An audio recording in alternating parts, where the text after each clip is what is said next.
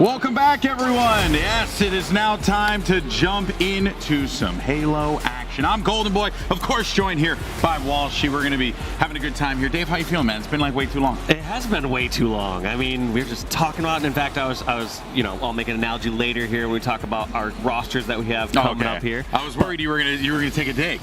I was worried for the dig. I mean, not yet. We can start going with those if you want. No, not yet, okay? We got to give the people time to get warmed up. Lots of stuff to go on here throughout the weekend. Let's actually talk about where you can catch all the action if you're joining us here on the Xbox channel. We thank you so much. Of course, you can check out the A-Stream action on twitch.tv/Halo. And of course, for Stream C and Stream D, which is gameplay only, you can go to HCS_Red and HCS_Blue, respectively. But of course, you can't have a competition without some prize money, or if you did, it'd be really weird. But here it is, folks. $250,000 on the line for the base prize pool, and an additional $100K added because of the community, leveling up this prize pool, Dave, to $350,000. It's incredible, all that crowdfunding and sourcing there. And I disagree with you, GB. Here's our first disagreement. You can have a competition without prize money involved. So. It's just not as impactful. Yeah, I don't show up unless the money's there, you know? So here it is. The money's here. Of course, I will never earn any of this, but our players will most certainly will, because we have a slate of great matches here today. Some good games, top to bottom. Let's actually go ahead and run you through a few of them there, because we're going to be kicking things off here on this broadcast with G1 versus Native Red. Then we have Sentinels versus Navi, FaZe versus Ascend, Cloud9 versus Space Station. Native Red comes back again to take on Quadrant and the boys from Lando Norris' squad. And then you have G2 versus Navi to close things out right here on the broadcast today. Some good games, Dave. Some good games. Yeah, I mean, every single one of these matches are bangers. So it's tough to pick anyone out and be like, oh, this is the match I'm looking forward to. It's like, in fact, if I had to somehow choose one of these matches, I would say it's this very first one. I agree. We kind of have like this old guard in the forms of Native Red. They've established themselves as like a 4th/5th place team earlier on in the year, and then they've had their little stumbles. Whereas G1 is this new rising star. Yeah. They've cut through. They took second at the NA Super in Columbus. Yeah, they have. It's definitely been impressive to see the trajectory of both of these teams. Let's actually go ahead and take a look at the pools, because we have, we have two pools that are going to be really nuts, which has been covered, I'm sure, on the desk on the A-Stream extensively. But Pool A, of course, Optic Gaming, FaZe, Ascend, and Chiefs. And then Pool B, G1, Native Red, Quadrant, Sintenegra, followed by Pool C, Sentinels, G2, Navi, Cruelty, and then Pool D, Cloud9, United, J-Links, and Space Station. That Pool D one is going to be nuts. I'm really excited for Pool D. And of course, I think, all eyes kind of push you toward Pool A, because Optic and FaZe are in the same group. Yeah, without a doubt, those bookends right there, Pool A and Pool D are arguably the tougher pools to be in during this situation.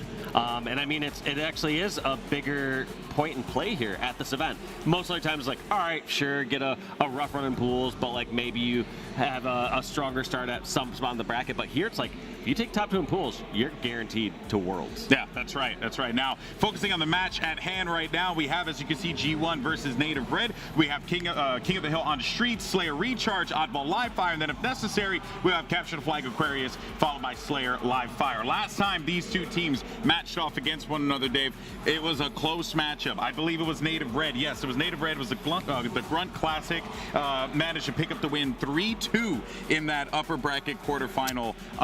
And it just, every game, it literally went the distance between these two squads. I think that when you look at Native Red, and by the way, in case you guys are watching Halo, again, you haven't watched in a little bit, Native Red, formerly known as Pioneers. So that's part of the reason why, when you're making your predictions and you're seeing people put Native Red up there, it's because this is the former Pioneers lineup that have just been disgusting all throughout Infinite's lifespan. Yeah, and also the true former Pioneers roster, because you have Manny back on this squad.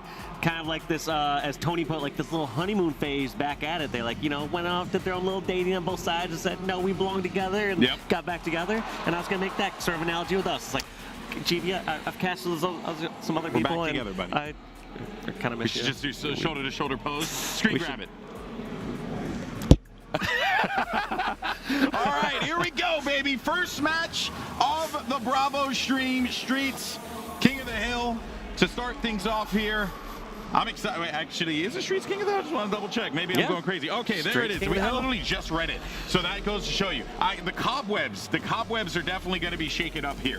All right, so everyone needs to bear with me for a little bit because it's been about like 5,000 days since I've commentated Halo last.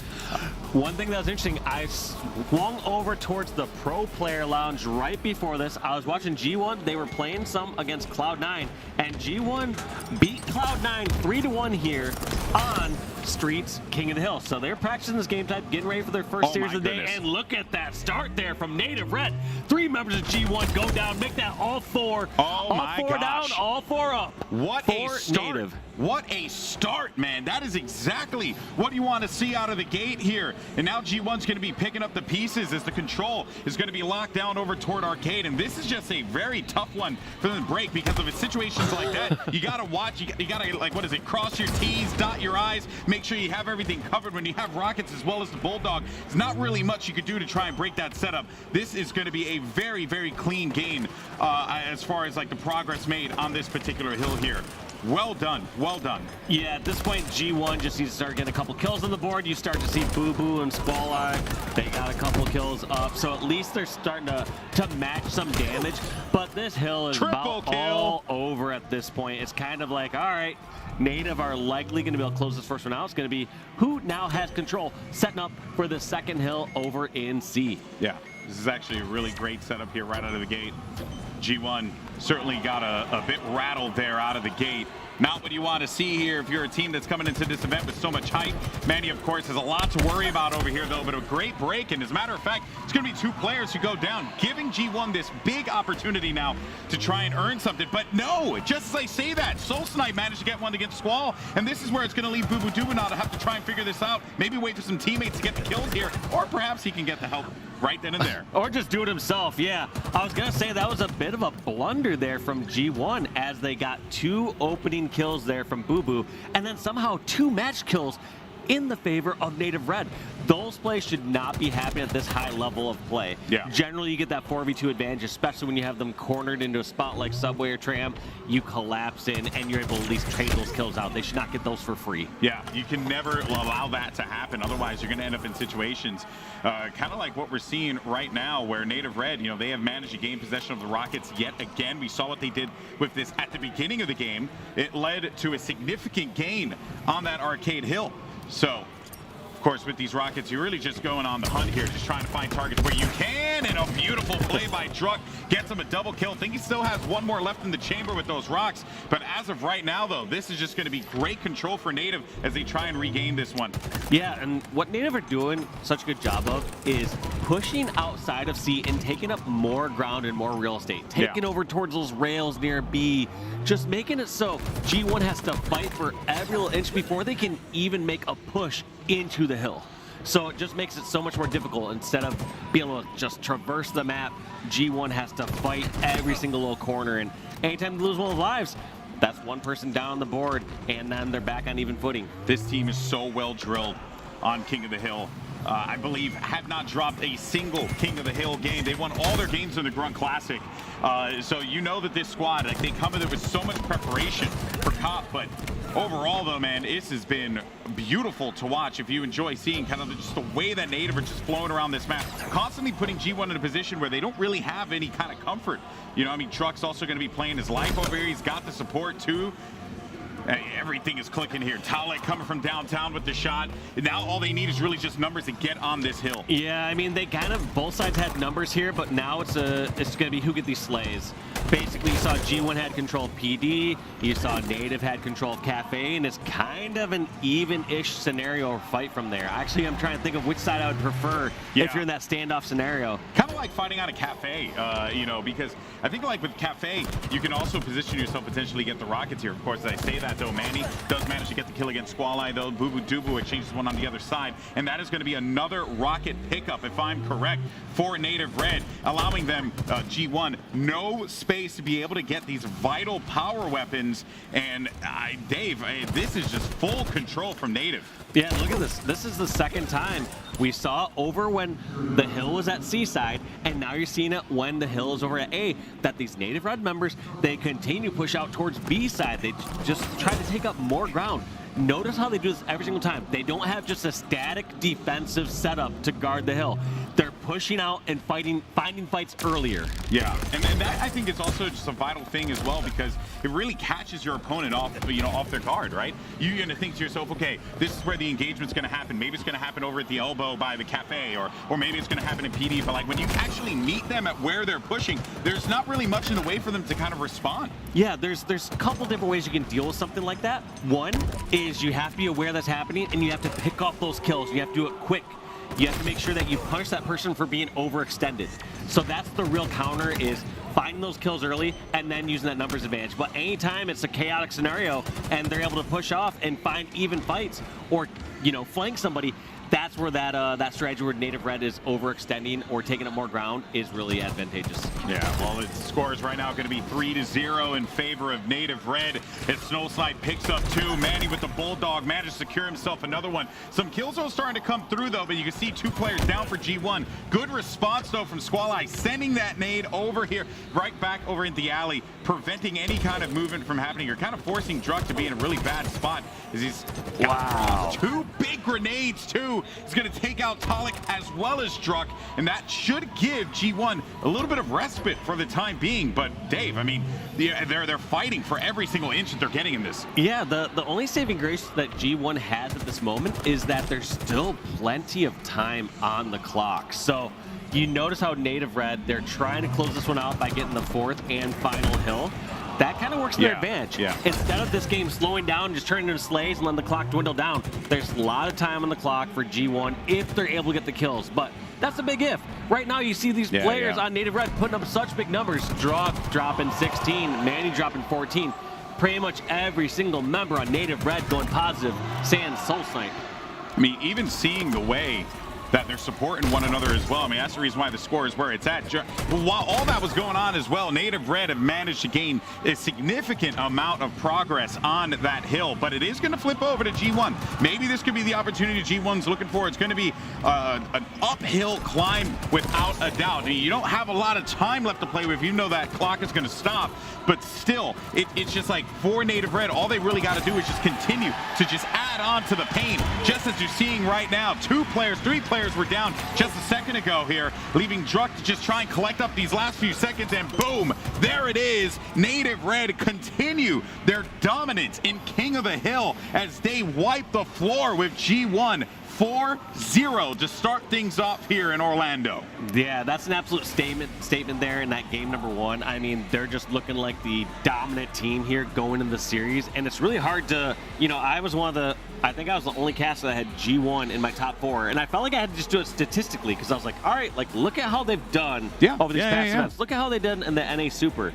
And what I'm seeing right now, though, is making me almost regret that Here's first the thing, prediction. though. Native Red is by far one of the best King of the Hill teams in this tournament. So when you start off with King of the Hill like that, there's really just not, like G1 knew that they were going into an uphill battle to begin with. And if they didn't, then they were joking themselves, because Native Red's whole King of the Hill gameplay is absurd. They didn't drop a single COF game throughout, I think, the Grunt Classic. I mean, that's even against some of the top teams. So yeah, this was always going to be a tough one, but Native Red, they're going to get that, that little bit of a lead. They're going to feel good. They're going to start to, I guess, heat things up a little bit. And let's take a look at the series layout here. Promise I won't forget the game this time. We're going to be going to Slayer Recharge here. And again, another one where Native Red, I mean, they're a very strong Slayer squad as well. If you're looking at this series layout, really Oddball is going to be the opportunity where G1 can flip it, but I think they have to respond here on Recharge. Agreed. Yeah, you need to try to tie this up right here, right now, if you can. But it's just tough. Yeah, that start on Streets, I don't care if it's King of the Hill or what it is, but regardless, they were just read like a book. Native Red just from the start able to get those. Yeah, when they go 4-0 off the start, get the first set of rockets, get the first Bulldog, they get first everything like that. You can't really chalk up to King of the Hill. It's just they just had a better starting strategy, and they were just winning their fights. Yeah, and then also they were able to get rockets pretty much every single time. Yeah, so you control one of and yeah, sure, you only have 2 in the chamber. It's not gonna, it can sometimes be used up pretty quickly, but think about the progress that you gain in King of the Hill and how fast that meter grows, right? Like those 2 rockets could be everything, you know? Yeah. So if you're controlling power weapons that much in the game, there's not really much you could do if you're G1. No, that's a good point, because rockets, unlike many other power weapons in the game, it's generally who gets their hands on it first gets to use it. Yeah. Like, you know, it's not like old Halo where you had different rockets in the chamber and you can take out that player if they overextended, or, you know, if someone has sniper, it's like, yeah, sure, grab the sniper first, we'll kill you, and then we get the rest of the ammo. You can work with that. It's like rockets, you can be real selfish. You can get rid of those real quick. Yeah, well, folks, if you're just tuning in, by the way, Native Red walks away with the win 4-0 over G1 in our first game there on King of the Hill on Streets. I know it's not updated in the graphic, but it will be later on. Then we are going to be moving to Slayer Recharge. Did get word, though, from our production team that there was just an observer issue, so we're just making sure that the observer can get right back into the game so that we could jump into the action. But yeah, if you're looking at the series layout right now as it currently stands, G1 have a great opportunity still to come back into this game. It's going to be hard, don't get me wrong, but for Slayer, if G1 pick up the win, if they manage to, you know, prevent guys like Soul Snipe, who are, honestly, I think are playing pretty hot right now, if they could stop players like Soul Snipe, get control of, you know, like some of the core weapons on that map, right? The opposite of what happened to them on Streets. Then we go into Oddball, and I like G1's chances in this series because G1's a very good Oddball team. Yeah, I think the bigger point to point out here in this series is going into Slayer Recharge gives G1 a chance just to slow things down a little bit. Yeah. That Streets King of the Hill was so incredibly fast. There was no time to think. I didn't even see what the overall game time was. If I had to guess, it was somewhere around like 6-7 minutes. It just went by so incredibly quick.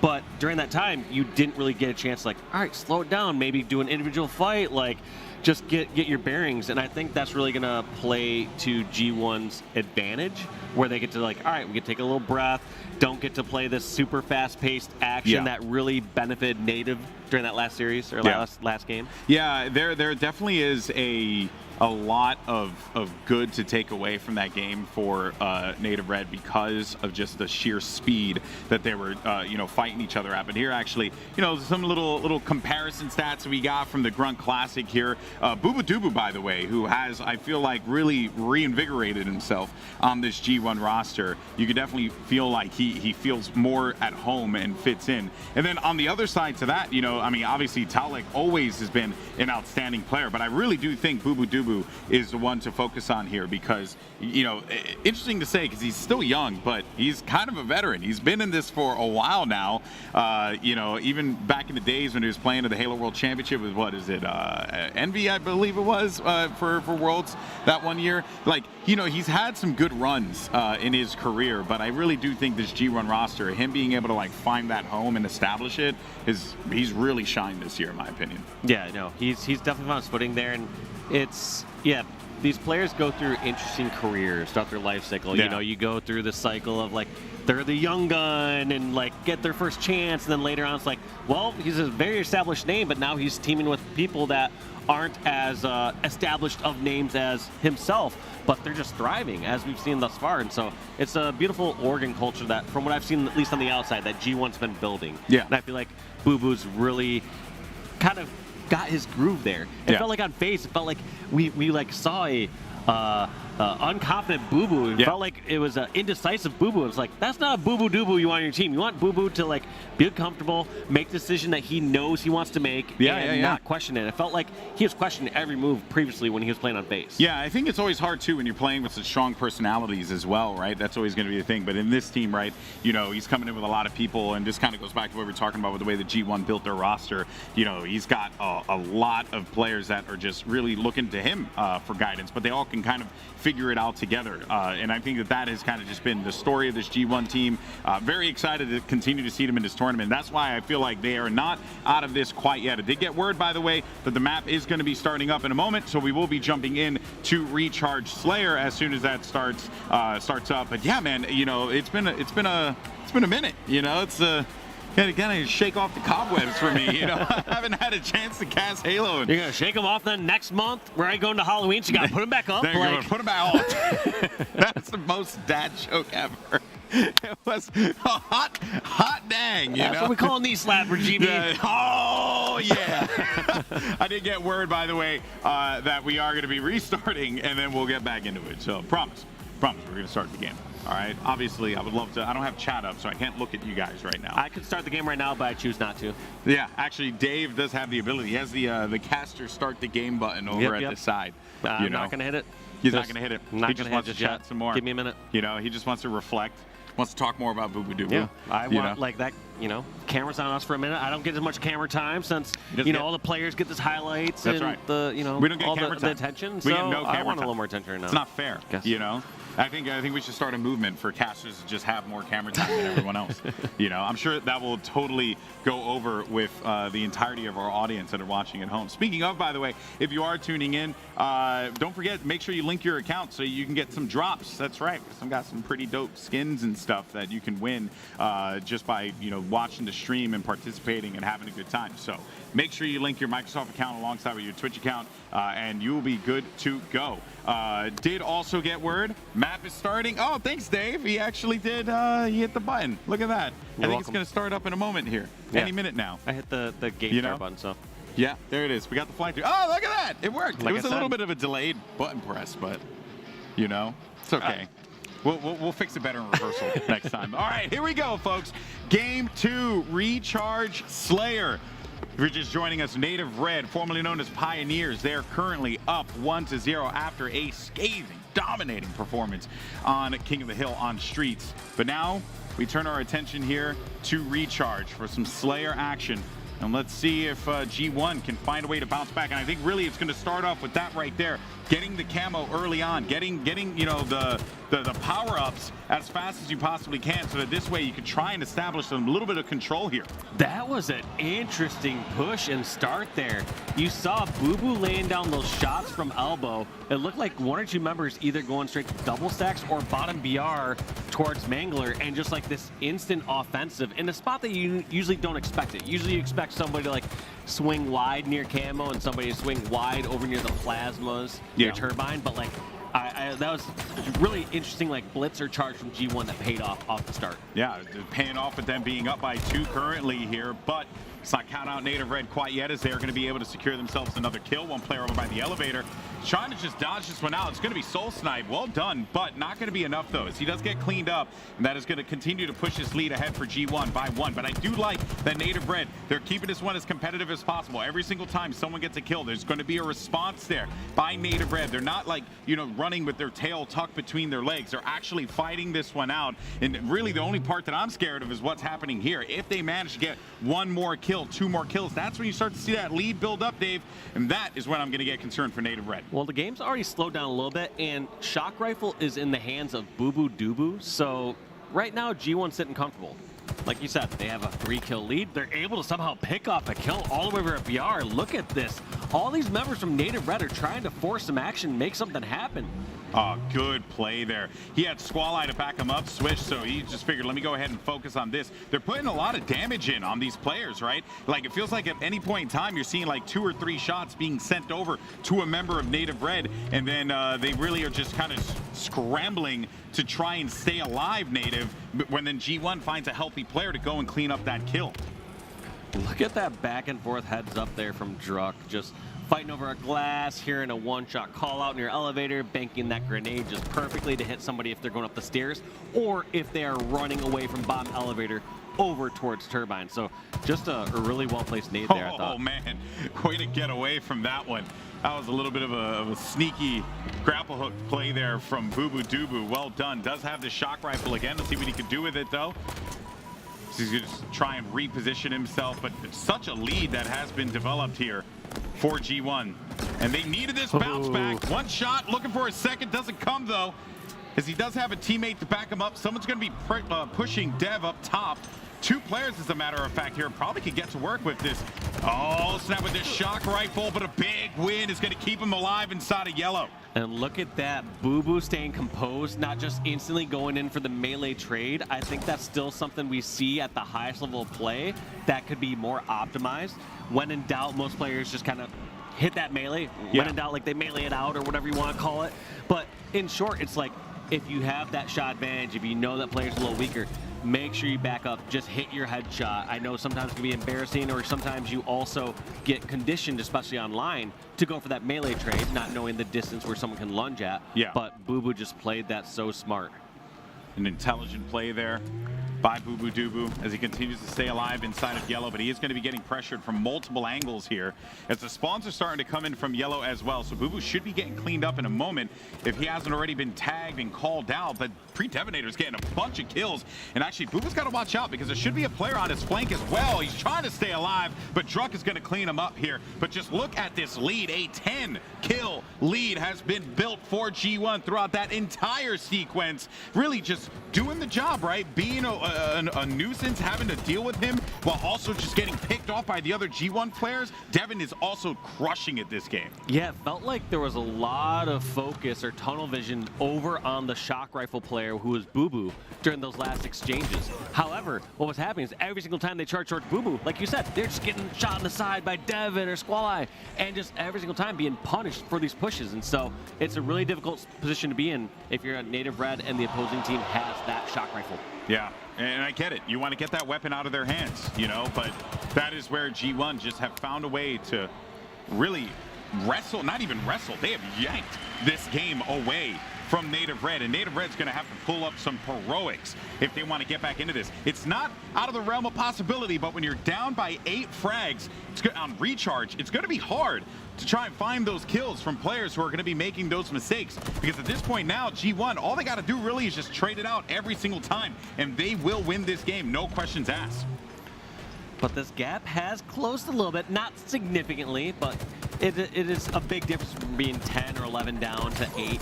But sometimes you got to wonder, is it too little, too late? So now we're in a position where Native, not only do they got to slow these deaths down, we have to see them get shock rifle for the first time. We need to see them be able to slow it down, get some unanswered kills, because every single time we've seen Native pick up a kill, it's generally a trade. Yeah. They get a kill, they go down instantly.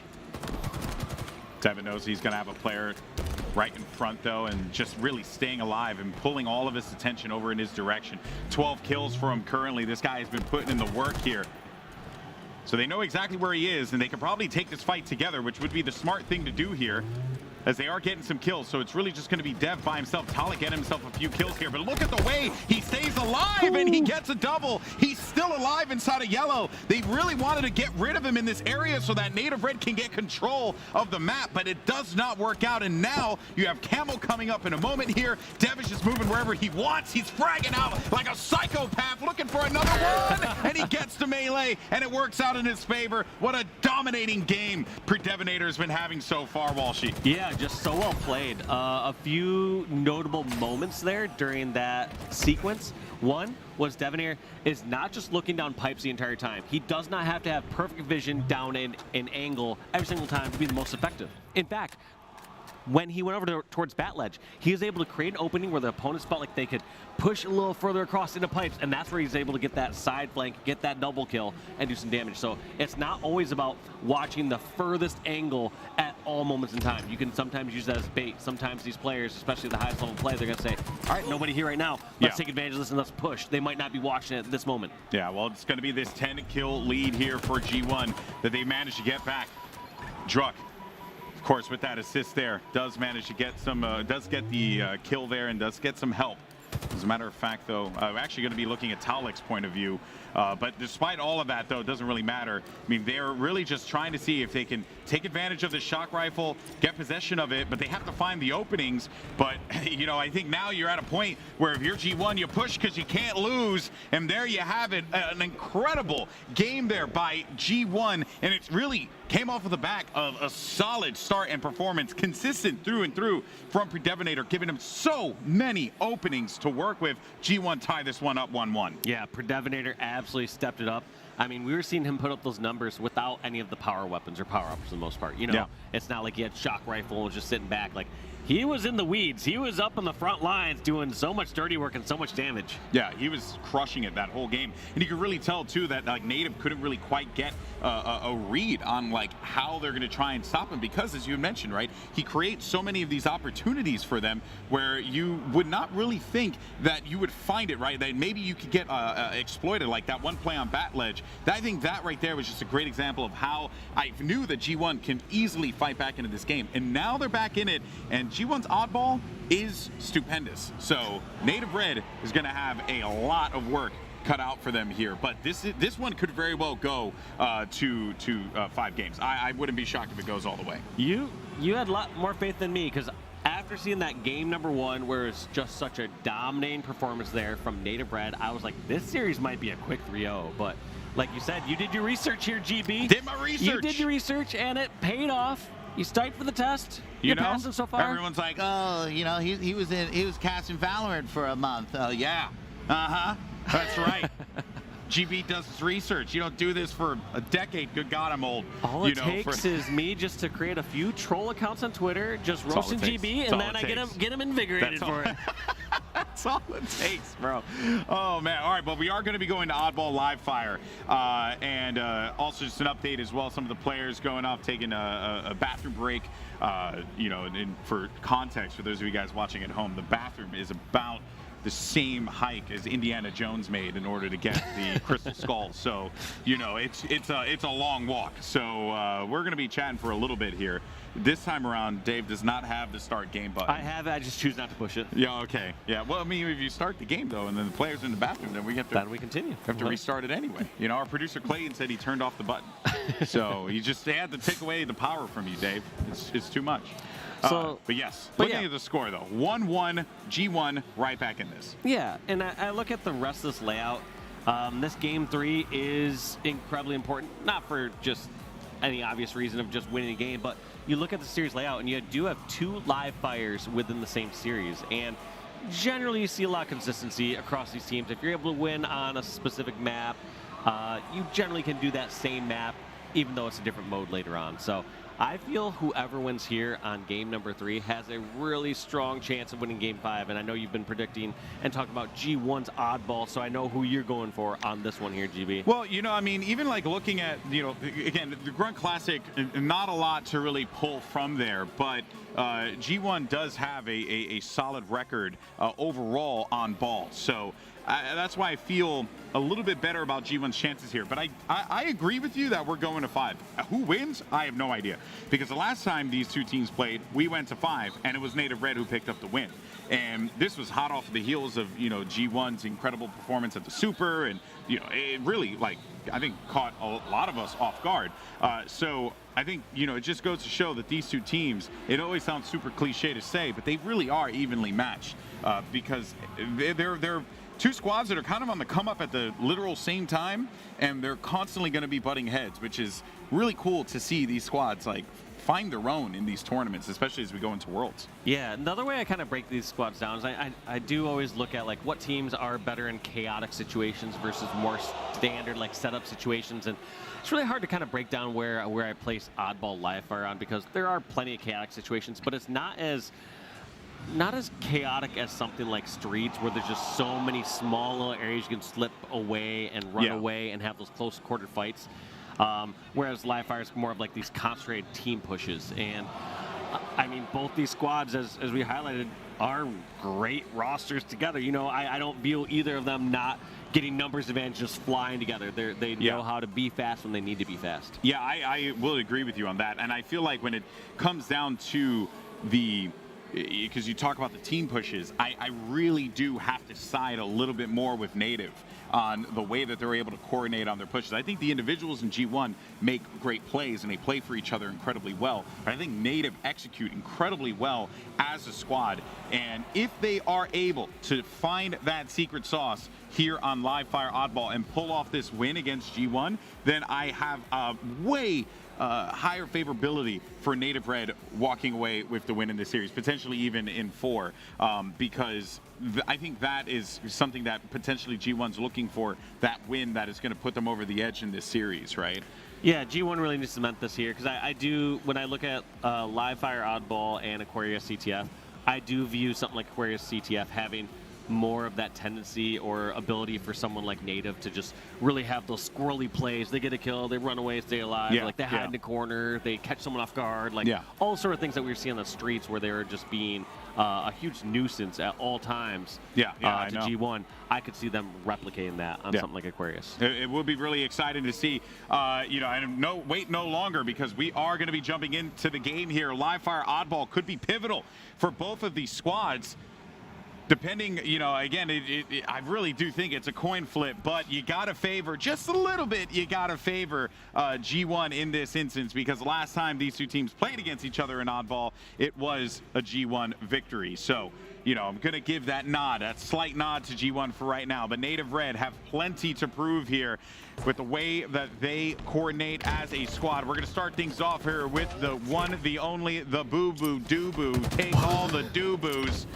Look at this push out of the gate already, Dave. Why do we never see that? I feel like I never see that start where someone grabs repulsor and goes immediately up towards that bridge. Yeah. Like, both the pieces of that puzzle are right there. It's just like it just doesn't really happen. I guess generally you always see the engagements happen near the pillars or somebody's at least peeking over that bridge, but looks like Boo-Boo taking advantage of that scenario, or just that understanding, and able to get over there, even though he wasn't able to secure any first kills there towards A, the damage was done. Yeah, and they're also able to get that power up out of this as well. So a few kills as well for Swish and Dev, and they're looking for, and I think it makes a lot of sense to just take this ball over to tower side. If you go over to the garage area, right? Yeah, you can. It's a harder area to kind of push out of, but you can play the ball here on tower, and that's the reason why you want to bring the ball here. Yeah, if you get the option of which side to bring it to, you want to put yourselves in a position where you can play ball. That's absolutely correct. Right there, they're also just trying to go for some information. They had the ball in the center saying, all right, we're going to push towards tower, see if we have a stronger foothold here. But the fact that Devinator met so much resistance there, they didn't fully commit towards bringing that ball towards tower. And in essence, it's down here in the tunnel. And 20-point lead is good, but also for that kind of start, I felt like they could have maybe gathered a little bit more. Yeah, you're right. I mean, and I'm sure we could be a few hindsight Harrys here if you are Native Red, but if you're G1, you're kind of pissed that ended up happening that way. But G1's got to try and find to see if they can isolate these battles and win these 1v1s. Granted, Native Red have been just slaying their hearts and minds out, but it is so hard. He tries to hit him with the sauce there too, but it doesn't work out, especially when you're going to be damaged so much here. Of course, Boo-Boo Doo-Boo with the rest of G1. They're bringing this one back. They're only down by 2. This one was a 5-game lead for Native Red, and G1 have managed to wrestle this one back. They have to collapse on these players at the back river here. And here they are. They have the height advantage, and that's not a good trade there as Swish gets that melee. Boo-Boo trying to back down desperately, keeping his tower position, but he knows this player's just around. And just like this, even though they know someone's above them, this is so difficult. They have to find some higher ground, or they need to retreat immediately. It looks like they kind of opt for both. Does the sneaky jump over to top tower. Swish 5's winning an uncharacteristic fight over against Druck. And this is just trade after trade, and everything is coming online. Overshield coming up. Somehow Devonair able to snag that. Sniper also up. Boo-Boo more worried about the fights here on tower. This is where I get a little concerned that the game might start to run away from one of these two teams here. And if you're looking at the odds, it's actually pretty solid here for G1. A solid melee there is going to land on the Soul Snipe, giving him a big kill there. 31-31, so close, but Manny again with the heroics. This guy has been lights out this series, but the instant response from G1, this is just, you're right, Dave, it's a roller coaster. It's just back and forth. We're tied up, but I do like that G1 have this sniper in the tower position. That's going to slow down this game significantly unless Native Red has other plans and they have a way to try and force him out of this spot. No, I think this is going to be the first time we're actually seeing G1 get set up with this, but unfortunately, a couple members of G1 just getting picked off across the map. You got to wonder where Devin and Boo-Boo were at when they got picked up in those situations. So Squall trying just to buy time, knows where these players are at bottom tower, but the collapse is coming. And here they come. Ooh. That's going to be 3 down for G1. And an ineffective sniper there for G1, unfortunately. They were not able to get set up with it like we've seen from Native Red. Yeah, now it's going to be Soul Snipe who gains possession of the sniper. Still, though, only going to be 2 frags separating these two squads.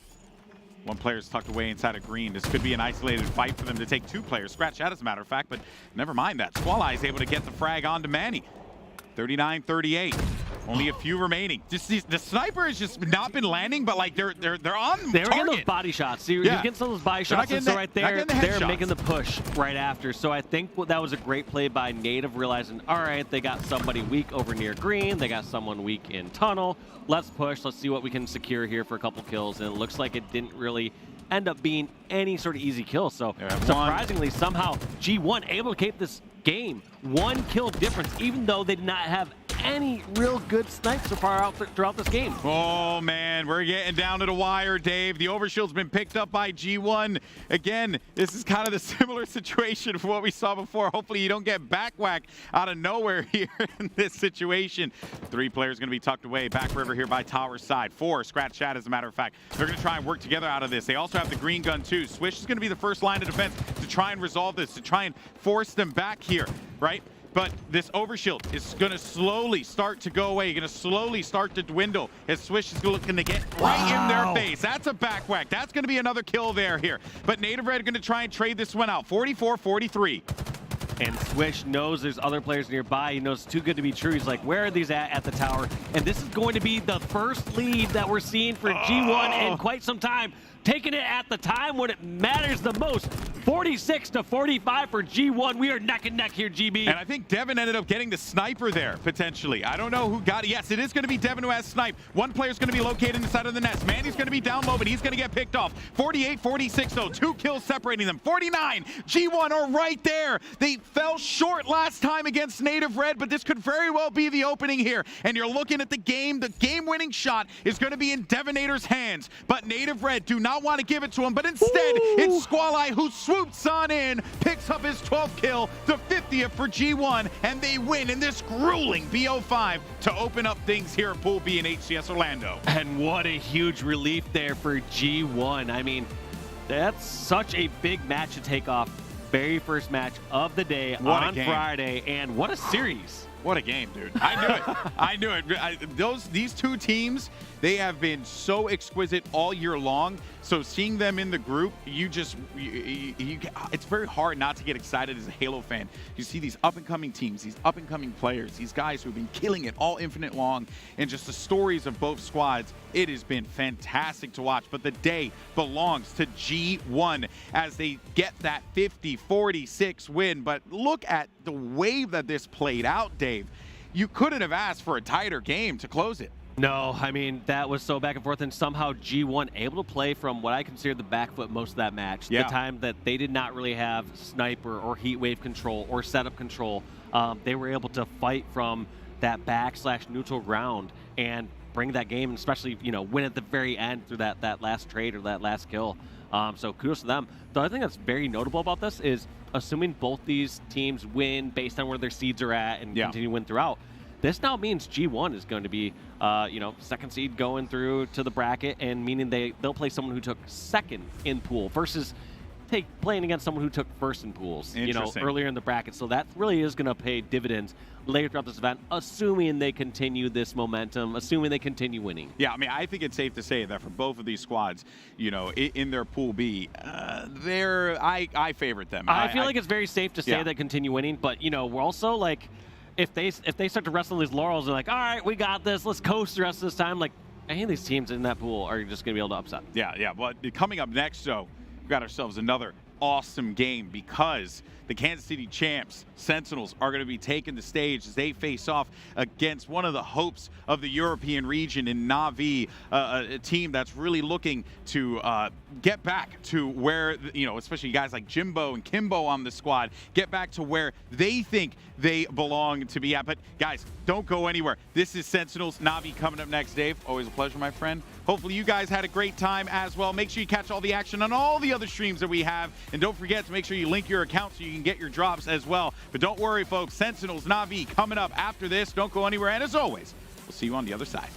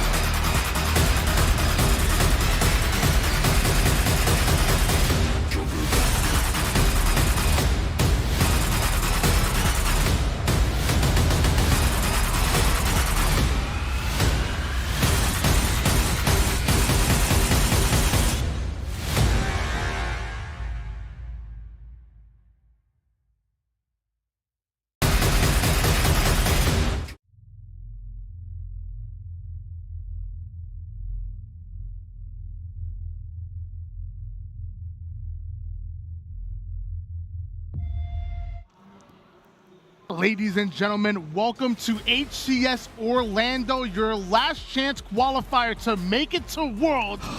I'm excited to be here. We had to kick out the old geezers. Golden Boy and Wall Street, they're old news. Get them out of here. Why not be reckless? AK, why not be casting? I'm kind of a big deal. You should already know. And next to me, I have my man, Tim Active. Why don't you introduce yourself to the people at home? My name is Tim Active Ferreira. I've been in the competitive Halo scene for just under 2 decades. And in those just under 2 decades, I've seen some incredible competitive Halo, the likes that we haven't seen in any other Halo title. So there's a lot of competitive teams out there that are looking to win this tournament.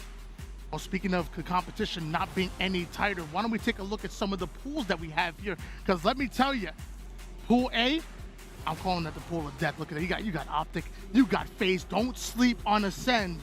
And Chiefs, they might just upset a little bit here. Obviously, Pool B. Now, this is the most competitive pool in my opinion. You talked about competitive Halo. Tell me about Pool B a little bit. Well, right away, we saw G1 versus Native Red, former KCP, and it went to a game number 5, some of the most intense matches we've seen today thus far. And I think that every single pool is going to be just as competitive. I'm really excited to see how our pool goes, though. That's going to be Pool C, of course, with Sentinels and Navi coming up next. Sentinels are Kansas City land champions. They're going to have a good time here in Pool C, especially because, you know, they must be going and feel confident. You know, you've beaten G2. You feel like you can beat Navi. If you're Sentinels, you feel like you should be coming out on top and in a dominant fashion. Now it's up to Navi. Now it's up to G2 to prove that they can pull off upsets. And, you know, we talked about it before. Sentinels, they historically start off a little bit slow. If there's any time to pull off an upset, it might be right here, right now. Take a look at the series layout. Talk to me about game number 1. I see a little bit of Streets. King of the Hill on Streets is very basic. It's all about controlling the power weapons on the map. The sandbox is the most important thing to control if you want to take the lead on King of the Hill. We've seen King of the Hill just being added pretty recently. This is the first LAN tournament I believe we'll see it in action. And honestly, I think a lot of these competitive teams are going to be well practiced on King of the Hill. And we'll see if Navi is ready for Sentinels in this first game. Streets is one of the most competitive maps, one of the most punishing maps that we have. The moment you go 3 down, the moment you go 4 down, the other team is able to get so much momentum on you just based on sheer numbers and based on controlling those spawns. Going into Streets, what are some of your keys to success to make sure you get those numbers and make sure you control those spawns? Again, it comes down to the power weapons. Those power weapons are going to give you those numbers. You get that stalker rifle, you put 2 shots into somebody, they're going to be no shields. Your team's going to be able to clean them up pretty quickly. You've got to be careful, though. If you go down early in Hills, if a team gets a 2-0 lead, it's going to be very difficult to come back due to the fact that the other team can pretty much just slay you out. So you have to make sure you keep the Hills competitive in the beginning of the game, and therefore it will get you an easier win as the game goes on. Talking about controlling the sandbox, World 2. Oh. You put any weapon in this man's hands. He has such a steady reticle, and he just simply hits shots. And it sounds crazy, but hey, in Halo, if you hit your shots, you can be successful, whether it's stalker rifle, rockets, BR. You can see World 2 really control the sandbox and control the game through it. And the same thing for Kimbo. Honestly, Kimbo and World 2, as far as their shots and steadiness with that reticle always centering, it reminds me of the likes of Foremost. It reminds me of the likes of World 2. Kimbo, don't sleep on him. He can hit his shots as well. Another thing about Kimbo is his IGL, right? He's the IGL of this squad. So not only does he have to have a good shot, not only does he have to slay, but he's also got to give his team information, give his team the plays that are necessary in order to win this very first game. So being an IGL is a very difficult thing. We've talked about it before. If you're able to IGL and still play at a very high level, it's incredible, and it'll give your team that extra edge. Game number 1. Gonna be Streets, King of the Hill. You're talking about your Kansas City land champions going up against one of the top teams in Europe. Streets, King of the Hill. Give me a player that I should be watching out for. Right away, I've got to say Mighty's, okay? This is the youngest player on the squad, and honestly, he's got a lot to prove here. He placed top 8 in the free-for-all at Kansas City, but what can he do on fours is the question. Fours is a completely different game. You've got to have a different set of skills. You've got to have a different skill set. Can Mighty step up to the plate, being one of the newer members of Navi? Mighty's one of the most aggressive players that we have so far in Europe, but also in this league. Gonna be excited to watch him. I'm gonna be excited to watch Lethal as well as we switch gears over towards Frosty. You pointed out Mighty's. If I'm gonna talk about a player that's aggressive, that wins his shot, that wins his battles, that's able to apply pressure to any team, I'm looking at this man, Frosty, who just went down. Yeah, Frosty's an incredible Slayer. Honestly, I think he's one of the best Slayers in the game, and it comes down to his ability to control the power weapons, but the player on our screen right here is going to be Snaky. This is the newest member of this squad. Can he come to play here? Can he make sure that he's able to play his role in an efficient way? And our Sentinels hiding over with Arcade. It's Frosty, high IQ, high pressure, ends up getting easy kill, and now you're seeing 3 down for Navi right there. I was in trouble. There's no way you can allow Frosty to sit in Arcade, get the flank, and wipe you. That's really bad for Navi. Yeah, and it comes down to this right here, right? They've got the very first hill. That's going to be huge for Sentinels because now they have information on the spawns of Navi. Going 4 dead is not what you want to do on King of the Hill streets. It's really easy to predict those spawns, and Sentinels did just that. But look at the answer back. 3 down for Sen. Navi able to bounce back. Like you said, putting Sentinels 3 down, the key is now what do you do with it? You have to control those spawns. You have to keep Sentinels as far away as possible. And now they're trying to break in. So far, the game is really close, but Navi have control, and Navi have the setup. You got to be careful, though. Rockets coming up in 28 seconds here. The next couple kills are going to be important. They're going to give you that map control and set you up for these rockets coming up.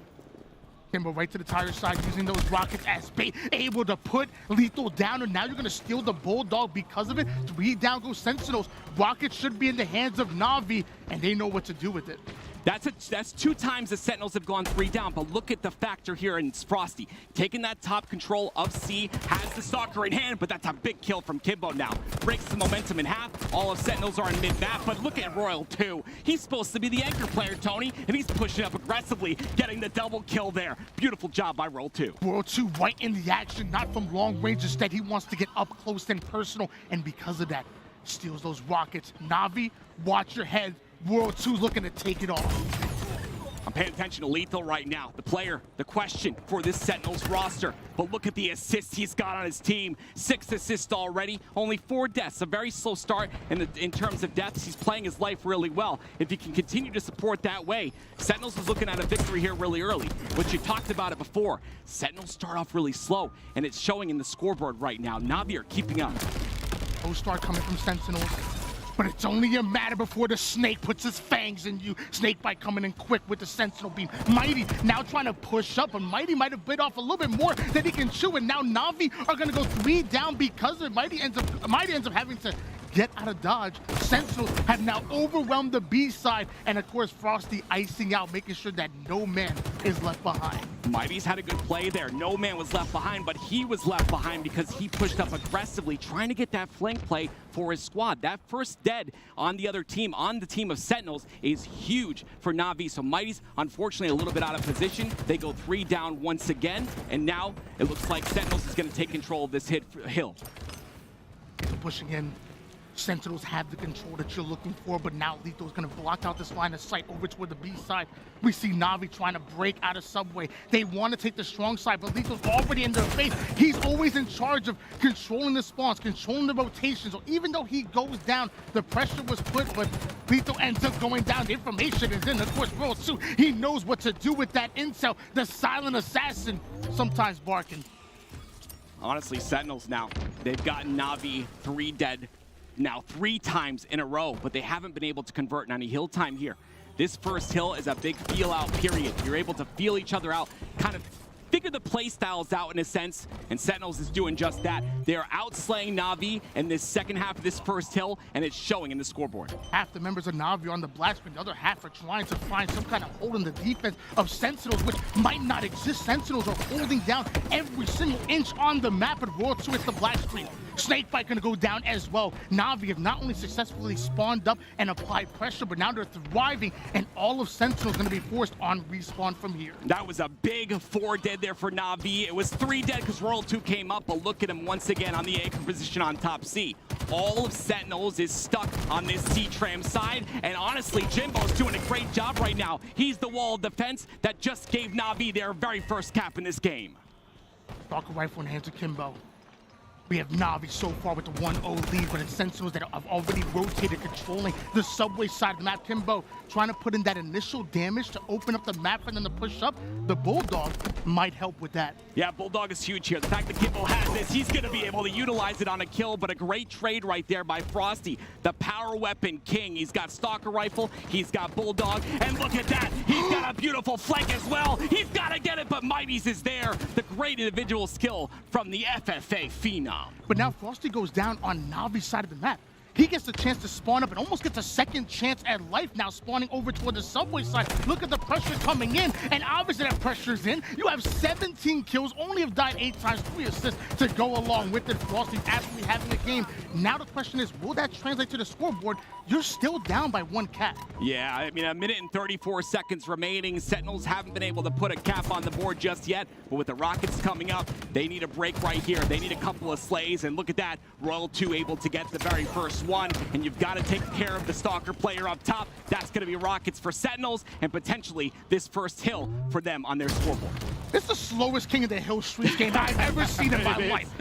It's King of the slow pokes out here right now. Like you said, 1 minute 22 seconds on the clock. And we talk about often when it comes to streets, when it goes down to that middle hill, these players will play the shot clock. They will play the time. At this case, we won't even see a hill number 4. This might end legitimately in a 2-1 game. We got to talk about that new overtime rule, right? If it comes down to a tie game in caps, we go to 2 minutes in overtime. That's potentially the storyline we're looking at right here. Unless someone from Sentinels can make a big play, though, they've got to make sure they get a cap on the board at least, and Lethal is the man to do it. But the great trade once again by Mighty's. Now coming in with the Bulldog. Excellent damage, but can't find the kill. Frosty now taking the back subway side, and Frosty's going to be eliminated. Snakebite tries to come up to pick up the pieces. He's able to do so with the nade, and now you're seeing Sentinels start to take control here.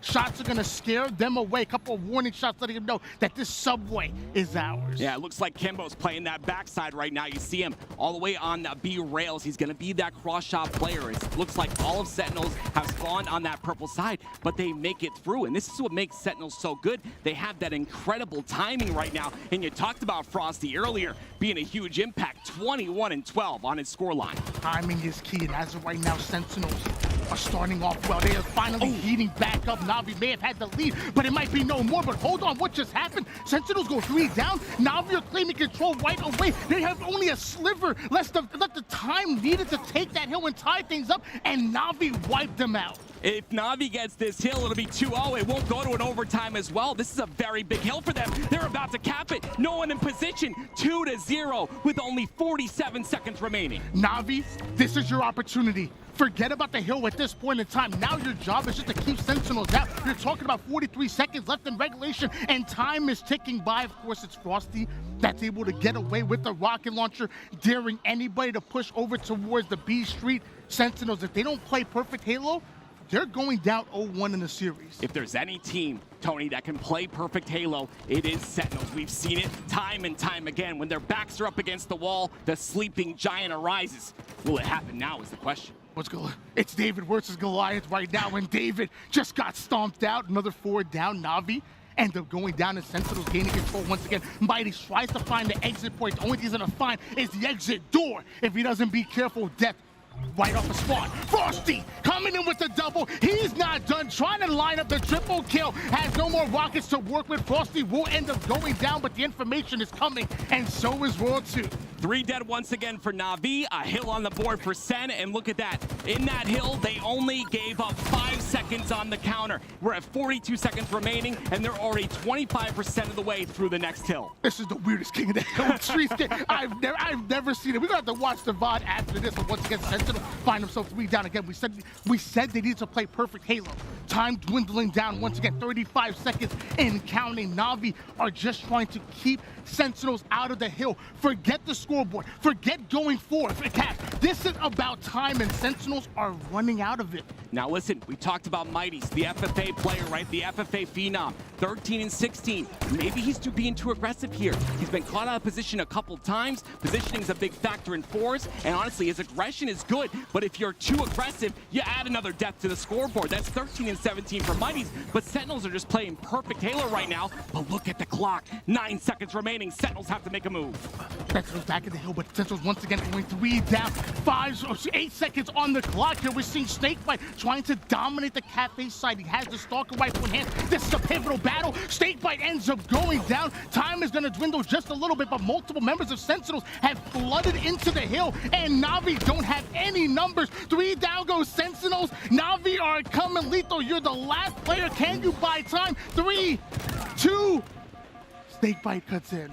That was a great play by Lethal. He jumps up right there, puts his head down. We talked about it. HCS tweeted about this. It's called strong siding. Putting your head down, making sure that your headshot hitbox is not large. And look at that. They get 2 caps on the board. Sentinels tie it up. And now we're going to overtime. 2 minutes remaining in this game. And this is the 4th hill, the Hill of Death, the hardest hill to capture in Halo Infinite. At this point, lots of teams that play with the lead will simply play the shot clock, but down to a 2-minute overtime we go. The next cap may just take the game. The next cap will take the game, but honestly, it comes down to that bottom tram control. If you can control bottom tram and be that anchor, or top tram like Lethal's doing right now, you can put a lot of pressure across the map. That's exactly what Sentinels need, and look at that. That's exactly what they're doing, but look at Mighties being very aggressive here on the backside of A. Navi trying to find a way to alleviate the pressure, and they're able to do so. They find the kills that they're looking for. All 4 members of Sentinels go down. This should be valuable time being earned by Navi here. Jimbo clearing out Navi here. Jimbo clearing out that subway side, which you said is so important. And they got A side control as well. They got the 2 slays they needed. That middle hill can be very difficult to get, especially when you have Jimbo on top of C with a Stalker rifle. We talked about the importance of this weapon before. It's so very strong. Look at that, 2 shots, and right away, all 2 shields are gone. I said it before, and I'll say it again. Told me Sentinels were the Kansas City land champions, and I told you that they started off slow. And as of right now, Navi have sped up the tempo. This is their time. If there's any chance to pull off an upset, it's right here in full play. Mighty's absolutely dominating, claiming control of the A side. Sentinels go 3 down. Navi, this is your time. There's a reason why Navi looks so good, Tony. They've been boot camping since September 9th. They've been putting in the work. And look at that. What a beautiful job right there by Navi to take that very first game. That's going to give them a lot of momentum coming up in this series. I'm going to have to call you out. Tim, you know I love you, my brother. You know I love you. Yeah, I love it too, Tony. Did you call it a 3-0 sweep? I did. I did. I did. Yeah. You said 3-0 Navi, right? I was, no, I said 3-0 Sentinels. Oh, okay, Yeah, okay. yeah, yeah. Oh, okay. Sentinels. All right. How's that working out for you? It's not working out very good because Navi just clutched it up. What an incredibly close game right there. We didn't expect to see a game that close coming against, like we said, the Kansas City champions. Like I said, Navi, September 9th, they've been boot camping since. That's a long time to prepare for this event. These guys want it bad. And it shows. We just took a king of the hill on one of the best teams on land. Some might argue the best team. Navi looking good right now. And I love that you pointed out Mighties. The man is young. The boy is young. I shouldn't say man. Can he order a drink right now? I can't take him out to a drink. Let's bring the stats on screen, but Mighty, I'm going to tell you, he's able to open up the map for his team. I don't even care about the stats and numbers when it comes to Mighty. My eyeball test tells me his aggressive playstyle opens up the game for his team. Even if he goes negative, I don't think his teammates find success if it's not with Mighty playing as aggressive as he does. We've got to look at the other side of the scoreboard as well. Frosty 28 and 22, having another great game in terms of slays. Frosty's always kind of performing in the way that you expect him to. But yes, Mighty's constantly, time and time again, opening up the map. You watching this next game, he's going to be constantly the one that's over-aggressing, getting that initial pick, maybe a trade, but it still gives him his team the opportunity to push up and get that positioning. I love that we're looking at the stats. I don't care about the stats. You saw what I do with stats. I do with papers. I did see. When I'm judging Sentinels, I don't care who's the leading Slayer. Lots of times it's Frosty, sometimes it's Royal 2, sometimes when it comes to Sentinels, I got the chance to sit down with Royal 1. He tells me all the time, any player can fill any role. It's about winning. If Frosty has to have a pop-off game, he'll do it. If Snakebite does with his aggressive playstyle, getting to the face of his opponents, it'll happen. I don't care about the stats when it comes to Sentinels. I care about the wins. And as of right now, you're 0-1. We'll take a look at the series layout real quick. Game number 2 is going to be Recharge Slayer. And honestly, this is a map we've seen Sentinels do some work, right? We had Royal 2, and one of my favorite plays in Halo Infinite, when Formal had the sword, being able to check Formal for pretty much the rest of the tournament based off that one shock rifle kill. We know Royal 2 is strong with a shock rifle. They've got to keep, Navi have got to keep that shock rifle out of Sentinel's hands, because pretty much like you said, anyone is capable of filling that role of a Slayer, and it can get really scary if they leave the power weapons in Sentinel's hands. This is an interesting game type and map combination. You have Sentinels in Kansas City, 3-0, undefeated. What about Navi? 2-0. Navi didn't have the best Kansas City run, but they still ran undefeated when it comes to Slayer on Recharge. So I'm really excited to see both of these teams go at it. Navi up 1-0 in the series. Honestly, the big thing for me here is paying attention to the here and now. And Navi winning that very first game of the series, I'm telling you right now, the mental, the incredible confidence that you get from winning in a series against the best, one of the best teams in the world, really will carry on momentum into that next game. The question is Sentinels going to be in position to shut that momentum down? And the answer for me is going to be yes. Sentinels don't want to lose this series, so right now is their chance to make a statement. Tim, there's no time for questions anymore. Game number 2 is up. Now it's time for answers. Will Sentinels answer back? Or will Navi be able to go up 2-0 in the series? I said there's no time for questions, and I asked the question. I'm sorry, Tim, I'm sorry. You can ask me as many questions as you want. The question to me right now is, honestly, can Sentinels break this momentum at this point? Navi is going to be feeling really good, but it's all about these first couple plays right here. It's about shutting down these plays, making sure you make a statement early, but oh my goodness, the Snakebite goes down instantly, and right now, Navi have numbers, and they're going to push on it, but Mighty's caught out of position. Lethal, clearing out this gold side of the map. You talk about it all the time. Having a player on this glass, controlling the spawns, raining down shots on anybody trying to cross. You talk about how important this is time and time again. How's Lethal doing? She's doing great. He's pretty much playing the role of Royal 2, but doing it really well. You see Royal 2 and Snakebite here on the A side. They're going to be safe. No one's going to be able to cross with Lethal there. But then they send Jimbo to break the setup in half. If Jimbo can get this kill on top glass, this is a very different push for Navi. Man, push for Navi, trying to push over toward that glass side. Jimbo having a bit of help. It's his responsibility to put down that early damage to bait and switch. Royal 2, making sure he gets an off angle over towards that bottom maze side, and we're going to find out if anybody is able to break through. Finally, it's Kimbo that tries to push forward. Snake is going to get behind him. 3 down goes Sentinels. Navi's able to break the setup that Sentinels had on lock. Navi are playing championship Halo right now. That was an incredible break by Navi. They get that single kill, and they push off of aggression. Every single player of Sentinels was caught off staggered, and once again, they're starting to stagger the spawns as well. We've got a tie game already. Snakey was able to get away with that shock rifle despite all of this happening around him. So now he's going to try to collapse as a player isolated onto the C side. Navi didn't know about it, but now they do. You absolutely turn on him. Give him the business. Snakey is back. Snakey, the newest member of Navi. This is the biggest organization he's ever been on. This is his time to prove himself, and he's doing just that with a 3-1 scoreline. Nades are starting to fly. Frosty might have did a bit of damage onto Royal 2, but the wipe comes in, and half of Navi end up down. Frosty now says, get over here to that camo, grappling up to that high ground, and Navi have no idea where he is. Frosty's going to be real sneaky here. They're not going to know where he is, and he's going to take advantage of that. He's going to use this camo to break setups. That shock rifle was dropped. That means it comes up in 15 seconds. A very short timer on such an important power weapon.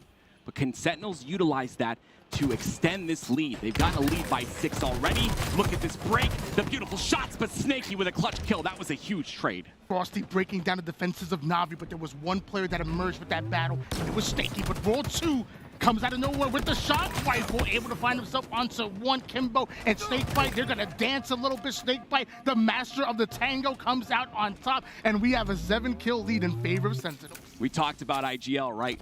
And we got to look at Snakebite right here. This is one of the IGLs of this squad. They've kind of had a hybrid with Snakebite and Frosty kind of splitting that IGL role. But going 7-3 while being the IGL is such an incredible feat in and of itself. Sentinels have taken the lead 20-14, but Navi are starting to come back. They found a break, and now they're looking for the entrance to come get these kills. Royal One, the coach of Sentinels, often talks about Snakebite and his aggressive play style. He's the playmaker. It's his job to open up the map for his team. He talks about it time and time again. Now he has the shock rifle, but it looks like they found the antidote. Snakebite ends up going down. Sentinels might be a bit in trouble. Talked about Mighty's being the X factor for Navi. I've got to bring up his scoreline here. It's very difficult to play that aggressive play style when there's cross shots, when there's angles that these Sentinel players are holding. How do you get by? How do you cross when you get shot from multiple angles? Mighty's having a hard time. Gets another death right there. He's got to play slow and make sure he pushes with his team. Sentinels starting to pull away with the lead. Royal 2 popping heads off. That's one perfect and feeding the intel. Now you're seeing Sentinels start to get aggressive. Mighty's is caught a bit out of position. Royal 2 gonna try to make him pay. Luckily he's able to back down and stay alive. Royal 2 still manning the shock rifle, looking for some heads. That was Mighty's right there in that last play, looking for an opening, right? The timing was off, but he plays his life, which is the most important thing. He plays his life long enough for his teammate Snaky to get the trade. They're not able to get all the trades, and that's 3 dead for Navi, and it looks like Sentinels are starting to slay out 31-24. This is where the game really matters. This is where the game starts. Oftentimes Slayer don't start till somebody hits that 30-point mark, and we are here, and so is Royal 2. He's staring down the barrel, 3 different players, somehow able to isolate one, takes one down, but Navi put the double push in. 3 down goes Sentinels. The same way that Sentinels can punish Navi, Navi can do the same. Once again, pay attention. Mighty's was the first one to go down in that push, but look what they got off of it. Sentinels go 3 down. They start to come back in this lead, but Sentinels still has A control. They're about to take A control, and they still have this commanding lead. Navi's got to make a break happen once again. 35-28 lead going in favor of Sentinels right now. They're still holding onto it, but Navi continue to find slays left and right. Lethal forced to now slow things down back to that anchor position they talk about, which is so important. They're controlling the gold side. Sentinels, they want to close things out. A 6-kill game. Lethal, once again, in his favorite spot so far on this map, but he's getting pushed from multiple angles. The break comes out from Navi again. Sentinels go 2 down. A 5-kill game, now we're down 2. Navi starting to gain some momentum. And honestly, I thought all was lost. After they won that game 1, that momentum was high. They started to lose it, but they're regaining, which is very important. Navi coming in quick. They're still starting to gain a bit of that control, and with now camouflage coming up, this is the most important camo of the game. Maybe Navi, with that momentum that you talked about, can grab a hold, maybe steal the lead, maybe Snaky comes right in you and breaks down the defenses, just trying to get an angle on camouflage, but Snaky's not gonna let it happen. It's Snaky versus Snakebite. Only one Snake can survive. That was such a big kill right there. Navi do get that camo, but I believe they did get the trade. Snaky put himself on the line right there. That's the trust you've got to have in your teammates. Snaky is able to get that kill onto Snakebite to make sure that they get that camo, but now Lethal has the shock rifle in his favorite spot on the map, and Timbo goes down. He wants a second, but he's not going to hit the shot. 42-38. Navi are trying to make a push and take this lead back, but it's up to Lethal to stop that from happening. Electrifying plays coming out of Lethal, immediately taking height with the repulse, landing right on a grenade, but looks like Sentinels are still able to clear out Navi. So despite the fact that Navi have done a good job of clawing their way back into it, Sentinels keep them back with a stiff arm, NFL Sunday. Stiff arms hurt a lot, and it would really hurt Navi to give this game to Sentinels and have this series be tied at 1. It's a 5-kill game once again. Look at the assist column. The free-for-all player. The Slayer on Navi, 6, 10, and 8. Putting the damage in, getting those assists, but unfortunately not able to make the plays necessary for Navi to catch up here, and now there's only 3 kills remaining. Just 3 kills needed. And of course, you put the shock rifle and the iciest man on the team. The assist does end up coming in as Navi find himself between a rock and a hard place, and that rock rolling downhill is going to be Sentinels, and now it's turning into a mountain. The pressure too much. Navi go down. What an incredible job by Sentinels. They started off really slow once again in that game number 2, but they made sure to clutch it up. so that they could tie the series 1-1. Sentinels, we talked about them starting slow, but I'm going to tell you something about Sentinels. They don't finish slow. They make sure to finish. They make sure to get those W's. One thing I'm still impressed with, Navi were never completely outside of that game. Time and time again, we saw Sentinels go 3 down. We saw them actually get squad wiped, and Navi was starting to gain control. My thing with Navi and that Slayer recharge is, what do you do with those slays? Why? You have to find a way to punish Sentinels. When Sentinels start spawning over toward the C side, you got to block those lines of sight. When Sentinels start spawning over toward the gold side, you have to block that line of sight. Why give Sentinels an inch when you know they'll take a mile? And honestly, they were doing a good job of that in the beginning of this game. Navi were getting that 1 kill, Mighty's being that front player, and they're pushing off that, getting that numbers advantage, and obviously positioning as well. They did such a good job of that in the beginning of the game. But when you're up against Sentinels, Sentinels just keep pushing back on you, and every mistake you make is going to set you back in the game. Sentinels make sure to capitalize on every mistake, and they did it here in game number 2. The question to me is Navi going to be able to come back in game number 3? We've got Livefire, Oddball up next. Maybe Livefire is one of Sentinel's weaker game types, I would say. Is Navi going to be able to take advantage of that and potentially get the series lead? And not only do you say that Livefire is one of their weaker game types, the stats say it as well. It's oftentimes that Sentinels will find themselves going, 0-2 on Strongholds Livefire? Going, maybe 1-2 on Slayer Livefire? This is not what you want to see out of your championship roster. So again, I look at you, Navi. It's your time to shine. You have to strike when your victim is at the weakest. So Snaky knows about it. He's a snake. He gonna put them fangs on you. You got to come after. You have to come after Sentinels. You need to win this swing game. The big factor for me is going to be Frosty. That sniper rifle ends up in his hands. We know what he can do with it, and we've talked about Frosty before. He's got different levels to him, right? He starts off, he's better than all of us right away, at his lowest. But then when he's playing his best, that's where things get a little bit scary. If that sniper's in his hands, he's going to make sure to utilize that, especially without that drop weapon. His heat wave's not as important. Commando's not as important. We'll see if Frosty can take control of that. Frosty is better than most of us on his worst day. Right. But they ain't saying he must be better than you. I'm just saying, you play on mouse and keyboard. Hey. You look confused out here on the map. I love mouse and keyboard, though. Yeah. It's great, And I love you, and that's why I'm telling you. You need to hit your shots. You need to pick up a controller. I don't know what you're doing. The Oddball Livefire going to be game number 3. Round-based system. Both of these teams going to try to give it their all. Sentinels, again, your Kansas City land champions. But I will say to Navi, this means so much. It does. You've seen Ascend and Quadrant ascend to another level. When we're talking about European Halo, we're talking about Ascend. We're talking about Quadrant. Oftentimes, Navi gets forgotten about. But it wasn't too long ago that Navi always performed on land. It's time for them to do it again. What a win it would be. I'm just saying, if you were able to take down the Kansas City champions. The only problem to me is that first game win, which is very important against Sentinels.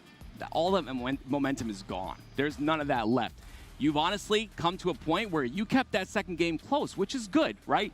But when you're talking about Sentinels, they are going to take advantage. That first game win for them means momentum just goes forward, and it's just not going to be stopped. It's a train at that point. So Navi have a lot on their shoulders right now, but I agree with you. This win would mean a ton to them, and they could potentially ride that out to finish the series. I have the chance to sit down with Dan and Scherzi, and they often will talk about how Sentinels and even Optic now, they're showing respect to the European region. Let's be honest, not so long ago, they were getting stepped over. They weren't even, they were light years ahead, but now we're talking about the Navis. Now we're talking about the Quadrants and the Sens, and them really being competitive with North America. Are they ready to win a LAN tournament? That's not my place to say, but what I am saying is that they're now in the conversation of making the top 6s. Even on their best day, maybe getting a top 4 and pulling off some upsets. This game number 3, they're looking to do just that. They're looking for an upset. You come over here on Livefire, Oddball, Navi, need to emerge victorious. Otherwise, this series might just be over. Once again, it's very important to talk about that. The European teams. I've been under 2 decades of Halo. I've watched teams come and go. Never have we seen the European teams be as respected as they are right now. And I think that's just incredible for the Halo scene, and it's incredible to speak on the competitive nature of Halo Infinite, and we're going to see it once again here. Can Navi answer back after that last game loss? They talked about Mighty's being your player to watch out for. I'm going to keep my eyes on him, but you already know my eyes stay on Lethal. The man really has been playing almost newly motivated. The way he's been playing good, winning Halo, but he's the objective mastermind, and we got to see him really step it up here in Oddball. Right, the OS is coming up, and Frosty's now got that and the weapon I talked about in that sniper rifle. Honestly, this is where the game is going to be turned on its head. Already, Sentinels are at 20 seconds of ball time. But with Frosty, with his sniper rifle and this overshield combo, and then the flank from A, this is going to look out of control here very shortly. Frosty and Royal 2 pulling off the collapse onto Navi, but it looks like two members do end up going down for Sentinels. Navi trying to gain control. Meanwhile, that ball ends up off the map. Still a 23-0 run in favor of Sentinels. Navi have a turn. They got a wipe, though. Navi just got 3 kills, which is going to be huge for them. They're going to have control of A now, and they're going to have control of this ball as well. But look how fast Sentinels collapse on their spawns. Speed the Sentinels play with. They're able to up the tempo on the dime, and that's exactly what you see Sentinels do as they try to break the A-side setup. It's up to Navi to plant their feet in the sand. They have to put the defense up, and that's what they do. Sentinels go 3 down, Snakebite now having to rotate out, and that's valuable time now going in the hands of Navi. You know what? I agree. Valuable time, but guess who's in it? It's in the hands of Mighty's, the FFA Phenom. You gotta love a player that's able to do it all. He's able to slay out when necessary, but also able to play that objective. That shows for a good player. Navi was struck first. They struck blood. Able to go up 1-0. Sentinels then able to answer back in that game number 2. And now we want to see if Sentinels can ride that momentum here. Another battle ensues, but Mighty ends up going down. Doesn't have the heat wave to contest with. It looks like Sentinels might have been able to get away with even more resources. Navi get wiped. Sentinels make them pay. That 4 dead is going to be huge. Sentinels have a very strong setup on that tower. And now Navi, it's up to them to break, but guess who's behind the lines? It's going to be Frosty looking for a flank. The awareness is good out of Jimbo, but it's not enough. Frosty's on a killing spree. Frosty finding the angle into the backside of Navi, the blind side, and he's not done falling from the skies. Able to take height. That's a good trade coming out of Kimbo right there, but it's still Sentinels that have that ball. They're working on the rotation right into the spawners of Navi. Sentinels are doing a great job of rotating this ball, though, Tony. That's the big thing right here, right? You saw the Navi push down the bottom of the map. Sentinels rotated back to A. Now they've got the ball in A once again, and they're able to rotate off the pressure from Navi. That shows a very good team. Sentinels have incredible chemistry, being the longest-lasting team in HCS. Look at that communication and that coordination. Will it be too much for Navi to respond here? So far, Navi been able to keep it close, but Sentinels want to widen the gap, and of course, it's Frosty that gets away with the sniper. We talked about Frosty, 11-3 already in this game. Now he's got the sniper once again. The plays he can make out of this are huge. 1 shot, 2 shot, 3 shot, 4. Frosty's looking for some more. Watch out, Navi. Your head's in trouble. Frosty connects with the BR. Tower side now being defended well by Sentinels. That's the opportunity for Sentinels now to rotate that ball in. Sentinels already having the lead, but it might just widen. Navi, how will you break it? Well, you have Lethal on the B side. He's playing that anchor role. The anchor is playing the aggressive role. They're able to do what they're able to do to make sure that this push doesn't happen. But unfortunately, 3 dead for Sentinels. And with 3 dead, I want to go into a listen-in and see what the comms sound like. On it, weak, it was weak cuts. Chase us. Hey, where's Ovi? Dummy doors, dummies. Out of Ovi, he's dummy door, out of Ovi. He's dummy door, out of Ovi. Yes, He's going you. That's Ovi guy. They're all one hit, literally all one hit. I don't know. He went dummy door still. Dummy door. Still dummy door. In top mid on me. Might push me cuts. Alright, you wanna go across top mid? Okay, I'm going right, Brad. I can go bottom mid. I'm nading cuts, bro. Yeah, I'm gonna try to go. On him tower? Yeah, he's top. I can challenge the tower guy. Trying to. Ball guys be sneaky. Ball guys be Killers A plat. Okay, I can't look tower anymore, bro. He's elbow, Brad. Bottom tower. I got him. I'm coming A plat. Yep. One's garage. A plat, can both. I got one. Ball guy weak. Ball guy dead. Play ball. I'm going to new ball. Alright, new ball, guys. New ball. They're gonna be dummies. I hear, bottom. I'm here. Communication and coordination clearly on point for Sentinels. However, was Navi they're able to claw the way back into it, only down by 20 points. Navi are very much in this, and this is still round number 1. We do see Lethal rotating that ball away. We see Snakebite going into battle, able to trade out his life. Sentinels now have to drop the ball and slow. You said Navi are very much still in this, but I want to point something out. Everyone talks about scrims. Everyone talks about the difference between online and LAN. Navi have lost their scrims 3-10, okay? Out of 13 scrims, they've only won 3 of them recently. But look at what they're doing here on LAN. They're showing up. This game is still very close. Looks like Sentinels finally have a very, very comfortable lead, and they're going to extend that with 3 dead from Navi. I was a little worried where you're going on there, man. I was going to say, I'm trying to hype up Navi out here bringing the scrims that you scared me. You brought it back. I'm happy. Frosty might have to come back off a respawn.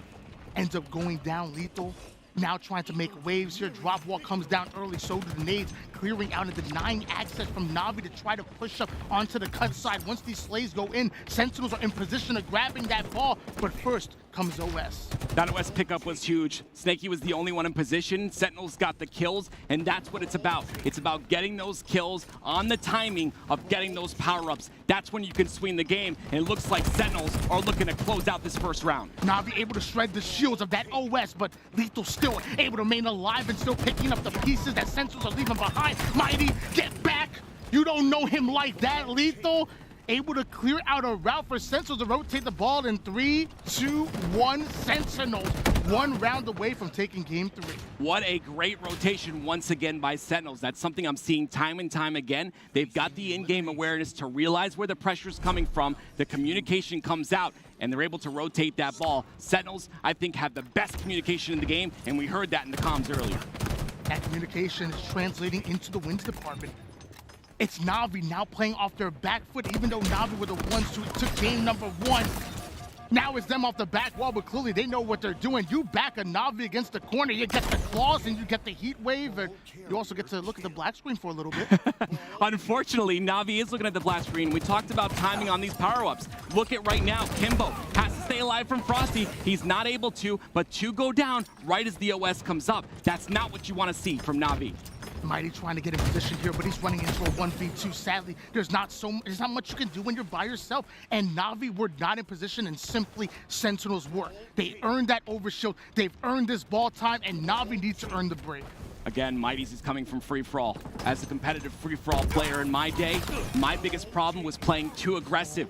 Mighty's is doing that, but guess whose job it is to reel him back? It's going to be the IGL and Kimbo. He's got to make sure to slow Mighty's down just a bit, and also Snakey, who's having a little bit of a rough game as well. But they're starting to get the ball now, making something happen. Love that Snakebite was able to get that double kill despite his team being 3 down. That's going to neutralize the situation a little bit, stabilize Sentinels just a bit. Navi on screen. Mighty's the free-for-all prodigy, dropping nades left and right, but taking a bit of damage, has to take the 1v1, able to get the piv. Mighty ends up finding himself 1, even finds a nade onto Lethal, slows him down a bit, but Sentinels are still running, and he might be able to get the ball as well. Navi have to find some momentum here, but it's going to come down to taking that player at the top tower off. Royal 2 on top tower is a very scary thing, but that's their first point of contention. Jimbo does just that, but Royal 2 is going to get the snipe on a Jimbo as he falls off the map. Snakey gets away with the heat wave. 3 seconds up until overshield comes out, and Navi, they have to make sure Sentinels have no lines of sight. Snakey knows where the pressure's coming from. Great awareness out of him. Stopping Snakebite, the overshield does not get popped, but it's still Navi in position. That drop wall will not defend you from the heat wave coming in. Lethal now might have to play this ball soon. Navi creating the break. What a rotation. Again, the rotation. Navi have every single power weapon, which Sentinels did not have in the very first, which Sentinels did have, I'm sorry, in the very first round of this game. Now Navi are starting to take control of it, and now Snakey's on a killing spree. I want to hear what Navi sound like in the comms with going against the best communication team in HCS. I want to hear how Navi stack up. Frosty, Yeah, Frosty was watch a cut as well. Frosty was watch a cut. Not team cuts. Okay, team cuts. Smoke this ball, bring a tower. I'm gonna have to go for momentum, guys. One mid weak, Frosty. I trade it. Go see. Yeah, I'm one shot again. Playing top mid. It's me dummies, I think, boys. One's up and out, boys. One's up and One out. shot tape out. Bring a B, bring the ball. I have a sniper. cuts. Come on, walking up cuts. Walking up cuts, hard cuts. I'm behind me. I don't know if I can play this, Robbie. Yep. Can't play. I can't play. My game is shit. Where's he going? Shit. 2 pillars now. Enemy has the ball. One all here. Let's make sure. Wait, 2 on ball. 1 sniping training. Yeah, just make it to tower, boys. Make it to tower. Okay. Got here, babe. Just leaning. Let's see side, yeah? There's gonna be a Yeah, I'm gonna go big door, Akil. Yeah. Hold down. Big door weak, big door. Watch your back B, watch your back B. Trust me. Low. Dead. I'm pushing these lanes. Sniper. 2P, I'm going new ball. You guys got him. I got 2. Actually, your ball. Can you Bring bring out me? pillars, bring out pillars. 20 seconds away. I'm gonna stay ceiling. Don't worry about this. Someone watch Take my ball big off door. me. Someone No, watch no, my no, big just door. keep it, Liam. Keep it, Someone watch keep my it. big door. Yeah, big. Grenade. I'm holding tower. A plat now. I'm looking. 2 A plat. Hey, I'm that's- one shot tower. Play a lot of time. Just watch my big, just watch my big. On me, ball. You shot ball dead. I prep Keep him a good time. I was full, bro.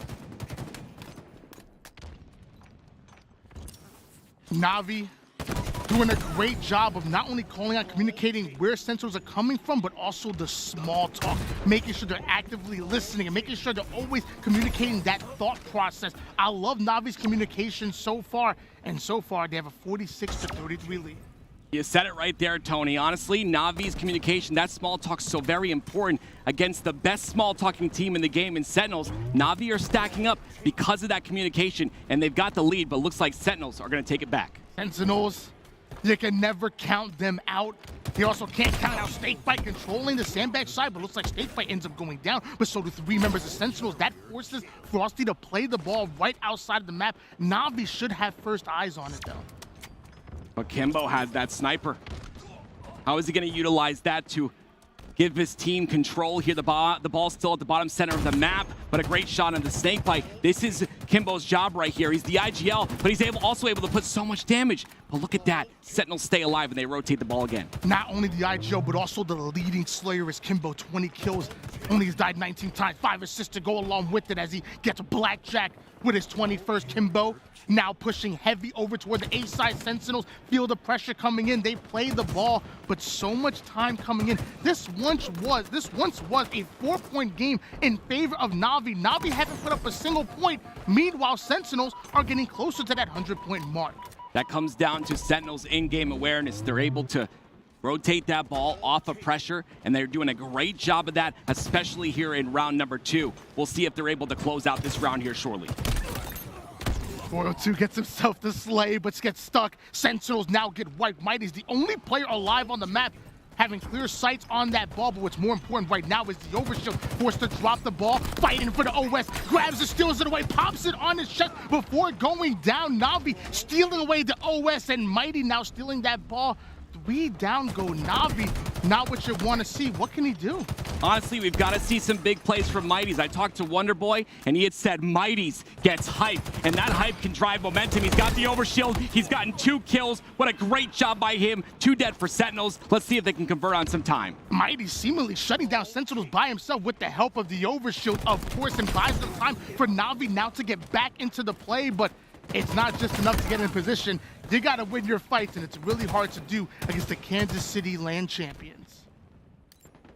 Royal 2, you notice he didn't go for the ball right there right away. He's that anchor player. He wants to get his teammates to spawn here on A. Jimbo's going to push too aggressively here. Jimbo ends up going down, and so does Mighty's. That's going to be 2 dead for each squad. These next couple kills are important. 3 down goes Sentinels. Navi trying to get in position once again, trying to make them pay. They need to be a little bit more objective, efficient. Finally, Kimbo finds that ball, and Navi find the A side setup they're looking for. Sentinels sending 2 over toward the bottom side, 2 up top, but 2 get dropped. Sentinels already losing numbers. Navi defending this A side. This is their final stance.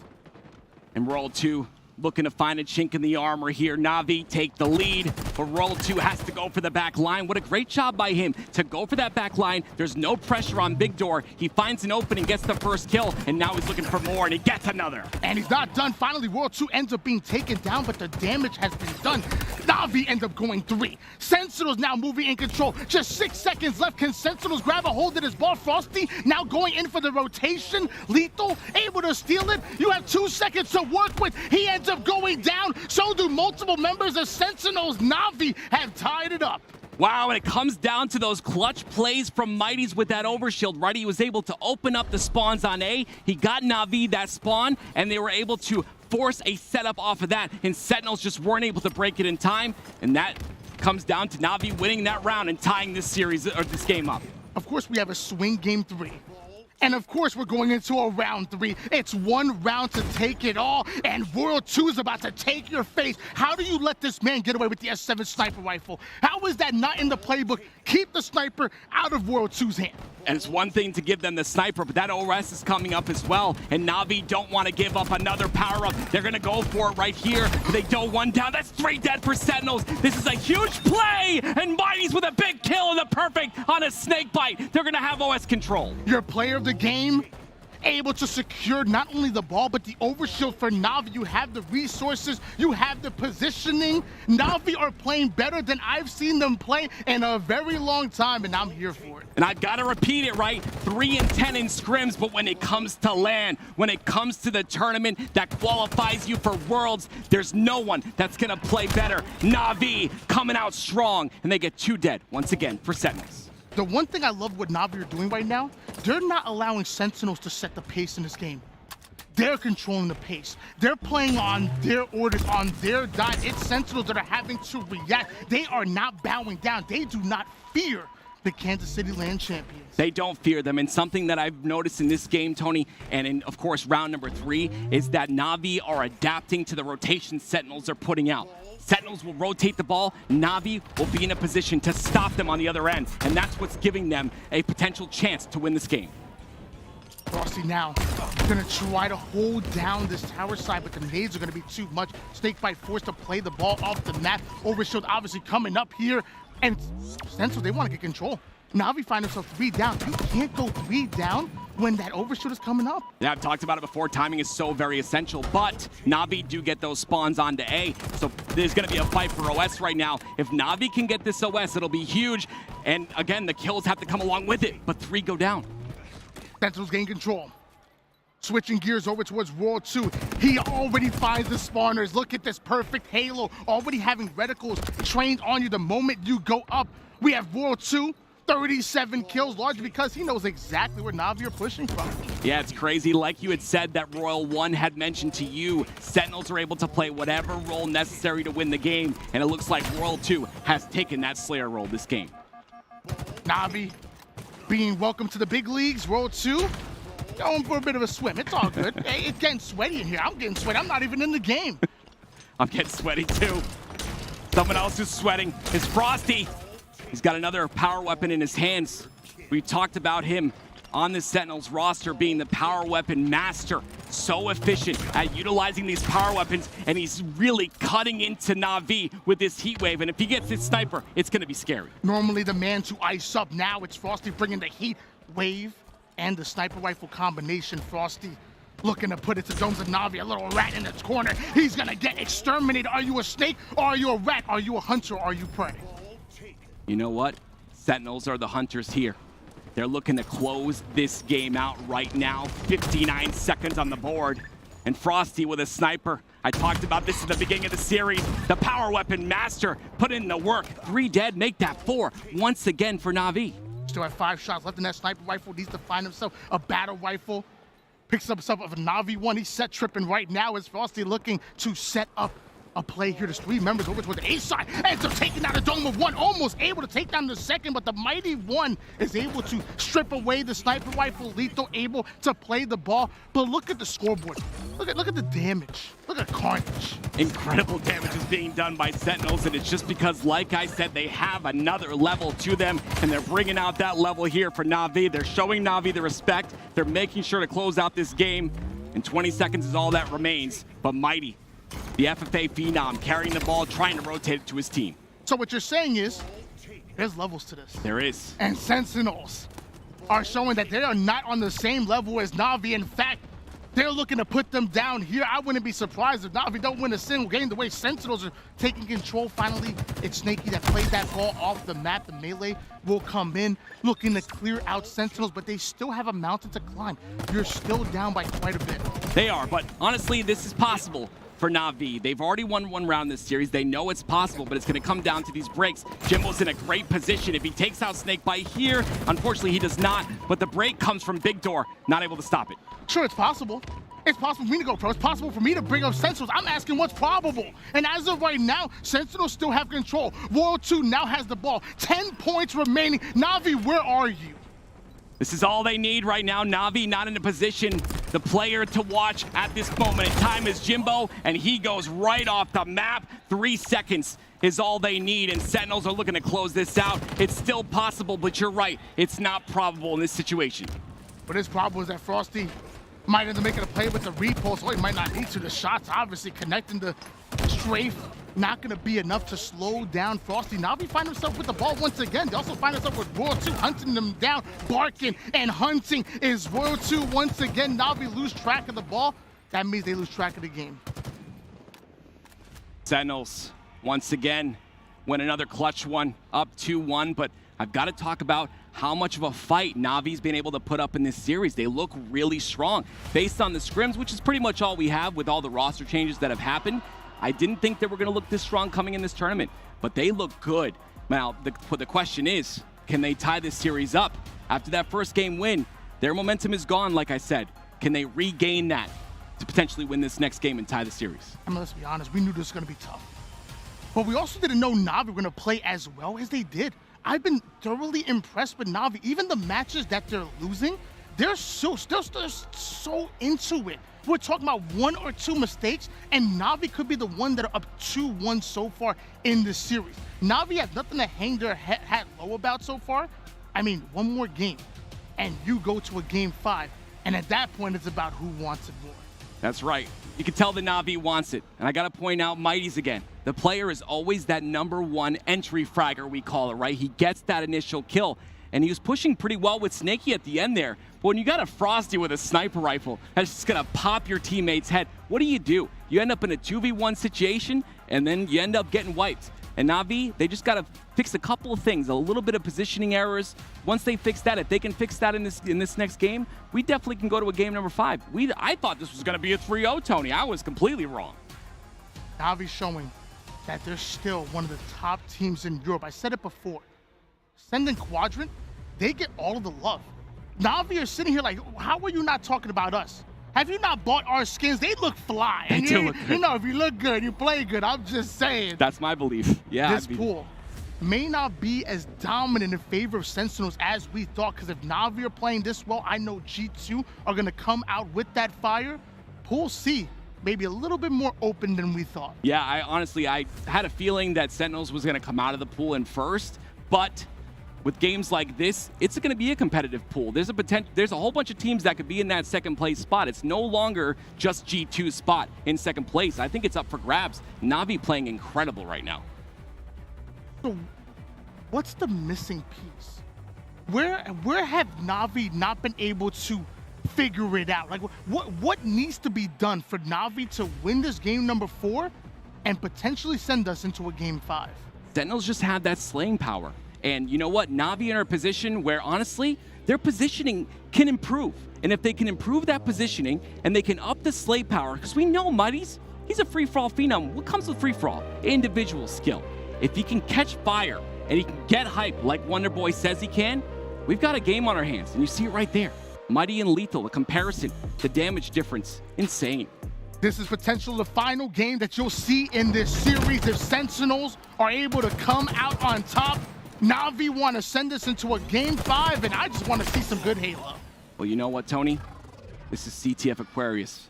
Guess who's 5-0 in CTF Aquarius? It's going to be Sentinels. It's going to be Sentinels. These guys play this map perfectly, which means Navi have a mountain to climb right now. Only undefeated? Well, you know what? We got a Jimbo. I don't see Sentinels with a Jimbo, and I don't see Sentinels with a Snakebite as of right now. Jimbo finds the kill that he was looking for, but ends up going down himself. Now Lethal and Sentinels going to surround this flag. This next round of Slay is so important. We see a perfect out of Lethal. If he's shooting like that, Navi are in trouble. World 2 had a great play there. He was able to get that flag and make sure to touch it. It was about to be returned. He gets the touch, and he's able to extend this flag towards his base. And what that's going to do is that's going to put a lot of pressure on Navi to get that return. Snakebite coming into the bottom car side. Royal 2 making plays like you said, but now Snakebite wants to make some as well. Right for the return. There's 3 players around him. Snakebite thought he had the opportunity, but didn't have the pressure or the numbers they were looking for. Sentinel's gonna have to restart and regain. Hold on. A standoff, but Royal 2 says, I don't want a standoff. Gets aggressive and gets that beautiful double. Flag still on both sides of the map, and I love Lethal's awareness to be able to back off that flag, to trust that he knows the positioning of the other team. But a push comes in, and the defense from Navi very strong. Me and my team, we call that pulling the goalie. If your flag carrier drops the flag, pushes up to apply pressure, then ducks back, obviously you got to make sure that flag doesn't get returned. We called it pulling the goalie like in hockey. Lethal able to do that to perfection. Doesn't time and time again, not just in flag, but in oddball as well. Lethal always making sure he is a presence on the map, and the same for Royal 2. Royal 2 kills, Royal 2 championships, and Lethal moving in and rotating the flag over to the spawning players. What was my X factor for this game for Navi? It was Mighty's, and he's starting off really strong already, 5-3 to start. If he can continue this slay power and this momentum, potentially Navi can take this and bring it to a game number 5. But the pushes from Sentinels are very strong. Navi's got to stop this one. P-side control being held by Royal 2. Navi looking to get him out, but it's Frosty that comes in with the return, even clears out the slay. So now we're seeing the double back. Lethal has to use this wall for cover, able to slide in, and just like that, Sentinels find themselves up 1-0 in the game. The Navi and Sentinels both got 3 dead. It was a 1v1 situation, but Sentinels prioritized getting that return, which is going to be a cap for them on the board and a lead as well. Jimbo, a couple nades go in, finally able to find that player he was looking for. Finds himself a dynamo grenade. That's not what he was looking for. Jimbo starting the flag early, not able to get out. Sentinel snipe him right off his spawn, and now the P-side control being controlled here by Royal 2. It's up to him to be a nuisance. It's up to him to slow down Navi. Meanwhile, his teammates are spawning up. The big thing I'm noticing as his teammates are spawning up is the fact that Navi have not been able to pull the flag cleanly. Every time you see them pull a flag off of Sentinel's platform, there are always no shields. They're not able to get away without taking damage. And honestly, it comes down to the timing we talked about before. Timing is key. Patience is not just a virtue, it is a weapon that Sentinels will use against you, as well as they do the BR Snakebite with the patient play to back down, playing his life. 2-man push, bait and switch is gonna be king. Snakebite takes down 1, slicks him back, hits him with the Kobe fadeaway shot, gets the kill that he was looking for. Snakey trying to clear out. Royal 2 connecting left and right. If you can't kill the man, you can't stop this flag. Navi go 4 down. Sentinels are moving closer. That was a very big kill by Royal 2. His teammates were 2 dead. He needed to get that kill so that they can continue this run. He did just that. Those are the kills that don't show up on that stat sheet that Royal 2 is able to convert on. Jimmo ends up going down here. Lethal taking height with the camouflage, trying to stay alive. He does have opponents left, right, and center, and Lethal only able to get away with the trade with that camo. Would have liked to see a bit more value out of that. Right, camo is such an important power-up. You've got to make sure that you're able to utilize it to get the most value possible. Ideally, you want a flag cap, but unfortunately, that camo is null and void, no longer on the map. Snakebite moves in quick. Able to just to touch the flag, but it's not going to be enough. Sentinels have to find a way to clear out this base. It looks like Royal 2 gets himself an assist, gets right out of the action. That's why he's so hard to kill. The man's never in one place for so long. Another cap. There it is. Sentinels up 2-0. When we talked about how dominant they are on CTF Aquarius, you're seeing it unfold right here. We've got a very strong lead to start, and this has got to be a strike to the momentum of Navi. Navi find the 2 down that we're looking for. Able to push up, but something seems different about this Navi squad. Going into this game number 4, I'm not feeling that energy. I'm not feeling that excitement. I'm not feeling that hype. They're looking a bit lethargic right now. Sentinels are literally controlling every pace, but we're starting to see some slays go in favor of Navi. One thing that gets me hyped is seeing that 3 down, and that's what we saw. Kimbo even put in the sidekick to work. He's no longer the sidekick. He's the main character in this story. He is the main character, but Sentinels are the Titan. They're the enemy that the main character has to destroy. And honestly, that flag in the middle of the map, once again, Frosty is there to put damage in. They cannot get a clean pull. That's what makes Sentinels so strong. Kimbo moves in for the camouflage, able to steal it, but Not safe just yet. Damage comes in, drops down. He's trying to lose them. Meanwhile, the flag is moving forward. Navi might have been able to use that camouflage, not for the kills, but for a distraction. That flag is going further and further here. Mighty's clearing out the car side. Frosty now forced to back down. Inch by inch, Sentinels somehow find the blind side, able to get the return, and all that work that Navi did have gone to nothing. The counter pull is in. Snakebite already has that flag near home. Comes down to the scrappiness of Navi. They're trying to pull, flags in a scrappy fashion. And because of that, they're not able to get the flag even past the halfway portion of the map without just going 3 dead. They finally get it to their utility, but it's not going to be enough. Sentinels have been controlling that 50% portion of the map literally all game. And now Frosty able to cross the line. You're no longer in Navi territory. You're in championship territory right now as Sentinels are about to go up 4-0. Navi, welcome to the big leagues. Welcome to the big leagues. There's levels to this. Navi now looking as strong, but I have to say, it's got to point to Sentinels. This is a very strong map for them. They're undefeated for a reason. And they're showing it right here, a 4-0 lead so far, and they're getting the slays necessary to make that 5-0. 4 minutes and 33 seconds on the clock for Navi to cap 4 flags, not to win the game, Tim, to tie the game up. Right. And as of right now, 4-2 and Sentinels are running a flag train on you.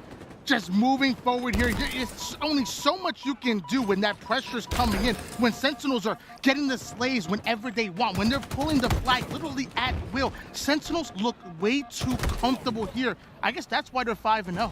Yeah, it just comes down to positioning, right? Sentinels are always in a position to assist the flag carrier, to relay with him as well. And they've gotten, they haven't gotten all the camos, which in Navi's position, Navi should be able to grab those camos and utilize them. But Sentinels looking to be the stronger CTF Aquarius team. With strength comes comfort. With comfort comes confidence. And with confidence comes championships. World 2 gets himself that camouflage quick, holding on to the P side. Nobody from Navi even knows where he's at, so that's 3 shots onto Jimbo, makes his presence known just a bit. Sentinels are still working on the return. They're able to throw that flag off is Navi, but they go 3 down. That return's about to come. You have 1 more player. The final line of defense is Snake. You find yourself the kill. The return is in. Sentinels are within striking distance of capping that flag forward here. The flag gets picked up. Frosty punches it home, and Sentinels are moving forward. Sentinels 3-1 in the series. Navi, a lot of pressure there. I talked to Wonderboy, and he said they scrimmed a lot of top teams, but the games were very close. The score line in the series might not have shown it, and in the games, very close. And we saw it right there as well. Very close games. Navi shows potential, but you've got Sentinels who capitalize on every mistake, and they did that again in this series. Navi might be very close to figuring it out, but Sentinels are very close to winning another LAN as they 3-1 Navi. And I love Navi. I really do. I love every moment of that series from them. I think they fought well. I think they stayed within it. Sentinels are your champions for a reason. Your reigning champions. There's a reason why they're putting themselves in position to go back-to-back, just like Cloud9 did earlier. There's levels to this, and Sentinels are at the top. Absolutely. Taking a look at the series layout here. My 3-0 prediction was false. As you can clearly see, Navi come out with that very first game, but they'll be punished. Look how close the games were after that. 50-42, a 2-1 in Oddball. But of course, that Aquarius, the 4-0, not as close as we would have liked. But Navi, they look really strong. We'll see how they're able to contend with the rest of the teams in their pool. Yeah, if you cut that game 4 out of it, I mean, yeah. I think Navi did look good, did look great, but you know what? It's tough. Yeah. Eventually you just run out of gas. Sentinels are just doing everything correct. You literally have to play perfect Halo. I often talk about it like in the NBA. It doesn't matter at what level. From bench warmer to championships, everybody seemingly makes you pay and makes you play near perfect Halo. And when you're going to Sentinels, we're talking 1 mistake. You lose momentum and you lose the game. Next up gonna be Ascend, going up against FaZe. I got goosebumps right now. I'm so ready for that matchup. It's going to be a great matchup. We've talked about FaZe many, many times. Of course, Nick filling that roster so very well. Snipe down, obviously leaving to go to United. Now Nick on the roster. They look incredible online, but we have not yet seen them on LAN, and I'm excited about that. FaZe have had an up and down season. Ascend have consistently been on top of European play. When we come back, we're going to find out who wins out. Ascend versus FaZe. Don't go anywhere.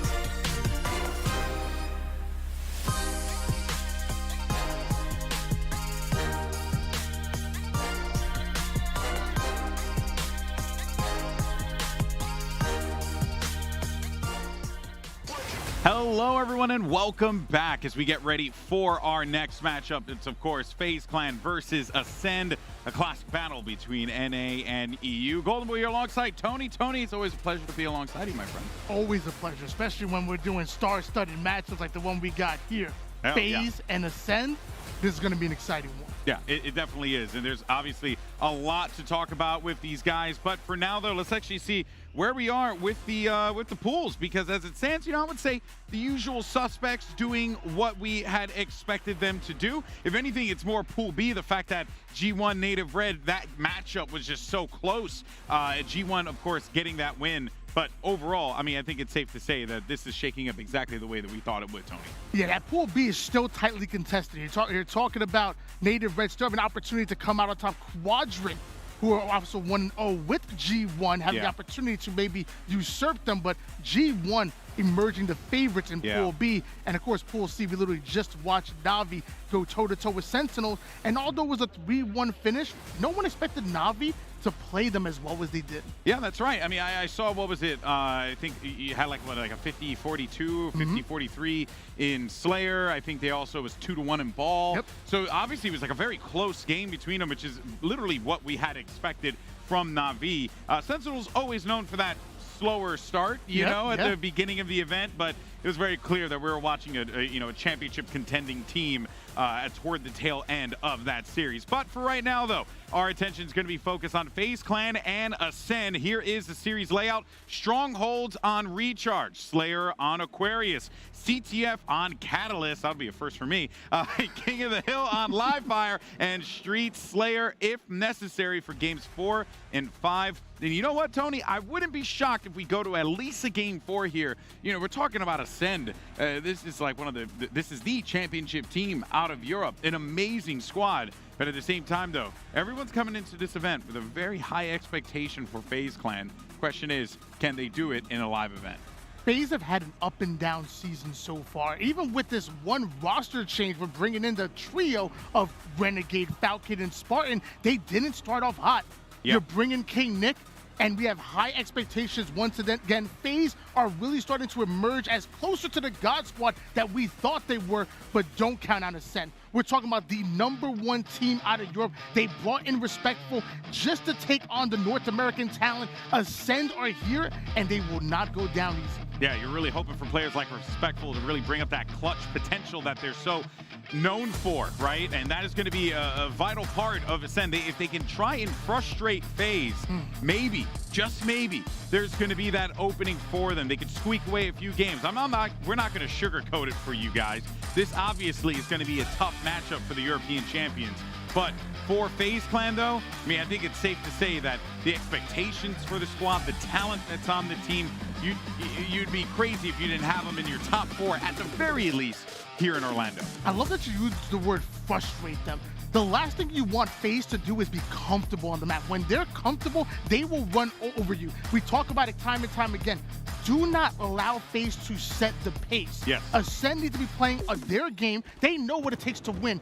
Do not be trying to counter FaZe. Simply play your game and succeed. All right, well, we're jumping right into the action and on board with Snipe Drone. Of course, legendary player out of EU there, but that is going to be 3 down right out of the gate, Tony. It's only going to be Respectful left up to try and hold things off for the time being, but as it stands right now, this is going to be FaZe getting the C and B control as well as A, so you're going to need to respond to get C as soon as possible if you're Ascend. You know, you said Snipe Drone. I thought you said Snipe Down. I was going to say FaZe have Snipe Down on loan to United, but you said Snipe Drone, of course, coming out of Ascend.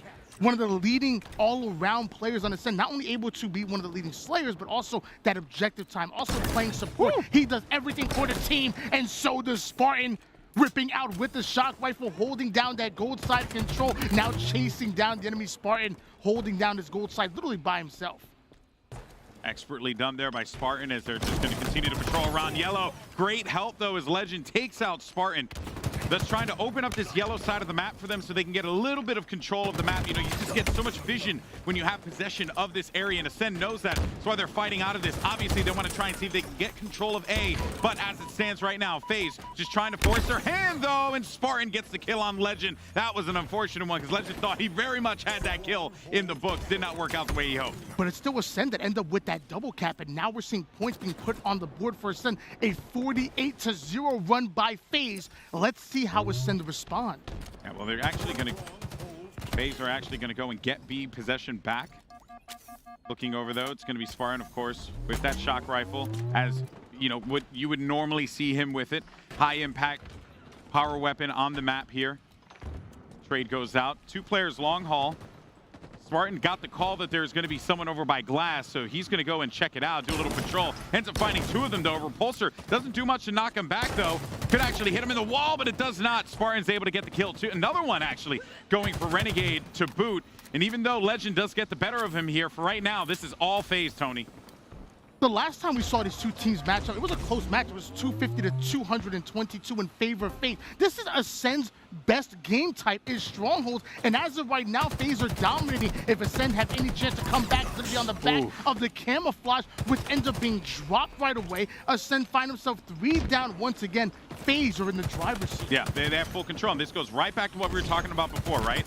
That if you let FaZe get comfortable, you're going to see guys like Spartan pop off, be able to get himself 9 kills at the early part of the game. Meanwhile, on the other side, Ascend, no one has really been able to differentiate themselves from the rest of the pack. They've been struggling to just try and find answers where they can, and this is really a predicament that Ascend just simply could not find themselves in at the early part of this series. Granted, it is still early days. We have plenty more game left to go here, but you have to wonder, if you're Ascend, you're kind of doubts creeping in the back of your mind here, man, because you're losing these fights, you're taking these one-on-ones, you're getting constantly double-teamed. There really just isn't anything that you could do to try and, like, get the opening here, and FaZe are just shutting down every door. GB, I'm honest with you, I'm beyond wonder. I'm worried at this point. Ascend, this is your best game type. You have to put up a better effort. As of right now, you are getting dominated. FaZe are making a statement, not just to you, but the rest of the pool. Yeah, they really are. I mean, a dominating win here could certainly, and look, I mean, I think a lot of people know that, you know, obviously, like, for the EU regions and stuff, especially when they come to the international events like this, it's always going to be like, you know, top 8 potentially, right? You're really hoping for that. But I think for FaZe, it feels like this is a team that's trying to just play for a championship. They're trying to get a chip under their belt. Can you imagine if they're able to do that here in Orlando right before Halo World Championship, which literally, like, it feels like it's next week.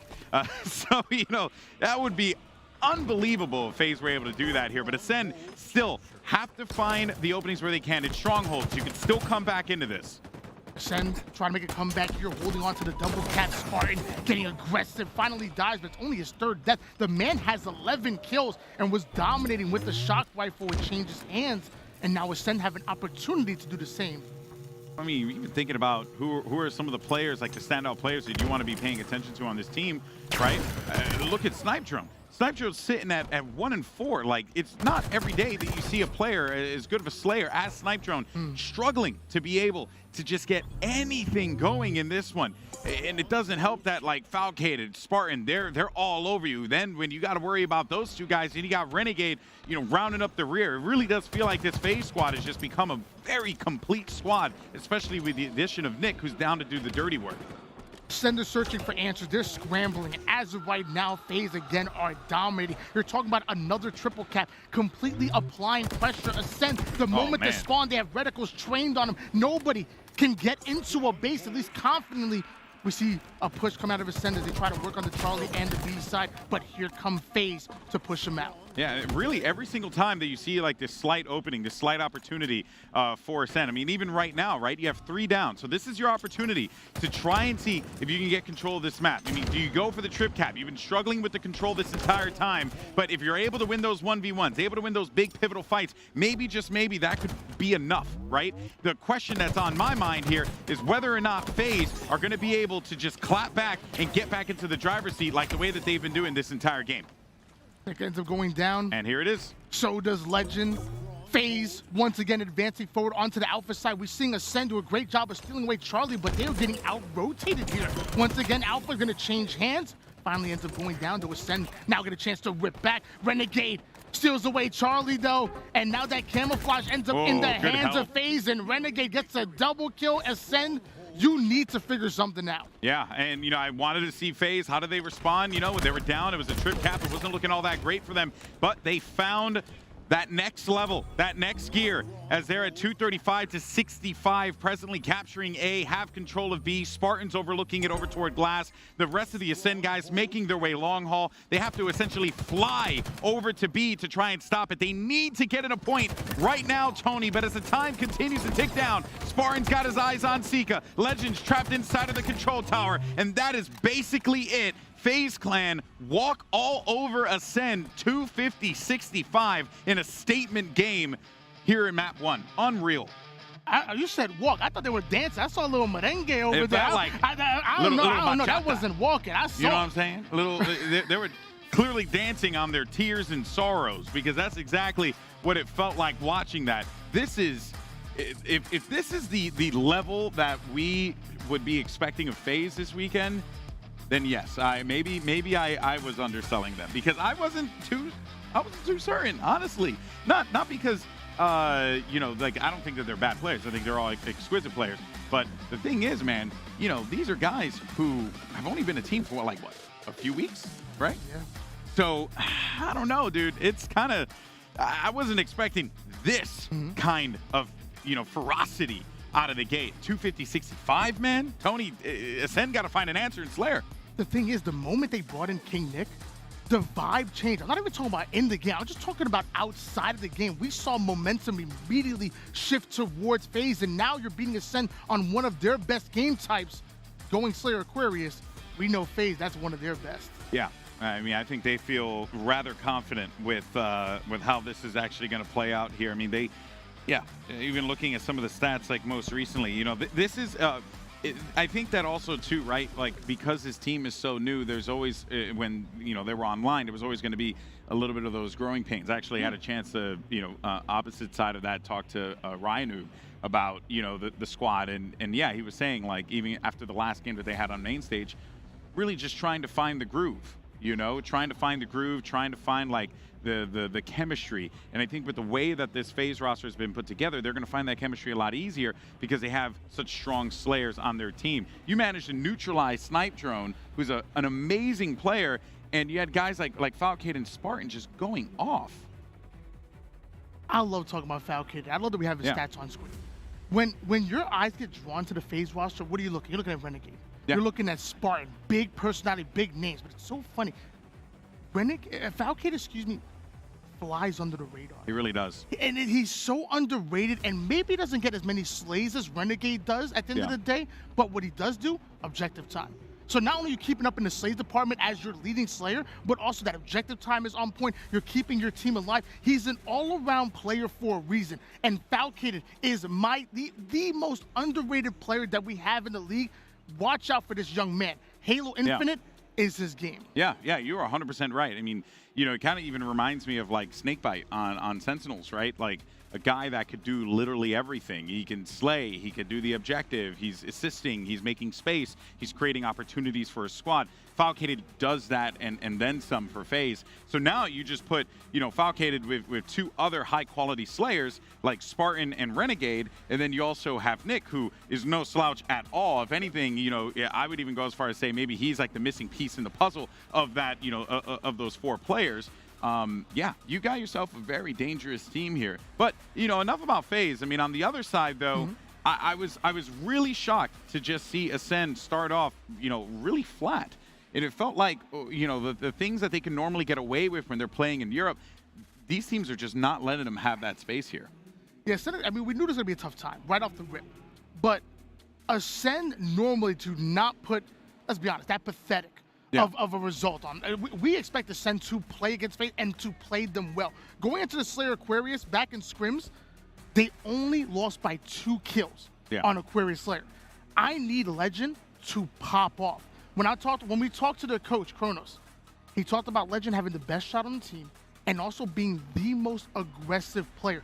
Their pushes start and end through Legend. So when I'm looking for them going to Aquarius, I'm looking at Legend. You gotta pop off. Yeah, well, but also too, right? Like, if Legend's going to be that aggressive player, then who's going to be there to make the space, right?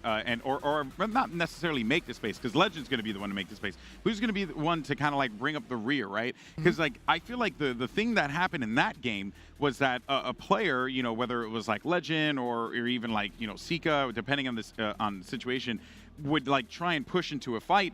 But there's like no one in the back line supporting them. There's no one there because, you know, they just get cut off. You know, they just get cut off by someone else, or, you know, they're in a fight that they can't win, or they're in a 1v1. And again, like, you have 3 phenomenal Slayers on that FaZe roster. It's very hard for one individual to try and do that against them when they know that that's more than likely going to be the attempted play here. So this has just been, for that first game, I didn't expect it to go the way that it went. But now that it did, I'm even more intrigued in this Slayer game, because, yeah, I do want to see that opportunity. I do want to see Legend make that, you know, kind of like forge a gold from nothing, you know? I think it's very possible. You just got to start off hot. Well, I said I was looking at Legend. You're looking for a back player. That means you're going to be looking for a snipe drone, and we have to see them run in tandem, because one thing we learned about Halo Infinite, there's only so much you could do by yourself. This has to be one of the most team-based Halos of all time. Outside of Halo 3. You got to be baiting and switching. You got to be playing not only for yourself, not only for the kills, but playing for your teammate and keeping them alive going into this Slayer Aquarius. I'm going to be honest with you. I still give FaZe the advantage. Oh yeah, It's tough. They punish you. I mean, I'm just trying to be a storyline enjoyer right now, you know. But yeah, you know, I'm just trying to lay it out there for the people at home who are watching, watching for skins, and you know, I'm trying to make sure that we paint this picture, right, of what could potentially happen here, because Ascend are a phenomenal team. Although it felt like they were the talk of the town at the beginning of the year. And then the conversation kind of shifted a little bit more. I feel like whenever we do these international events, it's always like Navi or Quadrant that get a little bit more of the spotlight, the shine, if you will. Yeah, I mean, as of right now, Europe, they're getting competitive. We just saw Navi go toe-to-toe with Sentinels, and not even the best team in Europe as of right now. We've seen Quadrant do their thing, maybe not against G1, but back in Kansas City, they took them to Game 5. In fact, Quadrant were the winners. So we're starting to see Europe really come into their own. And we got a chance to talk to like Shurzy and Dan, and the likes of Sentinels, the likes of Optics. They're starting to respect Europe, where in the past, they tried to look past them. Yeah, they have. By the way, we just got an update. We're waiting on one of the players. He had to trek over to Narnia for the bathroom. I'm not lying to you. It's like really far. So, you know, they got to run across to go use the bathroom and have that bio break. But the players should be getting back here in a minute, and then we'll jump right into the action. But yeah, Slayer, Aquarius, and then CTF on Catalyst will be coming up, you know, immediately after that, which, you know, I haven't had a chance to commentate Catalyst yet, but I wanted to get your thoughts, like, on that map, right? Because it seems like it's, some people like it, some people don't like it. It's not my favorite map. I'm not gonna lie to you. However, I'm starting to grow. It's starting to grow on me. Yeah. There's a lot of interesting plays you can make with the grapple, going under the map, going around the map. Really utilize the sandbox and the equipment, and the sword being out of place so far in this professional play really has opened up the map. But before we get there, we got to go to recharge. We're talking about that camouflage over towards the middle. We're talking about those dynamo grenades. There's so much of the sandbox here on Aquarius, and the map is so small and so punishing. If you're able to control these resources, you will control the game. Yeah, that's right. You know, watch out for the dynamo grenades. That's actually going to be, you know, dynamo and thrusters. Low key, it's just so important for you to just cycle and control. Because so many fights can be won or lost with those thrusters, and then you can also just open up engagements with dynamo grenades every single time. So you're going to be looking for players to try and control the carbine side of the map, as well as try and control their individual courtyards, as you see right here. Sika's actually going to be the first one to grab thruster for his squad here. No kills exchanged quite yet, but it seems like actually we may have to flip this, because I believe that we are on, yes, okay, I think it is finally corrected. So we are on board with Sika from Ascent. So in fact, it was Renegade who got it first, but just as I say that, forget all of that noise. Four kills straight out of the gate for Ascent. What a way to start. That is literally what they had to do, opposite of what happened in game 1. The game was trying to tell us, hop on Sika, the man's about to make a play for the camouflage. On board now with respectful. ends up being taken down here. So we do see Ascend starting off much harder, starting off with so much more life than we saw in that game number 1. Now we're gonna see if FaZe can bounce back. Falcade gets challenged by Legend low. It's gonna be 2 down right now. Renegade with this camo might actually open up an opportunity here for FaZe to get themselves like the 5th kill. They are gonna, actually 2 players grouped up right next to one another, but no, Renegade did not see that. So as a result of that, Respectful was able to get that critical kill, stop the camo, and keep the lead going. If it's only just by 2, but against FaZe, that could be the difference maker. Ascend have an opportunity to now control the game. The snipe drone takes to the skies, goes right after K-Nick. A big kill for him, and now we're going to see Ascend try to overwhelm and isolate Sparty. Down to 1 shot he goes. Ascend playing so patient. I love this play right here, but now FaZe have a little bit of backup. Yeah. Keeping this one within 2. Going to be pushing inside of the yellow util here. Spartan knows this, so he's going to need some help. And he's going to get it in the form of Falcated, but it's not really going to be enough for him there because Falcated goes down to the likes of Legend, though. Spartan's going to open things up. Able to get that kill against Legend, which is pretty big. And you're also going to have those Dynamos coming up in a moment's notice here as well. Camel's up in 1 second. It is going to be available, and it is going to get grabbed and used by Falcated, but it is going to get, I believe it was used there, but no, actually, I stand corrected. It was picked up by Snipe Drone. Even better for Ascend, because now they have control of it, and I tell you, they were moving so fast over there. I thought that he had managed to get it, but even then, that works out just the way it should for Ascend. FaZe win position.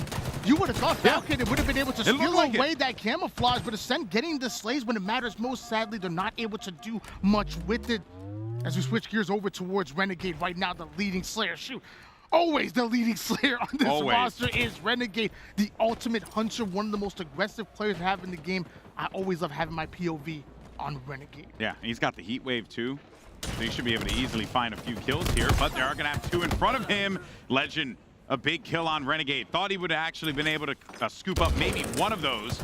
Doesn't work out the way that he hoped so. Snipe Drone on your screen as he's challenging that fight too. Actually, 3 players, just scattered on the left portion of the map here. And then you had, I believe that was going to be Spartan all the way off into the distance. So kind of gets a little slowed down here, but it's within 1. So FaZe keeping this really close, and we're finally going to get that tied game.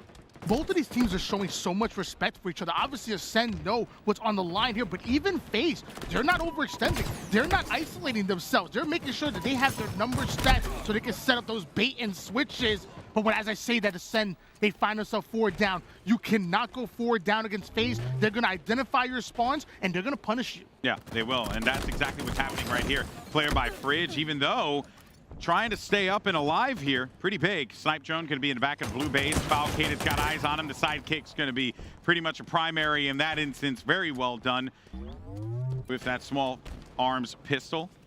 Falcated does identify another one. He got the call too, and just the way that he's moving, the calls are coming in, and you can tell Falcated moves with so much purpose because not only does he know where everything is, but he's getting the info as well. Camo is going to be up for grabs here. Renegade gets possession of it and will get cleaned up. Don't know if he burned it yet, but we'll see if someone else manages to pick it up. Legend getting himself in position. He knows that the pressure is coming from that utility side, and Legend already has eyes on it. Renegade was able to spawn up, and that thrust sitting up top. Renegade might want to play for that one along with the top side control that he knows that he needs. The thrust is now enhanced. Renegade already dangerous with no equipment, but now with the thrust, he's going to want to get into your face. He's going to want to make a play. Yeah, that was actually just a good checkout play there, right? Like chuck the nade over toward the flag area, right? Just to ensure no one was going to push that aggressively. Kind of gave himself a little bit of coverage there. Renegade just does so many things right, and even though it didn't quite work out the way that he wanted to, it's really just going to be enough to maintain this lead here for FaZe Clan. 33-29 presently. Ascend looking for that opening. Respectful is going to be in the back of the field, but King Nick gets the melee on him, and you can see the instant trade out that happens, right? And then Spartan is able to meet them up top. A double kill for him. Spawn in the back of blue here. The fight could actually be challenged any moment now, but even with that, the way that Spartan moves with such purpose around this map, Tony, that's the reason why they're up by 7 after being down by 3. Spartan having one hell of a game, so much that he decides to nade himself a little bit just to give Ascend a chance. The man is going off throws a little bit of a Marty Dom grenade to try to do as much damage as possible before he gets taken down. But before he does, 14-9 so far for Sparty, the leading Slayer in FaZe here on Aquarius. Yeah, everyone's just contributing so much, backing each other up here. It's taking a lot of effort for Ascend to just get one kill against FaZe. But Sika, a double kill might actually be the change that they needed here. If identify where one of them is, you know that there's more than likely going to be at least one other player located in that area. If those two players on the other side of the map manage to take out Falcated, oh, but that's going to be a rough one, though. Sika does get the cleanup kill on Spartan, but at this point now, you're looking at a camo control for FaZe, and on top of that, it's 42-36. You're just continuing to add on heat wave control too, Tony. It's like, you can't win this game if you're not going to control the power-ups. Ascend were focused on getting Sparty off the map. Renegade was focused on snatching up that camo, combined it with the heat wave. One of the most dangerous combinations in Halo Infinite, and you're seeing why as Renegade puts it to work. Just 7 more kills away from taking game number 2 and being 1 game away from advancing forward. That, of course, will come in the form of Catalyst CTF for game number 3. Still, though, Ascend not out of this quite yet, though. It's only going to be a 5-kill game. You really just can't give up any dumb deaths at this point, right? You can't take any fights individually. You kind of have to just hold hands and work together here. But you got to get control of those power items, right? Get control of weapons like the heat wave as well as the camo to boot. But Spartan, a kill and a trade there instantly. Nicely done. But this is exactly what FaZe want. Every single time a kill comes through, there's someone there for the trade right away to keep this within 4. But it's going to be the 43rd kill for Snipe Drone. Snipe Drone going to get so weak, and he tried to get around the corner, but the nade followed him and took him out. FaZe might have been able to get that kill, but Ascend are not out of it just yet. You're only down by 4 kills. 1 good wipe as Respectful looks to take control of the 50% portion of the map. Shots started to ring out, but another kill goes in favor of FaZe as they inch closer and closer to the 50-kill mark. Yeah, that's going to be kill number 48. Renegade trying to create an opportunity with that heat wave down low. But they are going to scoop up that kill. That's going to be kill number 49. FaZe just need 1 more kill, and it could come from Nick here. But Legend gets the win. But maybe there could be someone from FaZe to scoop it up. Yes, there is. And that is going to do it. A 50-46. So credit where credit is due to Ascend for keeping that one close. But FaZe, man, there was a point in time where they were up by like 6 or 8, or I think it was like 7 or 8 rather. And you could just tell like Ascend were just trying to scrape away any kills they could. The better part about that for FaZe was that every single time a kill came through for Ascend, someone was there from FaZe to trade it out. Every time. And that's what it's all about. Sparty was literally making sure that he covered each and every one of his teammates back. And even when, like you said, when Falcon and Renegade ended up going down, who's there to pick up the pieces? It's Sparty McFly, McFlying at you, making sure that he cleans up every single one of those kills. Those 17 kills went in favor of Sparty, but let's be honest, about 15 of them were cleanups. Yeah, and you're okay with that, right? Because that's literally the job. That's what he was doing. He was playing the back line. And we did want to see, like, Legend create an opportunity, open up the field. He did do that a few times. The players were backing him up. And I think, if anything, this showed that, game 1 definitely was more of the, like, wow, I can't believe that happened. Whereas, like, game 2, this is what I had expected from FaZe Ascend. A close matchup, but FaZe ultimately coming out. But yeah, to talk about it again, that 17-kill game that Spartan put up was unbelievable. I love how Falcade only had 8 kills, -2. And then I look at the assist column. The man has 14 assists. Literally just setting Sparty up over and over again, and Sparty was simply knocking them down. That was a team effort coming out of FaZe. Coordination, pressure, and just ultimately winning Halo, 1 game away from knocking Ascend down. Now, I'm gonna be honest, I thought there was gonna be a much closer game. Yeah, I had my hopes as well. Really, for me, it was what we were going to see in game 1. And I think game 1 kind of told us the entire story of how this series is going to play out. Ascend, have good ideas, get close, but it's ultimately just going to be that raw slaying power of FaZe Clan was just going to be enough for them to just, pick up those wins, right? And here you see, it was a strong start, by the way, for FaZe in that Strongholds game. I would say that the Strongholds game, even though I said, like, I was looking at that one as kind of like the series layout, it definitely looks like an outlier when you think about Ascend as a squad. But 50-46, strong matchup. I'm expecting Catalyst CTF to go the distance potentially here, Tony. Last time these two matched up in scrims, it was FaZe that beat him out 5-2. So it was still a pretty dominant win for FaZe, but either way, this is land. Yep. And Ascend have an opportunity to prove that they belong here. You brought in Respectful specifically for these North American events. You were already dominating Europe. You were already the #1 team by far, but they weren't satisfied. Bring in Respectful. We thought that was going to bring in a new swagger to this team moving into these North American events. So far against FaZe, haven't seen it just yet. Yeah, you know, you're right? We haven't seen it just yet. It was always going to be a tall task, right? Especially for one player to have to change it up. I mean, you know, look at FaZe, right? You got, you know, Renegade, a world champion.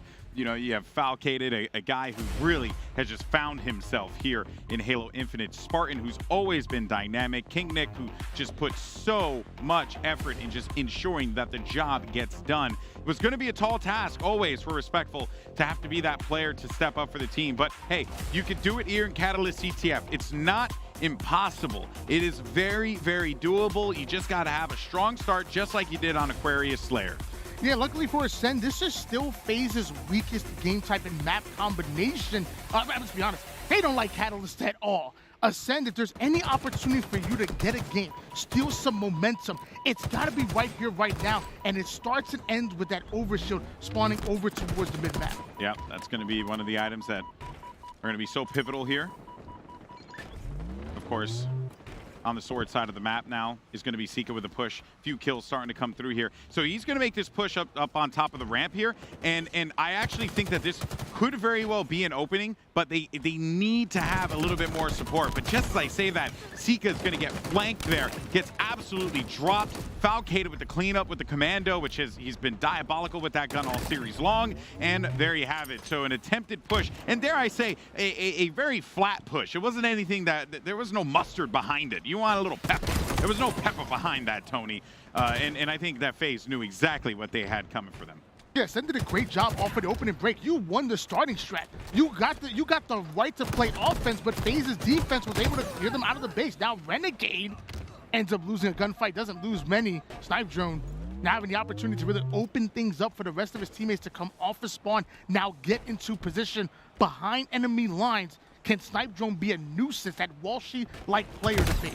Yeah, well, he's going to need to, but instead all he's going to do is just get a trade out of that. Certainly not what Snipe Drone would have wanted. If he was able to have, you know, just caught someone off guard, got the back whack, maybe got a 4, it just helped out with his teammates who were positioned on the opposite side. Maybe you could have seen an opportunity here, but we are going to see this flag pull. It is going to be a flag pull on each side of the map. Sika's just going to bring this over to his teammate's side, but there is going to be a member of FaZe there potentially to meet him there. As a matter of fact, it's going to be Spartan right in front of him, and Spartan ends up getting the melee. Even after those shots were starting to pepper him, it was so unfortunate. Flag is going to be down. Renegade going to try and go for the re here alongside his teammate, and that is going to be stopped right in its tracks. And potentially a flag cap. Ascend were almost able to run that flag home, but Sparty coming in with the overextension, the double kill, clearing out FaZe, able to get the return, and now having a counterpull opportunity, but you need Renegade. Renegade goes down, and Legend and Ascend, the constant pressure. We're seeing yet another pull fresh off a return. Yeah, and also no one inside of the Ascend base to stop this one.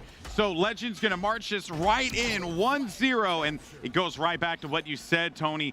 This is the map in game type to try and catch FaZe off guard. First blood is struck, and it is going to be the Europeans who manage to find that success. Do not count Ascend out just yet, as we see another pull going in. Sparty now trying to overextend, trying to find the line of sight, but it's being blocked. Multiple members going down for FaZe. Ascend are running a flag train. Pull after pull. Respectful gets the flag in. We might be up 2-0. Yeah, and Respectful just waiting to see if anyone was going to try and stop him with nades, but does not happen. Even though one comes in right at the last second, that is going to be flag cap number 2 for Ascend already. Just that you said, running the train, right? Just starting to get those relays over and over and over again could spell doom for FaZe if they're not careful. Where was this Ascend the first 2 games? Ascenders showing new life so far on Catalyst, something that we haven't seen, especially not in that game number 1 where they got dominated. This is the objective efficiency that we expected. We also expect Spartan to peel head, puts him on the barbecue, puts him on the skewer, the Spartan. He's going to take that skewer off of the map. Totally get that. Don't want to leave that one up to chance. Falcated marching around here. on the green side as he's going to just locate Snipe Drone. He's low. He might have a teammate there to back him up, but he'll go on the chase only because he knows that he can pretty much just push this. And oh, I just saw, unfortunately, one of the FaZe members had disconnected. So unfortunate, to say the least, but, you know, I mean, I think it goes without saying, even with that disconnection happening, Ascend were just dominating that game. Yeah, Ascend were doing a great job of just continuously being in the base of FaZe. You know, it tells you about that constant pressure that Ascend are able to create when FaZe are not only worried about getting the slays and playing offense, but also worried about getting Ascend out of your base, sweeping them out. I think it was well played by Ascend. There's a reason why they're up 2-0 so far. Yeah. I think they realize that this is also a weakness for FaZe, and they, you know, the Catalyst CTF game mode.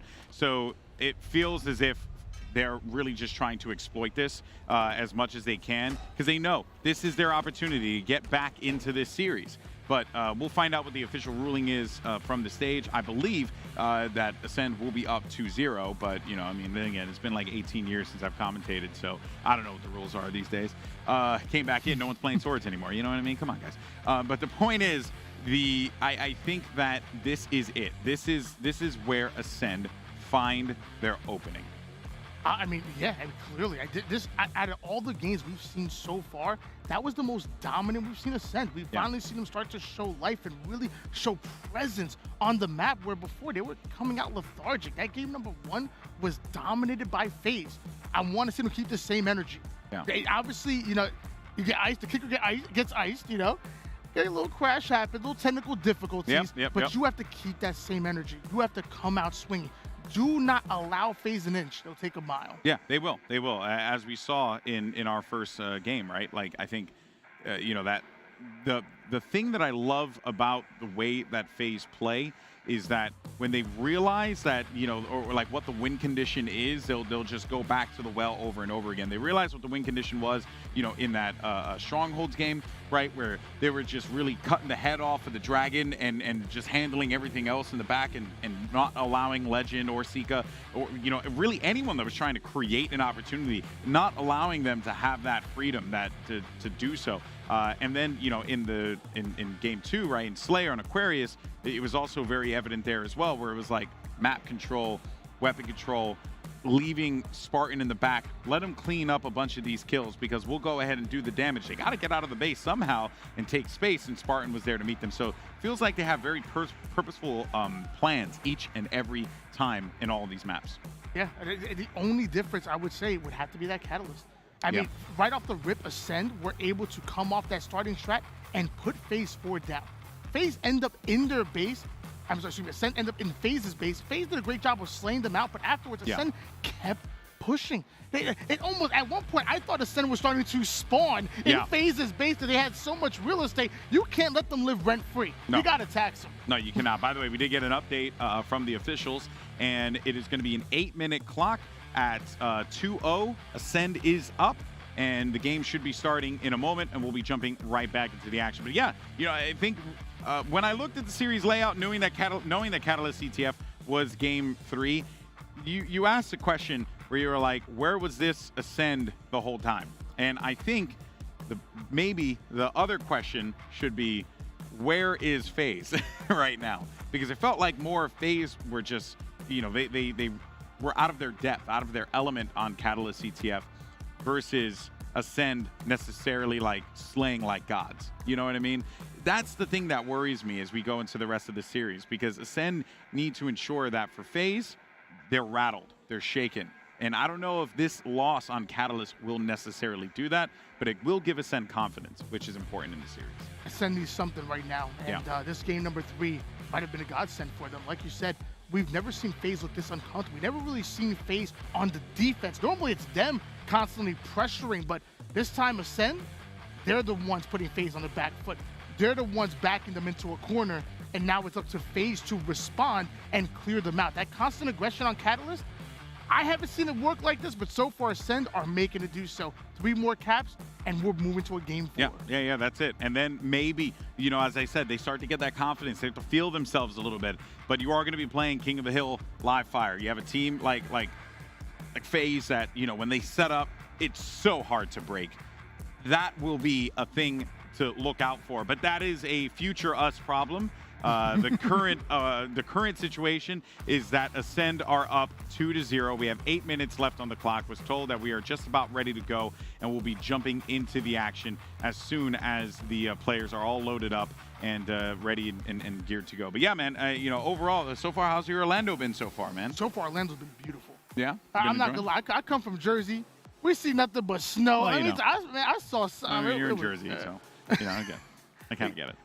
And you're not gonna come at Jersey, okay? No, New York ain't all that cracked up. You out here paying an arm and a leg for snow. You out here paying Cali prices, and you ain't got the Cali weather. I'm just saying. I'm not gonna come at Jersey. Jersey just comes at itself. Well, we're coming into Orlando, and I'm not gonna nice. lie. I'm loving it.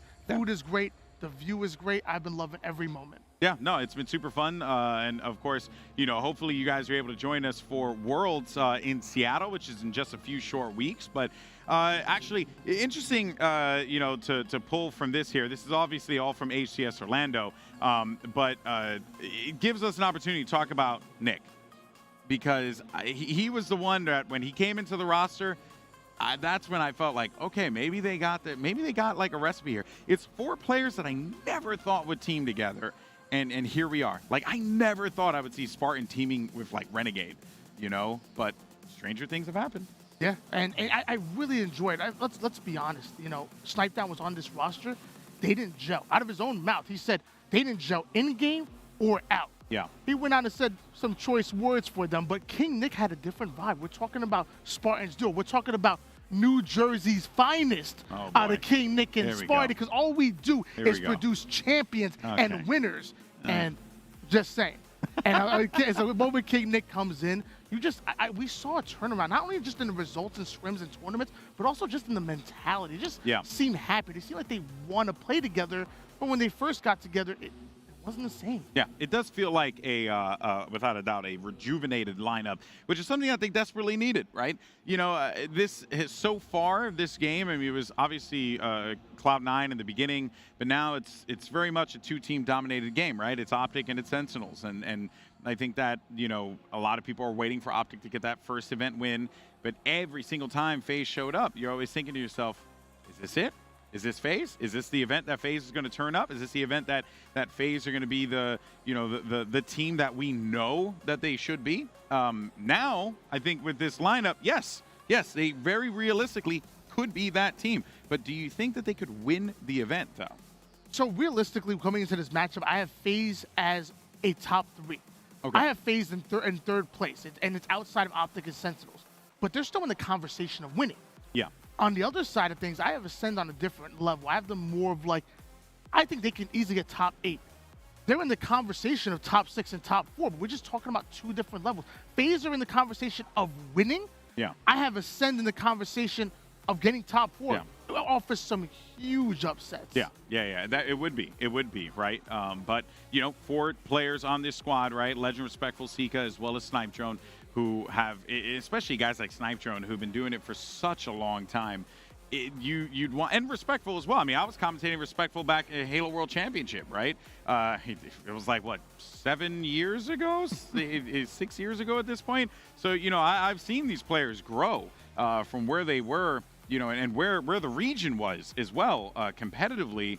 It wasn't quite, when they showed up, it was like, hopefully they do really well. But now, you're right. Like, we're having these real conversations about European teams, and even, some of these Mexican teams as well that could be contenders, could actually go toe-to-toe.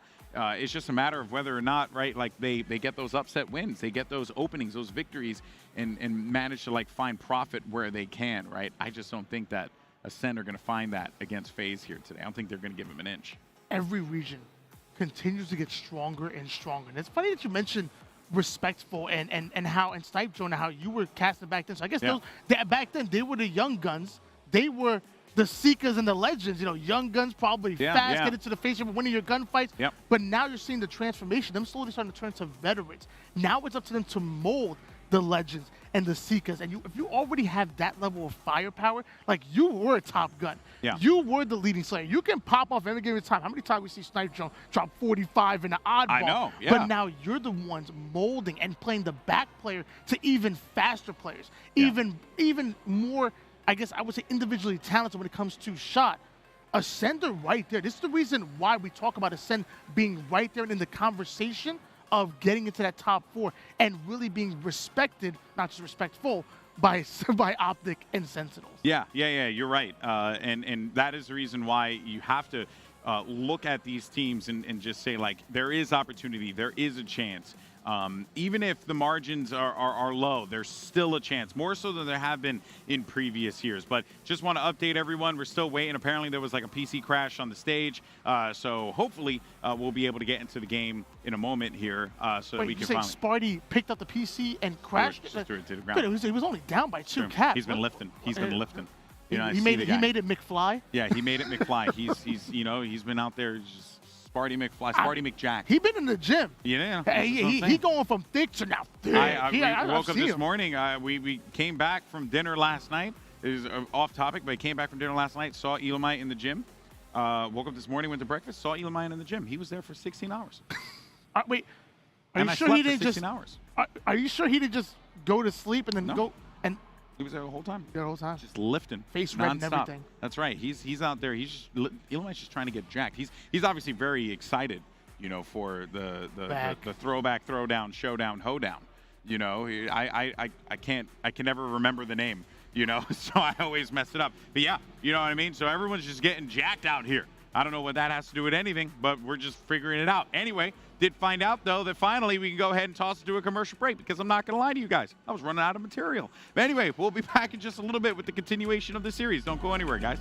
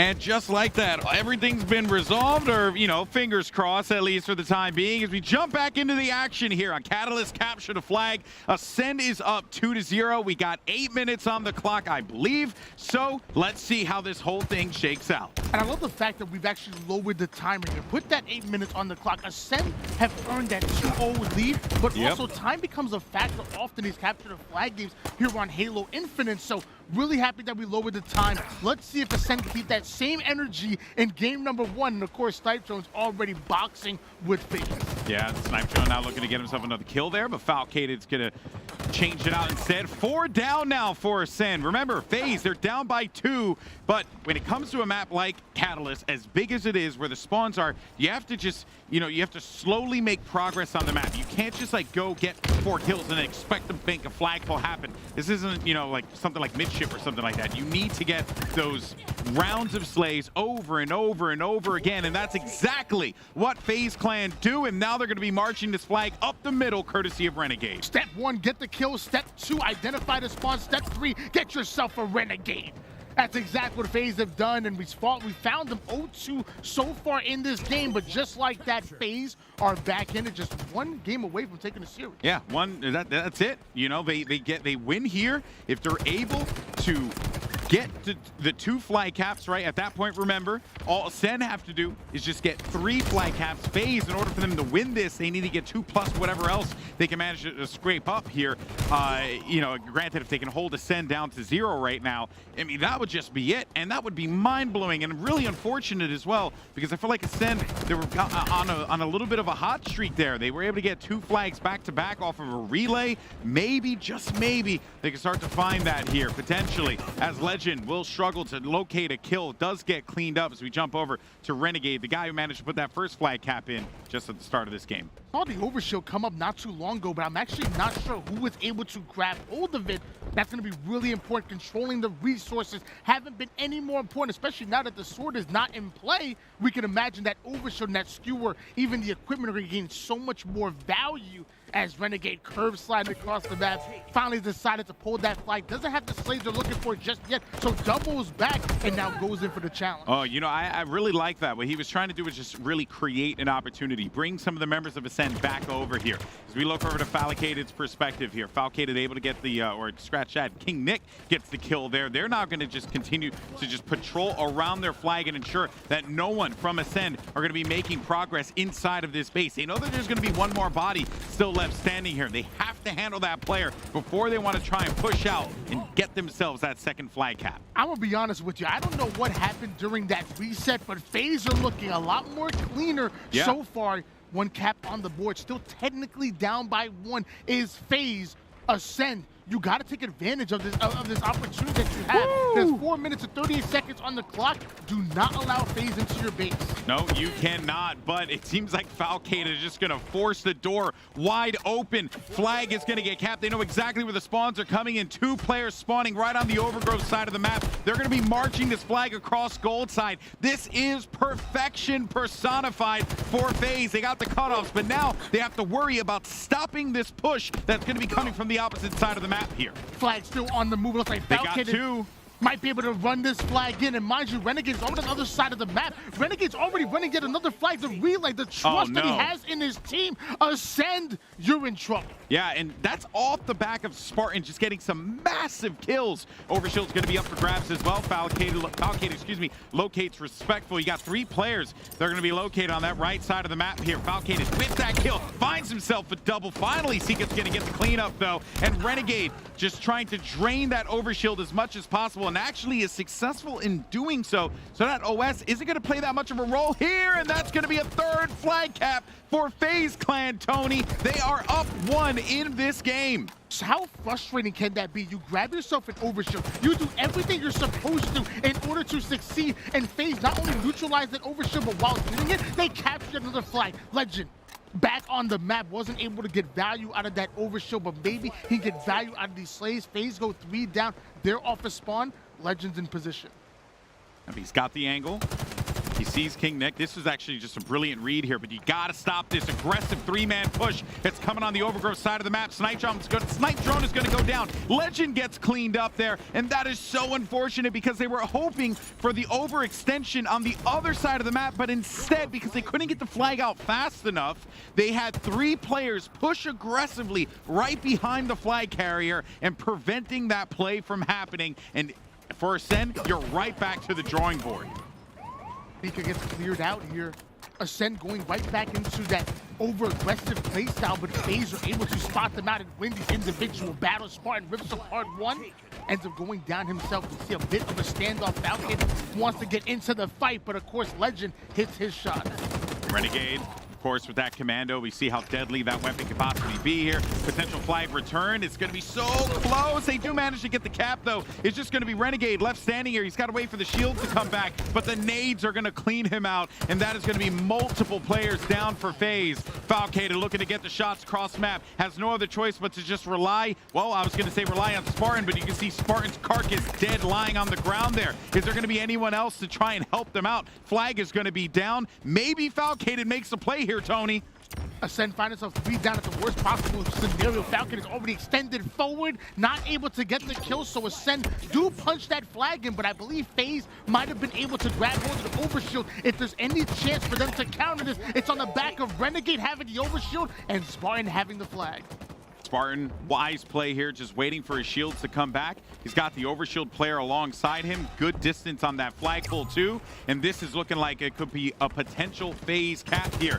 You really want to clear out some of these players that are going to be lurking. 2 players go down, as a matter of fact, for Ascend. Make that 3. Snipe Drone's going to be the last man standing on the opposite side of the base, but he will get skewered by Renegade. Spartan marches his flag across. This could very well be flag cap number 4, and it is. With only 1 minute left on the clock. What a bounce back, Tony, for FaZe Clan. This was technically a tied up game, but now FaZe only 1 cap away from taking it. Ascend still 2. They still have that 2 cap lead. That's right. Going from the 3. reset here. So at this point, Ascend are still in it, but there's 43 seconds on the clock. At this point, FaZe might just play keep away with the flag. Yeah, they really could. They have to just try and hold this one off. Only a few seconds remaining. 4 players down for Ascend. Seek and Snipe Drone are going to be the first ones to answer the call. But with King Nick on the cross here, it's going to be really hard to cross this map like this when you have a BR peppering you from distance, just as it is. 20 seconds remaining. Spartan's going to be tucked away in the back of the base. All they got to do is hold the line, and that is curtains for Ascend. What a heartbreaker. And I know that they were really starting to find some momentum at the start of that game. Obviously, things happen. It's unfortunate, but FaZe Clan managed to pick up a pivotal win here. A statement was made. 4-3. Don't let your eyes deceive you there on the screen. 4-3. FaZe get the win. Love that you said a statement was made. What did we talk about before the series? An up and down season for FaZe. That's right. We didn't know what to expect for them. You know, you bring together what we thought was going to be a god squad.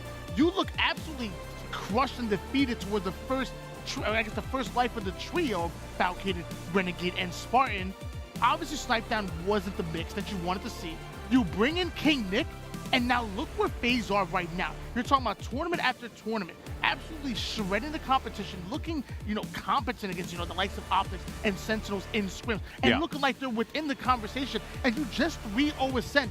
Ascend have really been stepping into their own and been looking dominant, and you couldn't tell by that series. No, you couldn't tell. That's the scary part about this. And now FaZe Clan, with that win, they now feel just a touch more comfortable, I would say, in this group, right? As they should. This was a fantastic, it started really with game 1. Once we went and recharged Strongholds, Tony, you could tell that just the tone of the game was just going to be FaZe aggression over and over and over again. That is exactly what happened there. That's why it's 250-65. And you know what? There was a world, there's a multiverse out there where Ascend wins the Aquarius Slayer game. There is, it could be, but I think that there was a potential, but ultimately, that's not the universe we live in.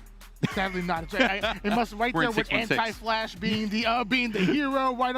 I'm not sure which Reverse multiverse flash, that. reverse flash, you know? I said anti. Yeah, I like how I said 616 and I made a multiverse reference and then you made a DC reference. So I actually really appreciate that. Thank you so much. You know, as a comic book fan, I really like that. But you can see the game that's coming up next on your screen. We're going to get Cloud9 here on the Bravo stream against Space Station Gaming. Tony, always a pleasure. I want to get your quick thoughts on that game though, man. How do you feel about C9 this event?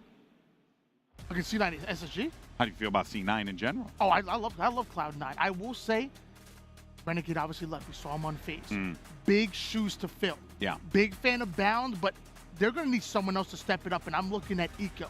Eco's been not only the IGL, but sometimes in the Slays department, he's dominant. So I will say Cloud9, are they as good as they used to be? That's up in the air. Are they still an amazing team that demand respect and are still gunning for a top 4 spot? Absolutely. Yeah, you know what? You heard it here, man. I think you and Tony, or you and Active, are going to be making the call on that game. It's going to be a sick matchup. You don't want to miss it, though. C9 takes the stage here on the Bravo broadcast versus Space Station Gaming. Don't go anywhere. Plenty more Halo coming at you after this.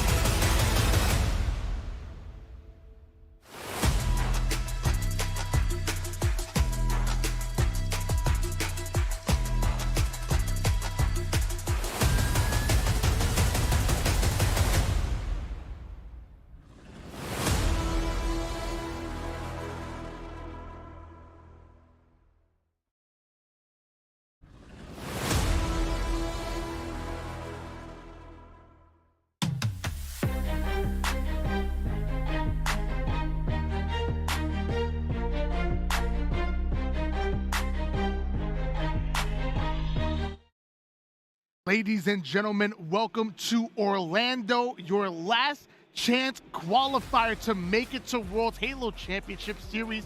I'm Wanna Be Reckless, aka Wanna Be Cast, and this is my man Active, and we have a matchup for you. Cloud9, back-to-back LAN champions, going up against the #1 team in Latin America, Space Station Gaming.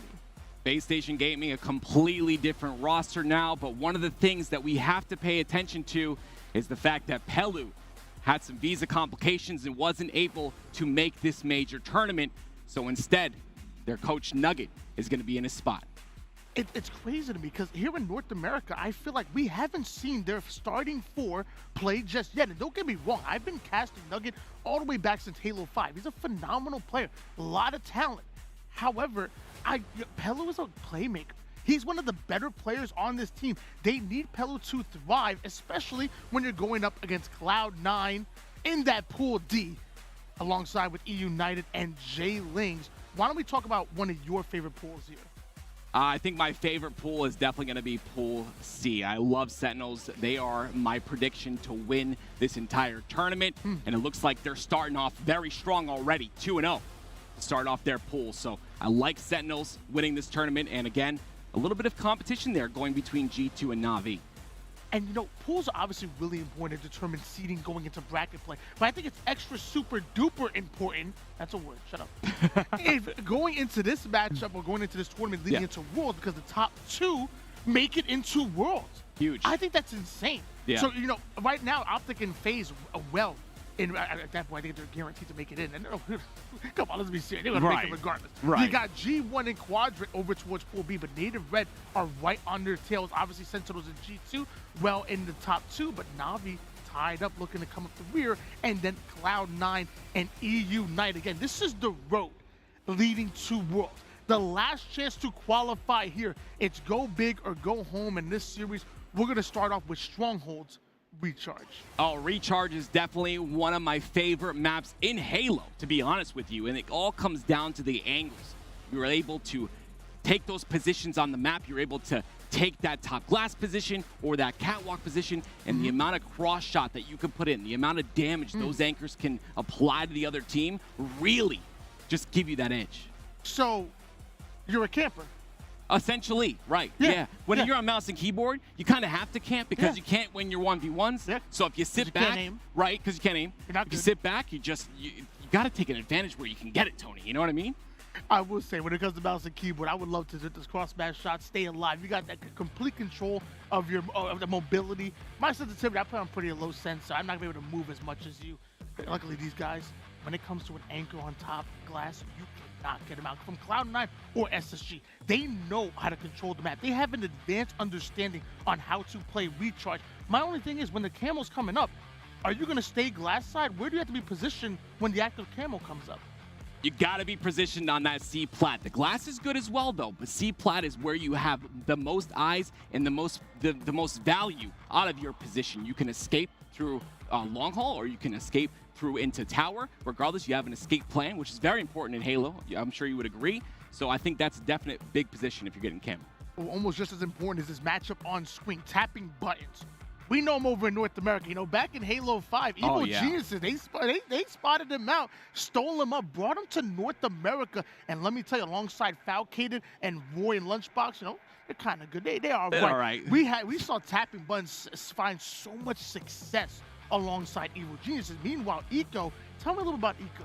Eco has stepped up in the Slay department. With Renegade leaving this roster, there were some big shoes to fill. I call them clown shoes. Renegade's not a clown, but he has some clown shoes to fill. And honestly, Bound is a great player, but he can't fill those shoes fully. So you need Eco to back you up, and Eco has done just that in the Slays department.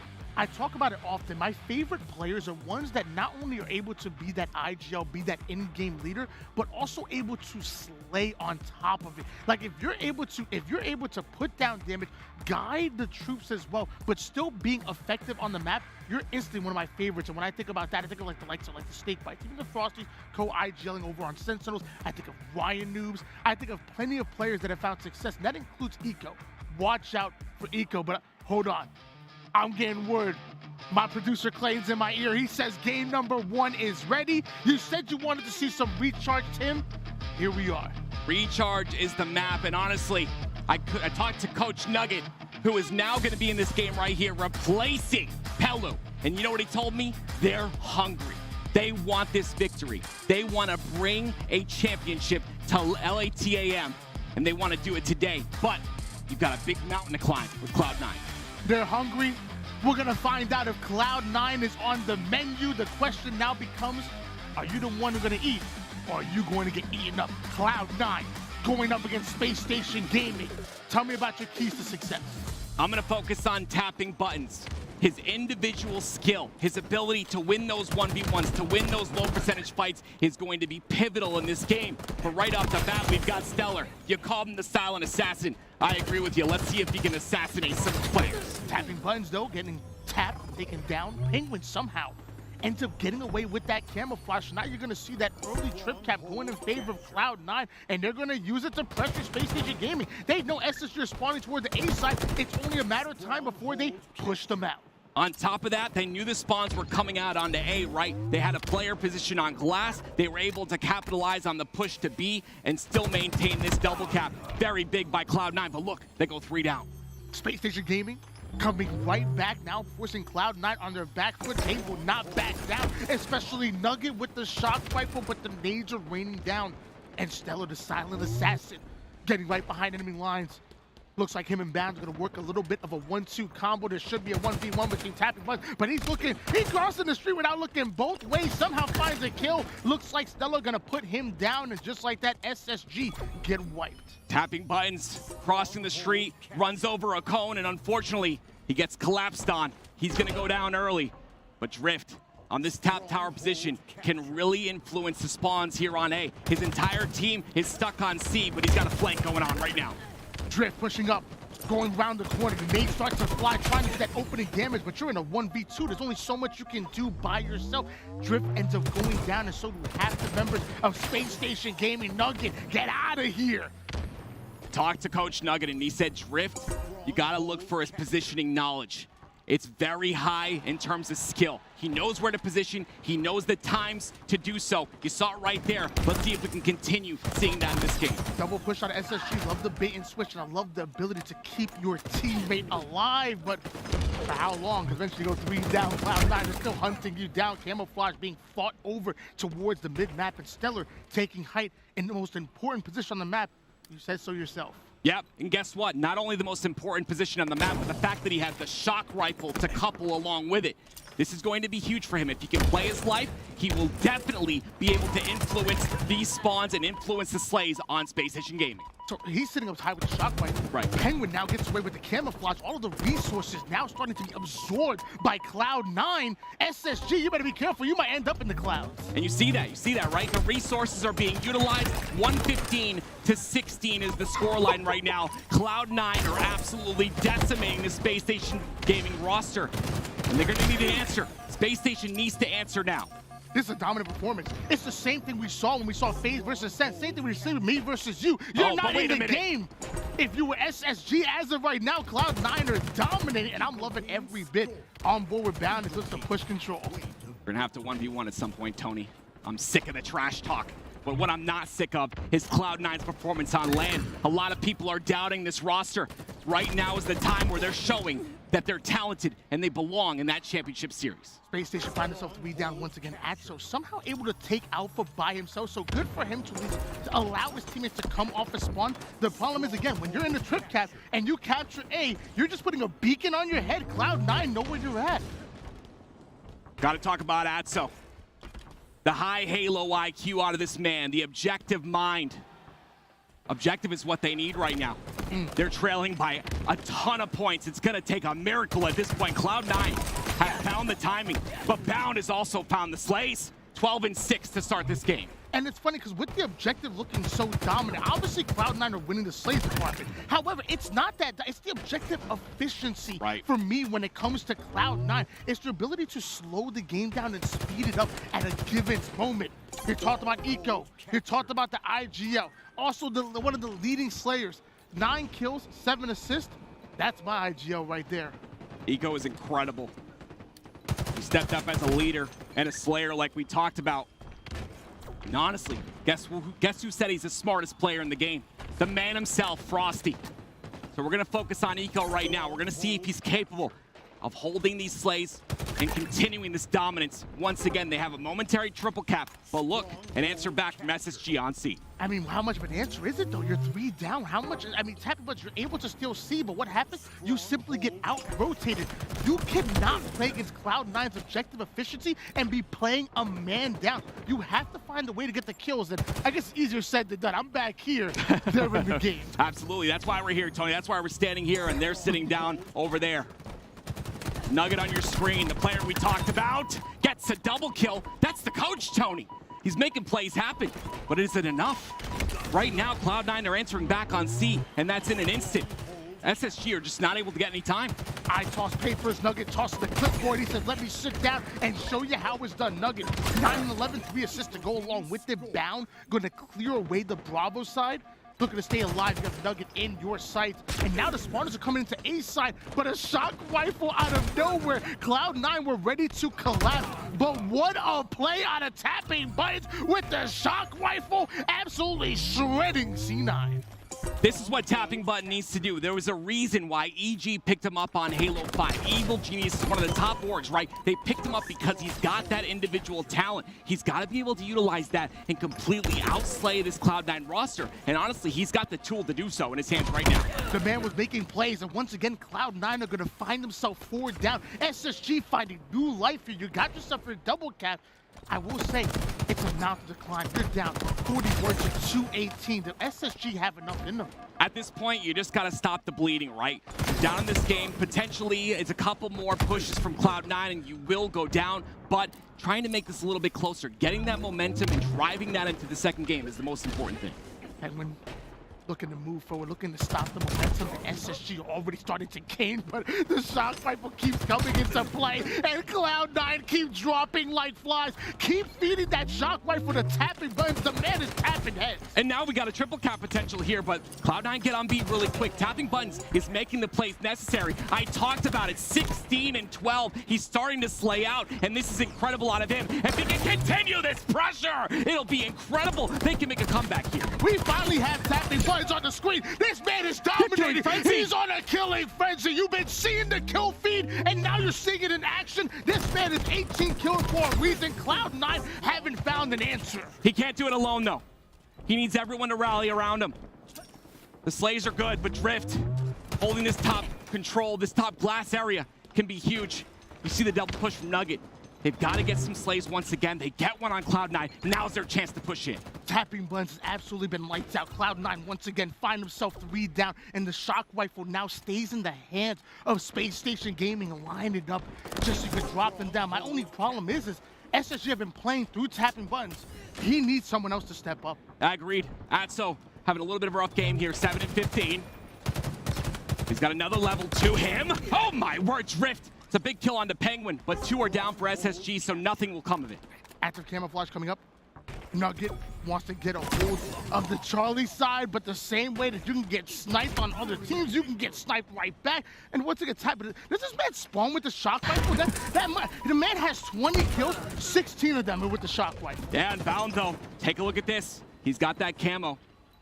C was Space Station Gaming's cap, but honestly, Cloud9 had out-rotated them. Right now, they're going for some sneaky caps on A and B. They got both of those, but look, Cloud9 only need 12 more seconds to win this game. SSG, you're holding on to the double cap. Cloud9 are so close to grabbing a hold of that 12 seconds here. You have to do everything you can to slow them down. Bound not able to get as much value out of the camouflage, but he still finds himself over towards the A side, but now pushed out as tapping button adds his 54th shock rifle kill. It seems like another CA setup now coming in. SSG getting more and more points. Cloud9, one more punch. Tapping buttons! Another double kill out of him. 140 to 238. Tapping buttons is on fire. 24 and 15.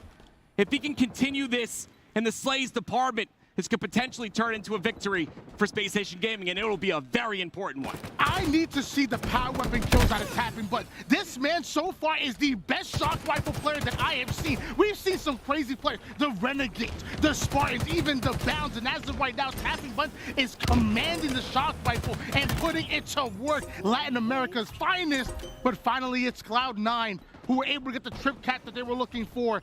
Despite the fact that Tapping Buttons was absolutely going off, it's a team game. Cloud9 show you that. That's all they needed. Cloud9 needed one more break to finish out that game, and they got it. But I got to talk about the mental coming out of SSG, right?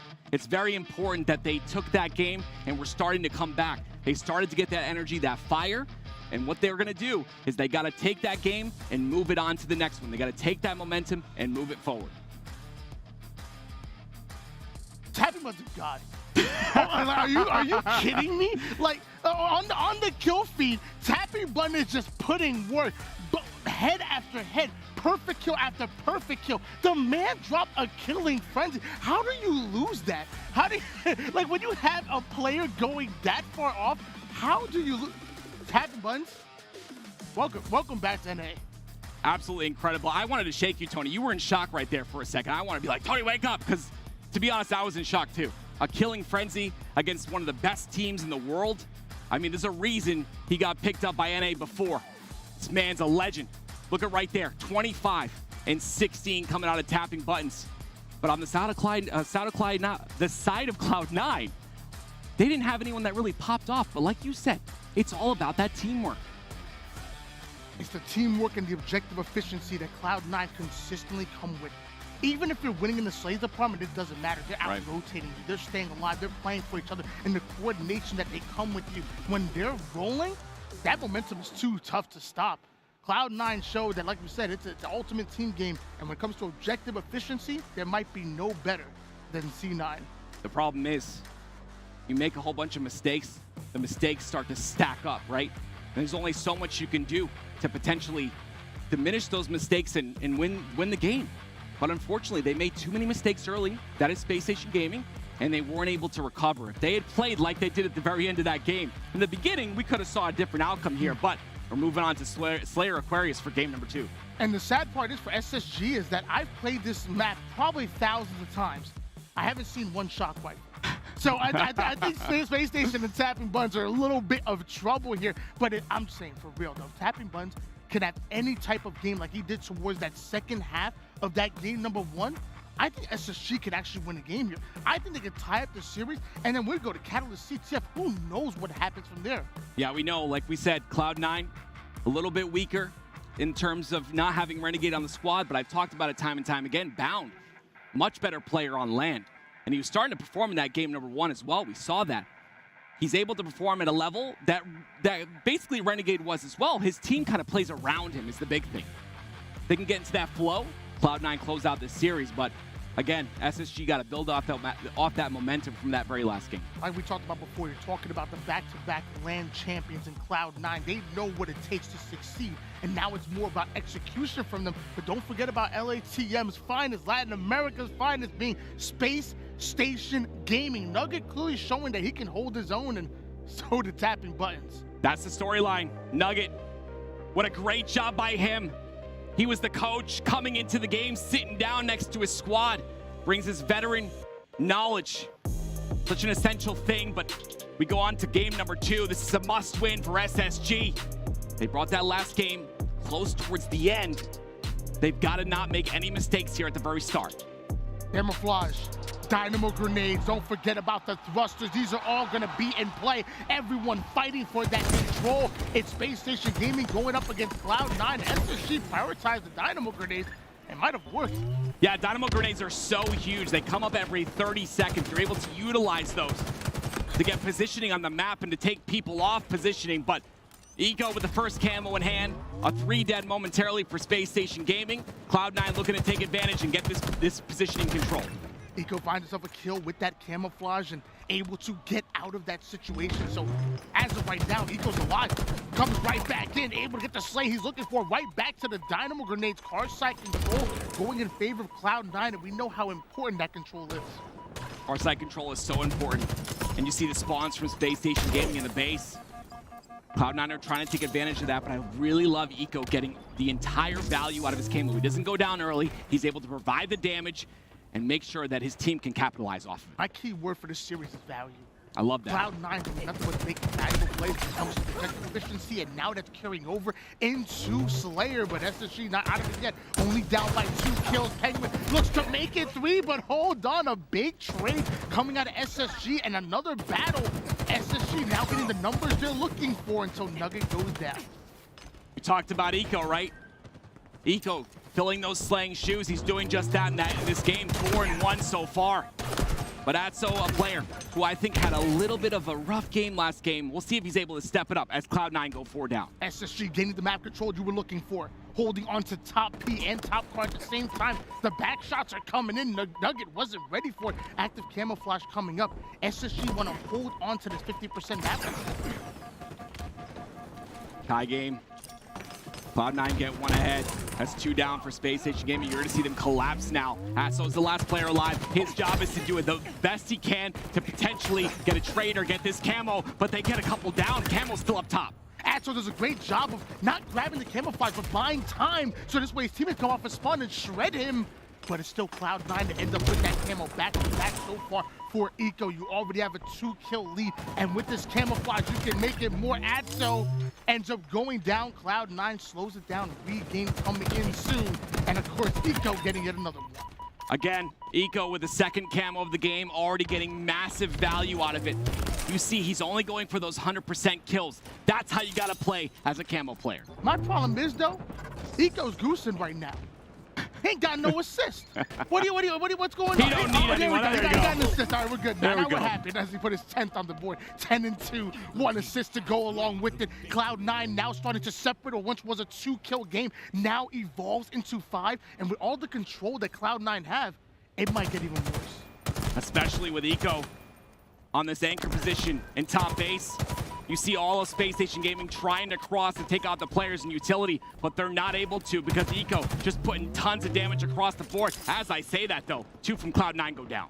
Are they timing the dynamo grenades? Yeah. Eco's literally been on top of these dynamo grenades every single time. The moment they come up, Eco is there, making their brain the audio cue, the damage, but Nugget finds himself a kill. The trade is in Eco. Giving up his position to make sure he prioritizes this kill, tapping his buttons, not ready for the flank, ends up going down himself. Cloud9 keeping all of their members alive. And again, now still a 5-kill game. We're going into when it matters most. That's right, 5-kill game. They're keeping it close. Eco with a beautiful heads-up play and some discipline. He's going to get another kill there, but Space Station Gaming doing a good job of not taking away too much. Look at this. Eco with a killing frenzy. He's matching tapping buttons from last game. He says, I'm better. We handed out killing frenzies like some kind of Halo Oprah. You get a killing frenzy, you get a killing. Everyone gets a killing frenzy. As Eco's staying alive, might want to show this funny wide shots going in. So is the Plus able to put the one player onto skates, but Atso cleans him up. And with the dominance that we were seeing out of Cloud9, why don't we hop into the comms? Why don't we find out where this coordination's coming from? Shit. Gonna throw us Two right unbound. here. Nice trade. Wow. My P tunnel, one shot yellow P tunnel. Looking, behind the blue window. He didn't come out. He didn't come out. He's on my flag. Yeah, I think he is. Absolute on the commando. Right on you, Absolute. You want Kevin in blue? 3 dead. Nice. See, that's Oscar, what I'm blue talking closet? about. All dead. Nice. Blue thrust is up. Blocking yellow flag. I'm in blue Who's closet on with blue, you. maybe? I'm in blue closet with you. Yeah, blue. Yo, shocks up in 5 seconds. Right, I'll go get from. I'll go from. Got another one. I'm coming window at him. Top car right now. P2, 2-shot, blue. Two, one shot on me. Two on Braden. Looking Yeah, at both your on the nades, He's going yellow fire. No, P1 yellow. I'm pushing yellow. The one thing I could always appreciate Cloud9's comms is it's never frantic. It's Agreed. simple, it's easy to understand, and there's nobody clogging it. Cloud9 able to dominate here. Now you're just 1 kill away. Stellar on screen, pushing up over towards the car side. Ain't nothing crazy about it, just good Halo. Dynamo grenades raining in. Of course, they have it on the timer, and of course, SSG on the timer, and their time's up. What's crazy to me is the fact that, like I said before, Frosty said Eco is the smartest player in the game. Tony, when you have the smartest player in the game, but they're also getting 19 kills in a Slayer, what do you do? Eco was on fire that match. Go down 0-2. and you pray you don't go down 0-3. As of right now, Cloud9 are looking good, and they're exactly the team that we thought they were. It's not the fact that SSG are playing bad. In fact, I've been huge on tapping buttons so far, especially in that game number 1. SSG have been able to keep things close, even in the Slayer. But Cloud9, they're just levels above. Cloud9 are still a top 4 team in the league, and they're still in the conversation of winning. I can see a world where maybe Cloud9 pull off an upset on either Sentinels or Optic, who are the heavy favorites. Yeah, I hate to go on my predictions because, maybe it kind of sways me in different ways, but I had Cloud9 as third. I think on land, they're a way better team than they are online. They take these games very seriously. But honestly, what's the next map here? I want to take a look at the series layout to see if Space Station Gaming could potentially come through with a chance here. CTF Catalyst is our game number 3. What are you thinking about this map? I'm not sure about Catalyst as far as with Cloud9. Okay. Obviously, there's been teams that have been able to get big wins on them as far as the map, including that Slayer where G1 were able to beat them in that game number 5 in the North American Super. But I will say, as far as capture the flag team, I'm never betting against Cloud9 and CTF. You better be going against one of the big dogs. I'm going to bet against Cloud9. Objective efficiency, not a problem. Over-aggression, not a problem. Staying alive and playing for your brother in arms, not a problem. Cloud9 are the favorites going into this game number 3. SSG are in danger of getting swept. Of course, we got to talk about the gentleman's agreement, right? The sword not being utilized here. The map plays very differently without that sword. It's not all about just running around the corner or maybe holding corners as well. It's more of a kind of a triple push on one side of the map. We'll see Cloud9 kind of utilize that. But again, the big thing for me is that OS in the middle of the map, being able to use the resources to get that OS and give yourself an advantage. We'll talk about the sword another time, because I got a thing or two to say about the GA. But I will say, without the use of that sword, we've seen time and time again Catalyst get very skewer side heavy. You just have more resources. You have that skewer that sits over toward the top side of the base. You want to make sure you get a hold of it. Right. There's so much cover and so many angles that you can pull while you're playing alongside of that. And don't forget about the grapple. You can go under the map, around the map. You can spend 80% of the game outside of the map if you use the grapple correctly. Yeah, I think the grapple is very, very essential. But let's take a look here at Bound and Drift.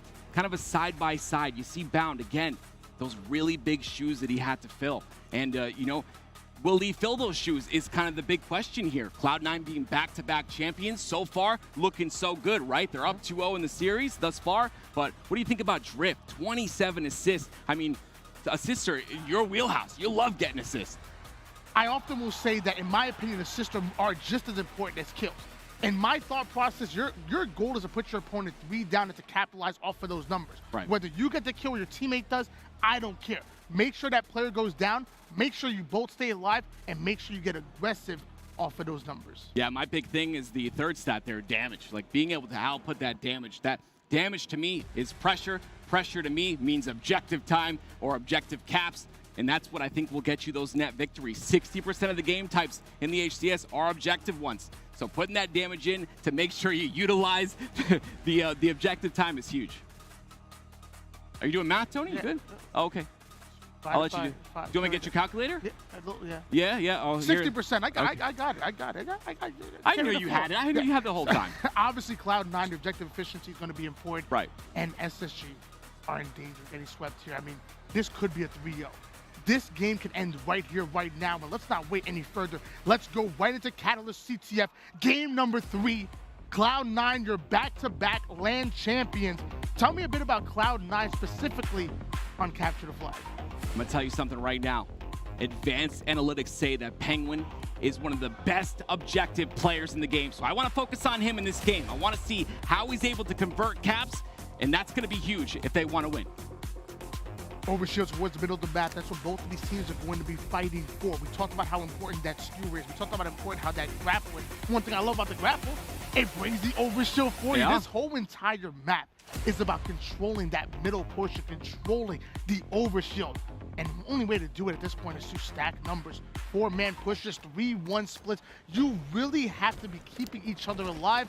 Otherwise, you might as well be not getting the kills. We've seen that grapple being utilized to move this flag quickly. You see how big the cross shots are. The angles on the cross from side to side on the base. That grapple's being utilized to pull the flag quicker across that map so you don't take all that damage and you can convert. Space Station Gaming already starting to gain a bit of control, but it looks like Eco follows up quickly. But Eco, he's on the menu. They said SSG are hungry. Barbecue is Eco. It's crazy what it would mean if Space Station Gaming were able to bring a championship to LATAM. Can they do it? They've got to surpass the mountain of Cloud9 first. A big double there, but even scoreline. Paviman just accidentally drops a grenade, finds two, cluster luck. Eco, though, comes right in with that aggression. Nuggets trying to run the flag. He thought he had an avenue, has to slow down, get himself the kill. Now defend the return, just too much for him to handle. Eventually, SSG gonna lose control of this cap. Cloud9 do a great job of just clearing them out of the base. Yeah, and that's what's really good about Cloud9, right? Their efficiency when grabbing the flag. They grab the flags, and the conversion rate on those flag grabs is big. They're one of the best in the game at converting those flag grabs. So you're not going to see them scrappy on flags. You're going to see them set up and wait for a flag pull that is opportune for them. Now we can see if Atso and SSG can capitalize on those deaths. If you could have them 3 down, you got to have the efficiency to be able to pull this flag and to run it home. That Drift, you got to hit your shots too. Bound needs to go down. Sadly, Drift ends up doing the same. Bound comes right in, clears out the base. SSG had prime opportunity off of one more kill. They could have pulled that flag. Sadly, Bound and C9 simply make a play. That's the big thing, right? You said one more kill is all they needed. Cloud9 are aware of that. They position perfectly to make sure they get the trades, and so they don't get their flag pulled, and they play some great defense. Ooh, Bound from Cloud9, able to get away with the skewer, lands a beautiful shot, but can't pop the overshoot. That's going to be problematic. Penguin gets himself positioned. Eco giving up his life in order to grab it. Not sure if that overshield made it off of the back. We see Penguin trying to check it. He's wondering, where did this overshield go? Sadly, it must have, I don't know, phased through the map or something. That OS is gone. The OS is gone, but we talked about how hard it is to have that OS at the very bottom of the map. The fact that you're not able to really just get it for free. You got to use the resources like Penguin is right here with the skewer.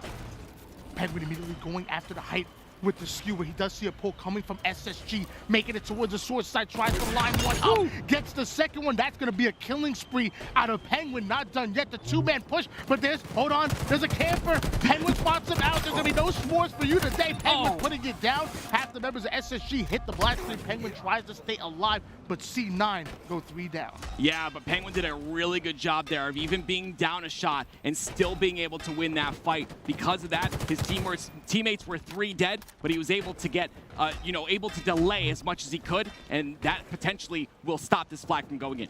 Bound making his way through, making sure that sword side is cleared out. That flag isn't enough just to pull it. You have to make sure you create a lane and an avenue of handling. That's what Cloud9 are best at. Bound finds himself another kill. 2 one-shots end up getting the double melee. Bound able to clear this out as that flag is on the move once again. Bound is one of the most exciting players to watch. His movement, he's the movement king in Halo Infinite, and he was in Halo 5 as well. And you see the objective master I talked about. That's gonna be Penguin. Pulls a flag and watch his conversion rate as he tries to get this in. 3 down go Cloud9. Penguin, it's his last opportunity to get this flag in. Almost able to get it, but a last-ditch effort. It's Atso Uchiha pushing him in the Genjutsu and on skates and losing him as he pulls that flag forward. Eco luckily able to get away with the overshield. The question is, what happened with that flag? Was it returned? And is SSG running one of their own? Yeah, that's the problem, right? SSG is on the counter cap situation now, and Eco had traded the overshield for that, but look, he's going to be able to play some defense now. Flag might have not gone in, but the overshield does end up in the hands of Eco, and we do see a return in favor of Cloud9. They have to 2-man push it as SSG are now starting to come off a spawn. Eco lines up those shots. Atso going down to 1, but Atso's hitting his. Atso did great right there. He was able to delay. He stayed back, didn't push in. He knew 2 members of Cloud9 were there. Stayed back, got a kill, got 1 kill. His teammate Drift gets another. Beautiful job by SSG. SSG are doing a great job of just staying in it mentally. They're down 0-2 against one of the best teams in the league, and SSG have not given up. Atso has not given up. Tapping buttons has not given up, and SSG are getting aggressive. I gotta talk about Nugget though, Tony. Look at him. He's keeping up with one of the best teams in the game, coming off as a coach. That to me is incredible. You're in a coaching position, but you sit down with your team and you're able to compete. That's great to me. 8-8 to start this game. Nugget on screen, finds himself getting another kill, moving forward for the double. The flag is coming forward. Eco drops flag, make sure he gets that kill. But you got to count for tapping buttons. He's still on the map, and he's still pushing forward. If Cloud9 are going to put this flag in, they got to deal with tapping buttons. Yeah, he's got 3 members to deal with, though. Bound is going to push in really aggressively. He's going to turn his back. Stellar has to win this 1v1, and he does. And that's what makes Cloud9 so very good. But you still got 4 members of SSG to deal with here. There's lines of shots trying to stop Eco from punching that flag in, but it wasn't going to be enough. A 1-0 lead in favor of Cloud9. Just 6 minutes left in regulation. SSG are on the clock. They have to cap at least 1 flag. You got to tie things up. It's going to be huge. I think SSG needs this OS, but they're not going to get it. Penguin, once again, that's Cloud9's 3rd overshield in this game. That's really what sets them apart from SSG. These overshields are pivotal when you're trying to get those flag caps and those flag grabs. Penguin having the overshield to work with is his job to create opportunity for Cloud9 to go through. Opportunities never given. It is deserved. It is earned. And Penguin's already in the base of SSG. The shots ring out. Drift is going to go down. So do 3 members of SSG. And it looks like that flag is already on the move. Cloud9, objective efficiency, check. Aggression, check. Penguin, check. Winning, check. They're doing it all at this point, Tony. Penguin, we talked about his objective efficiency. Like you just said, Atso's the only player to deal with, takes care of him pretty easy. And that's going to be another flag cap on the board for Cloud9. They're looking to close this out right now. 2-0 lead for Cloud9, same as the game as the series here. Bound controlling the skewer side of the map. It's a beautiful kill and assist out of them. Cloud9 now going to be able to advance forward. SSG coming off a spawn. They have to clear C9 out. You can't allow C9 to consistently be in your base. Bound. The grid push by him, but he gets traded out. Atso gets a double. That's 2 down. Now they've got to capitalize on this. Cloud9's going to get that back flag spawn, but they've got a Stellar to deal with. They deal with him. This is good from SSG, but they've got to get another round of slays. Atso and SSG are pushing up. They're in the base of Cloud9. They're in the lion's den, and you get eaten up. 3 down goes C9. Bound able to go down as well. So SSG, they find the kills they're looking for. They need to capitalize. They need to pull the flag, but so far, no one in position. They've dedicated all their resources towards the kills. Nobody was ready for the flag. Yeah, that's unfortunate. They get the slays. They weren't in position to pull, and Cloud9 got another favorable spawn on their side of the map.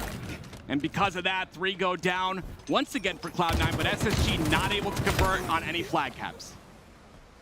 Gotta convert. It's not just about the slays, it's what you do with it. We've said it time and time again. Right. When Cloud9 get those kills, when they get those pulls, those flags go in. It's not about quantity, it's really about quality at this point.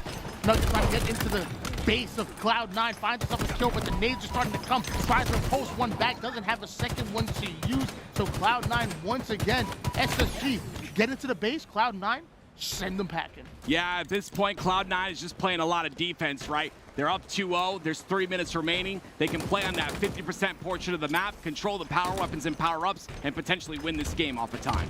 Resources are key. Cloud9 are well aware of it. Like you said, they're just playing defense. They're playing the time at this point. There's still 3 minutes. There's enough time for SSG to make a play. And hold on, Slay's going in favor of them. Stellar running that flag forward. Space Station Gaming not to turn their attention towards Stellar. And even though they're able to get the kill, it's still forcing SSG to slow down and buying time for Cloud9 to come off a spawn. That's exactly what they're doing. They're coming off a spawn and pressuring once again. They're not letting go of the pressure, and that's what's making it really hard for SSG to get out of their base at this point. I thought they were playing defense. I'm completely wrong. Bound is playing offense. A triple kill comes out of him. He's 24 and 18. 4 down go SSG. Another flag now being run by Bound and Cloud9 as it quickly approaches the 50% portion. SSG now going to be forced to rotate right off a spawn. Bound not slowing down for anything. Multiple members of SSG are trying to get in position, but Cloud9 are building a wall, and because of that, Bound doesn't even get touched. Not once. Not shot once on that flag run, and that's what makes Cloud9 so good. We talked about it before. They don't pull scrappy. They pull calculated, and they did that just now. Another 4 down for SSG. And now becomes a question of, is it possibility or is it probability? Is it possible for SSG to get in the game? Yes. Is it probable? No. We have less than 2 minutes on the clock. You're talking about less than a minute per flag cap, and not to change the subject, but clear going against Cloud9. I'm not just talking about a minute per, I'm not talking about a flag cap per minute. I'm talking about doing it against one of the best teams in the world. And individually, they've got to do it versus Bound. 27 and 18. The question was, can he fill the shoes? He's filling them real good right here. It's great to see him comfortable on the LAN environment. And you see Penguin, the objective mastermind, gonna put in their 4th cap. Nobody in position for SSG. It's getting bad. They're now talking about a 4-0 lead. Not only do Cloud9 only have a minute and 16 seconds worth of defense that they can play, they're 1 cap away from taking the game. Forget the game, taking the series. Unfortunately, the series on the line here for SSG, and they're already having a rough go about it in their pools, but now this makes it even worse. That's all the man on your screen, 55 seconds left. I mean, when you're looking at this team in SSG, I talked to Coach Nugget, and he said that their problem was they have never gone to a major with a full roster. That makes it really difficult, Tony, to be able to build chemistry and bring that to an event. It's really tough. Space Station Gaming, they're obviously a solid squad. Again, forget solid, a great squad. Right. One of the best teams, if not the best, out of Latin America. And so far, Cloud9 have simply had their number. And now the question becomes, if you had Helu, would this be the same level of dominance? Would it be a 1-2 game, maybe having new life? As of right now, Cloud9, they're just 15 seconds away from coming out on top. Bound ends up getting himself an assist. Cloud9 are pushing forward. At this point, it's just icing on the cake. Cloud9 will be taking it. Said the Cloud9 had their number. How do I get their number? I think they need a coach. I can hop up there and show some, bring some of my knowledge of, almost 2 decades of Halo. But unfortunately, there it is. Cloud9, 3-0 against SSG, looking strong as ever. And it's what we expected, right? Cloud9 plus LAN equals greatness. Cloud9, they are who we thought they were, pulling off the sweep, even against Space Station Gaming, coming out really well in their pools. They're one of the favorites to make it through.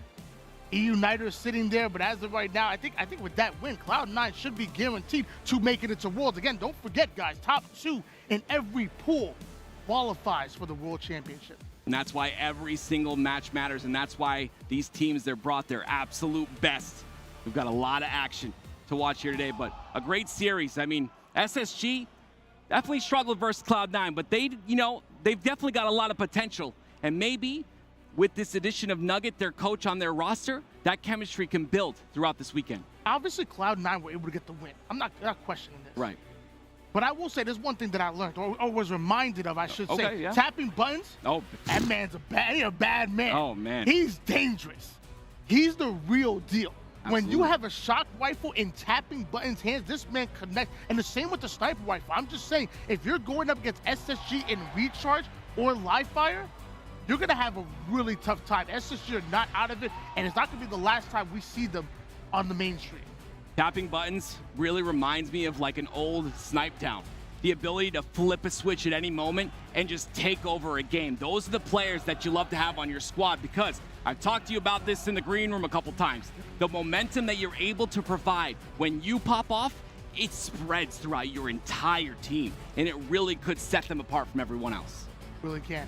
Tapping buttons, highly skilled, but Cloud9 simply better. 3-0 in favor of C9. Again, your back-to-back LAN champions. Maybe didn't get the win they were looking for over in Kansas City, but looking to change things here in Orlando. Your next matchup is going to be Native Red going up against Quadrant. Very quickly, why don't you tell me about this matchup here? I'm going to tell you right now, I watched Native Red versus G1. It went to a Game 5. Native Red look better than they looked before when they were previously KCP. These guys, like you had said, it's a new honeymoon stage for them. They're brand new. It's like your ex is coming back. You guys have a relationship again. That's what's happening with them, and it's working out because they look really strong. Native Red going up against Quadrant. Guys, don't go anywhere. When we come back, we're going to have more action-packed action here in HCS Orlando.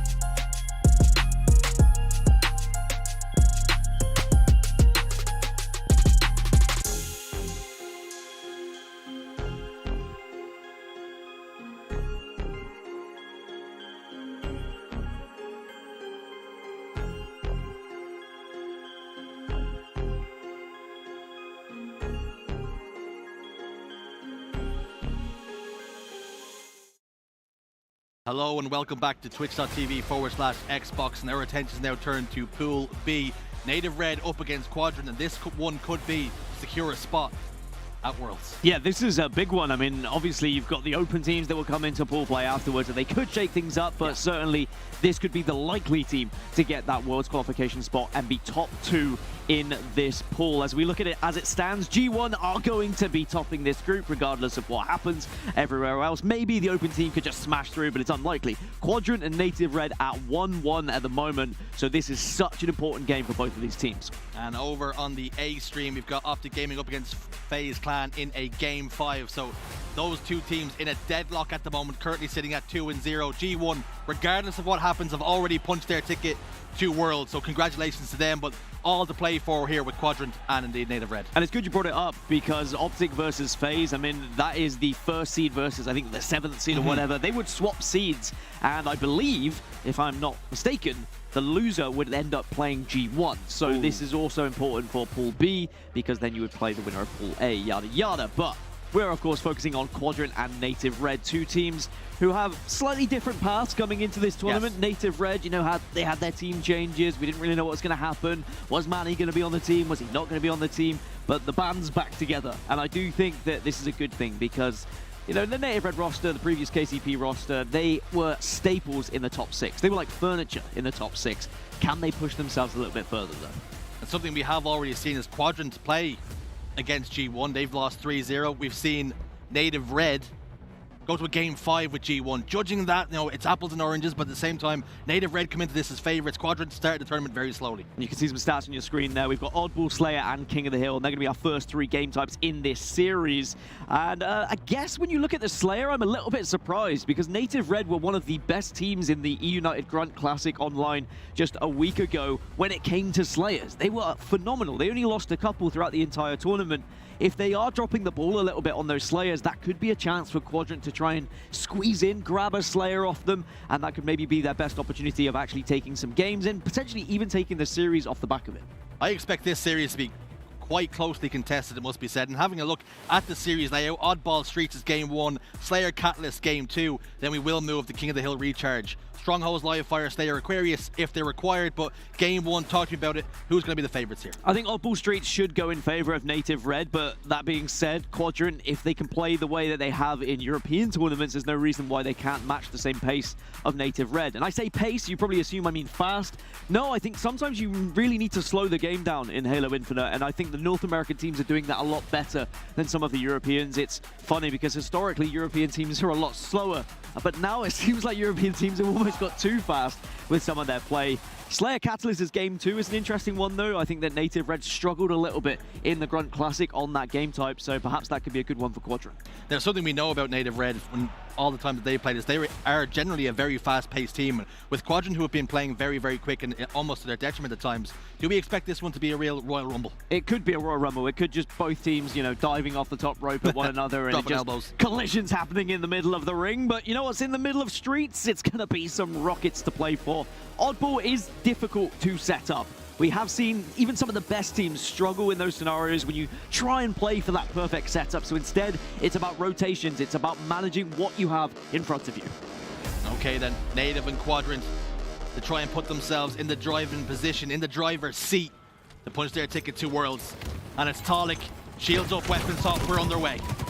And already you can see some aggression coming out over on the P side from both teams, kind of clashing as we maybe expected with the pace of the play. It's Native Red who lose the first couple of players, but can you actually stay alive here? Because we know how important some of these weapons can be, especially that Bulldog.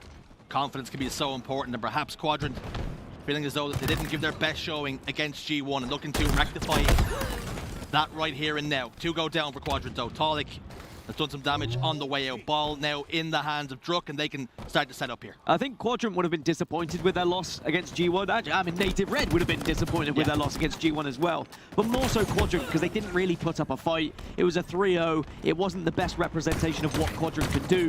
They need to show themselves as something better. And all 4 dead for Native Red. This is a great start for Quadrant. G1 Quadrant, a little bit of a squash match, looking to show what they're made of here, and perhaps they needed that. Onset talked about it on the desk. They need a little bit of fire under them, and perhaps that was exactly what they needed. Chick though, player down to no shields, lovely grenade banked off the stairs, and he will get the kill. But two members of his team are in the respawn screen as he waits for them to get back to him, and he's thrown the ball out. A little bit of a play ball, 17-14 here. Quadrant have a slender lead. And it could be a real statement from Quadrant if they were able to beat Native Red here. Remember at Kansas City when Ascend played against this roster, they just narrowly missed out in that game 5 and they didn't get top 6 because of it. If Quadrant were able to topple Native Red, that could be a 1-over on their fellow French roster. I mean, I guess it's not really French anymore, but still, that could be one that they could maybe hang over them for time to come. And it is important to note, if you don't finish in those top 2 spots, you will be starting an elimination bracket run, and every game, every series from there on out is a war.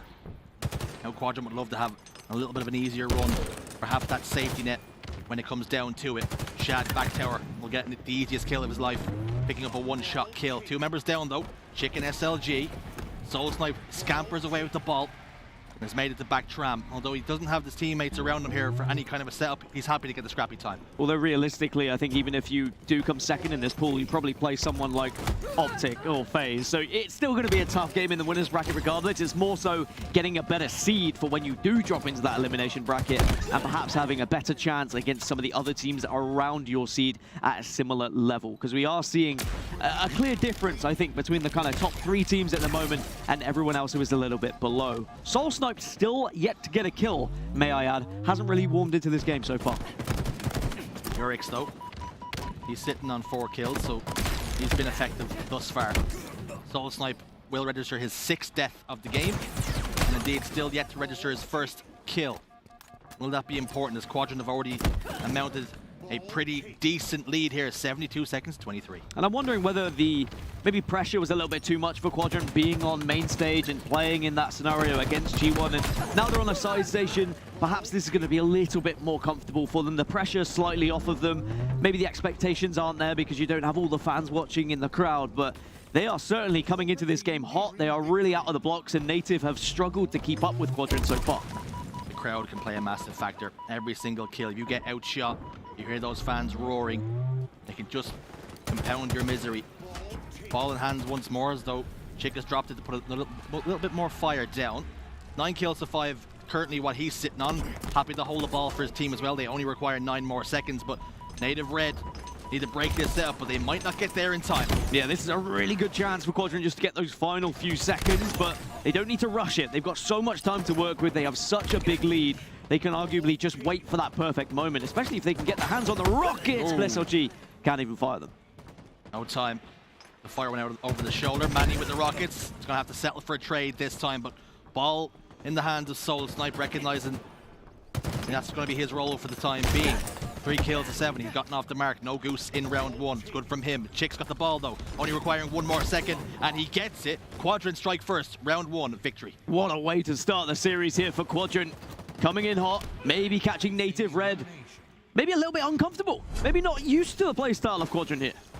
Perhaps G1, that performance that Quadrant put down, Native Red were thinking this is going to be a little bit of an easier task than had first been anticipated, and all of a sudden, Quadrant catching them cold. I'd hope not, because I think there's one thing that North American teams are learning that throughout these past few events is not to underestimate these European sides. The region really has come into its own. It really is starting to become a real threat in the international scene. They are genuinely competing for top 8, if not further, top 6 positions. So you've got to give them the respect that they deserve. I think Quadrant have come into this game just a little bit better. I mean, in particular, Soul Snipe seems to be slow, hasn't really got into things, might not be quite warmed up. Maybe he had too much food during his break and hasn't been able to burp it all out yet. You know, you've got to consider all these different factors. You are making up excuses. That's what I'm hearing. But the European battle drum roars on. 17 seconds to 0 here. They've taken a standard lead right off the rip. Tonic gets 1. Chick will trade it out though. Easy as you'd like. 3v3 on the map. Ball though in the right position of Quadrant. A really good start from Quadrant in terms of how they've been able to set up with the ball. It's not been too scrappy for them as well. It's been a considerable amount of time each time they do pick up that ball. But can we now see on the other side, Native Red now really set up because they got 3 dead from Quadrant. But again, Urix still able to find a kill despite the fact that the rest of his team was down. It's so important just to get that kill. If you're the last surviving member, you ensure that they cannot get a comfortable setup. And that's exactly what Chick has done. It's so important. It's vital to really upset any sort of flow and rhythm that Native Red are trying to put together here. Ball down on Statue. Seen Stalker Rifle ring out from Chick as well. A couple of plasma grenades go down just to deny that territory for now. But Manny's picked up a double in the feed, and that's going to hurt the chances of Quadrant here. Should result in ball time. But Nurex has got that shotgun, he's got that kill. As a Shad, and all of a sudden numbers flipped on their head. Soul sniped the last surviving member. Good survivability again, though, from Nurex. Waits for SLG, gets the support, they get the final kill, and it's going to be ball control once more for Quadrant. And Nurex, oh, it's so unfortunate on the timing there. A great pre-nade from Manny. If that hadn't have come, that could have been a very difficult push, losing that first player, but SLG is staying alive right now. SLG hits some shots. Well, that's a wasted rocket. Gets the job done with the rocket. Value for money, not exactly there. Could have been an easier kill with the battle rifle. Perhaps ensuring that kill and putting SLG in the grave was the more intelligent thing to do. Shoots one more, takes himself down to no shields, and that will ultimately result in a trade as a consequence. Native Red gain the lead. Quadrant, I don't think they'll be too worried though, especially after that first round. But one thing I've learned from this tournament and the European teams, you've got to keep ahead. You cannot afford to get behind because the comeback potential of these European teams doesn't seem to be as strong as the North Americans. So if you want to be a Quadrant fan winning, then you've got to expect them to constantly stay on top. Yeah. 6 seconds remain the difference here. Quadrant have it all to do, keeping it scrappy once more. Chick's picked up a kill on to Manny. That's going to be 2 dead momentarily. Shad has been traded out. Bulldog barking, Druk goes down, or Druk eliminates Nurex from the equation for now. He's just desperately trying to stay alive. 2 members of Quadrant. SLG, ball scooped up, opposite drop at this time, down to no shields. We'd like to see him survive here, and he does. Chick carries it away, but Soul Snipes waiting on the exit. Yeah, both players trying to do the same thing there, trying to escape, get their head down, try and get that ball away, whereas they just needed it to work together to eliminate Druk. But instead, all 4 members of Quadrant get eliminated. Instead, Native get a real chance now to put a considerable amount of ball time on the board. And when those next set of rockets come up, if they do not go into the hands of Quadrant, this round could very easily and quickly get out of hand. A score update from the A stream. Optic Gaming have got the job done in Game 5. They win 3-2 against bitter rivals FaZe. El Clasico has been settled. The Green Wall have gotten their victory. But as our eyes turn back over here, the green jerseys of Quadrant, they're looking strong. They are looking strong, but also withering away ever so slightly in this round too. They need to be biting back soon, and that's, again, Nurex, last player alive, still getting these important kills while he's watching the Rockets, and Scarpa's away with the ball. Nurex has been kind of targeted as a weak link in this roster ever since his addition. He was coaching them, of course, but then we did see the removal of Fragger, the addition of Nurex, and there's always going to be that extra pressure. But I tell you what, in this game, he has actually made some huge plays to keep Quadrant in it. Looking at the stat line, it reads 10 and 17 with 9 assists. He's been involved in 19 gun engagements, and although you'd be thinking, okay, he's gone negative, but the kills he have gotten have been really high value. 51 now to 36. Quadrant just starting to eke back into this one. Yeah, 1 minute 50 left on the clock as well, so this may not even get to the 100-point mark with how it is currently playing. All 8 members are up. This is going to be a big push here from Native Red. Druk gets the first kill, and now if they can capitalize on this, this is going to be difficult to hold for Quadrant. Shad has the equalizer in the Bulldog though. Ball's been dropped bottom middle, has been traded out. 3 go down momentarily for Quadrant. SLG in a 1v1, wins the 1v1, picks up 2 on the way out. Manages to do damage with that melee as well on that final player. SLG really coming into his own. It's a big tournament for him and for Quadrant here. I think they have high expectations, especially how well they performed in Kansas City. And they want to one-up themselves. They want to be the best in Europe as well. They came so close in Valencia in the regional in Europe to taking down Ascend. They took it all the way to the wire. But unfortunately, they still come out as the 2nd best team in Europe. But you can change that at an international lap. They have been in the shadow of their compatriots for a very long time. But could they change things in this tournament? Could they get the better placement? Perhaps push it to that top 6. The pressure is there, but they're showing great signs here that they're up for the fight. You think it's going to happen eventually, a European team getting into the top 6 in Halo Infinite, and it would be matching history. Of course, it's a long road just yet, but it starts with games like this, winning games like this, to give you that confidence that you can beat teams of this caliber of Native Red. Native Red, a fantastic side, some incredibly individually skilled players, and we've already seen the teamwork that they offer at previous events. So you've got to show that you are within your chances of actually taking them down. Well, you spoke about their placement at Kansas City. it was Native Red. That was the team that eliminated Ascend in that Game 5 on this very map. So if they can get this series victory, what a statement that would be. 2 down on both sides, 33 seconds left to try and grab this ball for Quadrant. Otherwise, Native Red will be tying up the round. Ball does get grabbed by Nurex. He is running it towards his team as well. But Torlik can change things here in a really good spot. Important kill for Torlik. Chick trades it out, but loses a lot of shields in the meantime. They have to keep a hold of this ball because time is starting to play a factor. Only 24 seconds left in the round. 3 dead for Native Red. Make it 4, and all of a sudden Quadrant roaring to life, and they've got that ball. Back tram and perhaps a full setup. Coming to life at the perfect time. Our Quadrant, they are going to take the lead, and they've got the Bulldog as well. As you said, all the pieces are here now for Quadrant. Native Red, are they going to fall apart? It's imperative that Chick stays alive. He doesn't, although 2 members have gone down in the process. This push has got to be final. It's got to come quickly because all of a sudden Quadrant are getting towards that 100-point threshold. Got to get that ball in a position where you can play it though. 22 seconds left. You can't afford to give Native Red a setup. What an opening that is from Shad. He's got the jump here on Torlik as well, gets the double kill. And now with only 13 seconds left, all 4 are dead for Native Red. And Quadrant have surely got this one in the bag. Quadrant set up around the ball. 5 more seconds.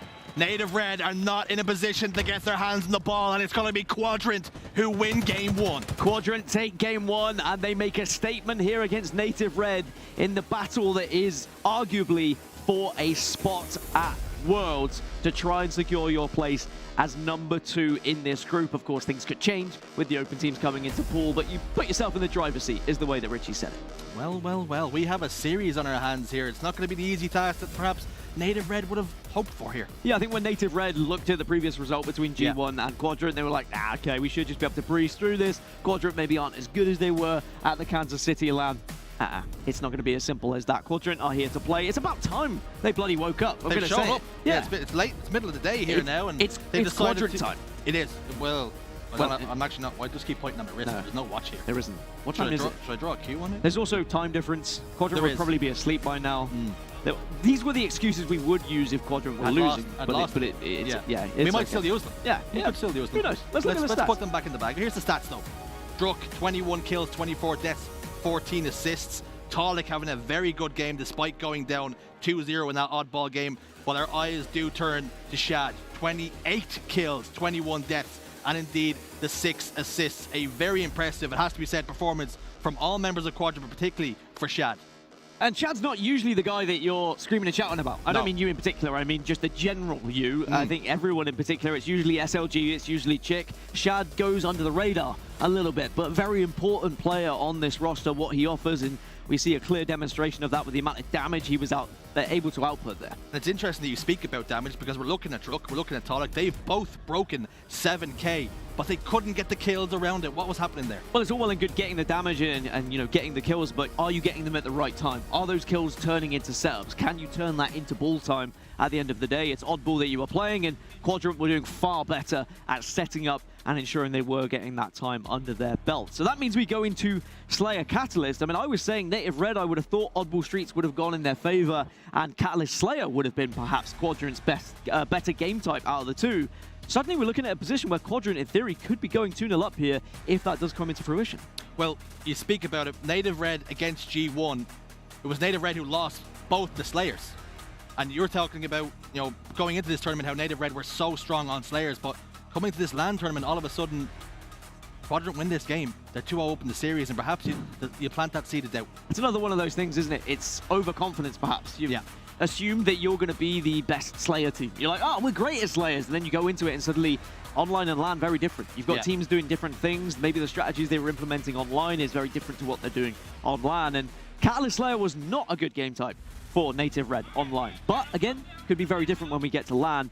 You can see there the 2 players on your screen, Talek and Chick. I mean, 2 guys who individually... Two men on the screen as well. There's a boy and a man, but okay, you know, you can see these guys, they're very much... They're the men, all right? Right, okay. There's the men and the boys, okay, and those guys are the ones who do the damage, all right? Looking at the stats, Talek, very, very important on the map, pivotal for his team, and they're going to be looking to him now to maybe carry them through the Slayer. Well, you need someone to. Someone's got to step up here for Native Red. Otherwise, it's going to be very worrying signs if you allow Quadrant to go 2-0 up in this series. I know North America. I know these North American teams. You don't want to be the team that loses to the Europeans. It always happens throughout Halo history, but you know, it does happen every now and then. But are you going to be that team that lets it happen? Wasting no time then, jumping into the Slayer. 2-2 the score. Talik and Soul Snipe in the respawn screen. Perhaps we're going to see a little bit of a slower gameplay here, waiting for them two to get themselves back into the fight. Do see the skewer still up for grabs, and SLG loves to use the anti-vehicle weapon. No, he just likes to kill everything that moves. A real chance when Quadrant looked at this group to just flop. To be honest, G1 and Native Red are two teams who can very much pummel you into the ground, and maybe Quadrant were feeling a little bit down and out after their loss against G1, and it seems to propel them into, you know, just a different side that we saw earlier on main stage. This is the team I was expecting to see coming into this tournament. They already have a lead here, a 3-kill lead on Catalyst. Just need to make sure they're staying together here, not making any stupid pushes alone. Otherwise, Native Red, I'm sure, will take advantage of it. You have to wonder if they went back to the drawing boards and dissected exactly what happened, looking to amend some of those issues that they had in the previous series. Ahead by 2 kills here, make it 3, and they can just keep pushing themselves, keeping a little bit of distance. As 3 go down, you can see immediately Manny recognizes he's in a spot of bother and tries to get himself out of dodge. SLG comes hunting, he's overshot the landing, and unfortunately for him, that means he results in going down, and 2 kills in favor of Native Red. You know, earlier when I said sometimes European teams play a little bit too fast, I think that was one of the main demonstrations we've ever seen. I love the idea, and if it had came off, I probably would have just kept my mouth shut and I wouldn't have had to say anything, but he did overshoot it ever so slightly. They could have been far more patient with that push, and I think they were just too eager to try and find out where Manny was, try and get that guaranteed kill, or so they thought, and maybe didn't think about the spawners behind him. Trying to press home the advantage. You can commend the effort. The execution was lacking this time. Overshield. Bond's bottom middle. Chick's gone down, but somehow, some way, a grenade on the way out has managed to pick up the kill. That's 3 dead once more. Native Red are in 6s and 7s here. It's a 7-kill advantage, and indeed the overshield the boot for Shad, who's had an impressive series thus far. It's been a really impressive series, not for Shad, but for Quadrant in general. Oh, this is going to be a tight one, though. You're trying to push several players at once. Does manage to get the damage with the grenade. Does manage to get at least the damage so he can say to his team, look, you can push in. I've got so much damage already with the grenades that you should be able to clean up these kills. And here they come. SLG and the rest of the squad are going to finish things off. They managed to get 4 of them dead at one point, and this is a really big advantage for Quadrant. Shad ran in there and said, listen, I got my one with the overshield, so gets the trade, but unfortunately doesn't do too much to hurt their efforts in the long run. 23 kills to 15. Native Red are on the ropes here, perhaps not prepared to deal with the pressure that Quadrant were going to apply. Manny sights set over top middle, but turns around, gets smacked in the spine. That's going to be another free, and also it's a cheap kill. I think it's very easy to forget how well Quadrant played at Kansas City as well, especially after they got demolished by G1 earlier on main stage. That, you know, Quadrant were the team that took Sentinels all the way back in Kansas City. Sentinels said Quadrant were one of the best teams they played at that tournament. And if Quadrant can find that same form here in this tournament, they not only can upset teams like Native Red, but I do think they can continue to upset even bigger and better teams who might be a little bit more well-practiced. Because you've got to imagine that Native Red lost a lot of time in terms of practice with all the changes that happened, and they're starting to put those pieces back together. Consistency is key for Quadrant, and perhaps they've stolen the march on Native Red, who, as a result of roster mania, lost out on, like you say, a lot of those reps, a lot of that practice, and they're just trying to get back into it and find the rhythm. Druk taking down to no shields, taking out of the equation for now. An overshield now for Manny, and picks up a double kill. Turns around, tries to put some damage down, recognizing he's in a spot. Bother will get eliminated, but he's gotten 2 with the overshield. That's how very quickly things can change here on Catalyst. It was a 7-kill lead, now it's only a 2-kill lead. You can't always be too sure of yourself on Catalyst Slayer. You might have I've seen 15-kill leads thrown away by some of the best teams in the world. So you have to be careful. You have to make sure you are switched on at all times and you are not unnecessarily pushing. There needs to be method to the madness. You need to be coordinating. Otherwise, you can really throw away these leads. Catalyst give it. Catalyst take it away. 2 kills, the difference between these two teams. Native Red have clawed their way right back into things. Can they ensure now that they can keep this game tight? Soul Snipe down to half shields, has to back down, isn't able to get away though. The Quadrant collapse comes through. You can see Chick desperately trying to find that player who was one shot, but Manny's done a good job at keeping his teammate alive. But will he ultimately pay the price? Yes, he will. SLG goes down. One player charging in, gets the trade, does he? And can he get away with his life? Druk trying to scamper away. SLG cuts off that exit route. So much confidence from Quadrant at the moment. The way they're pushing, the way they're collapsing onto Native Red. They're almost watching Native Red cower away. And that is such a good sign for you as a team, because you know that the other team is scared of you. They know that what you're capable of, right? How many times have we seen North American teams go up against Europe and not be scared, not respected them? No, Native Red are showing Quadrant with respect. And because of it, Quadrant are able to really get some successful pushes here. Quadrant have dictated the pace for much of this game, for much of this series, it must be said. Druk, though, can he change things here in this life? Picks up one onto SLG. That will help the cause. The lead now 6 for Quadrant. Still through the eyes of Druk.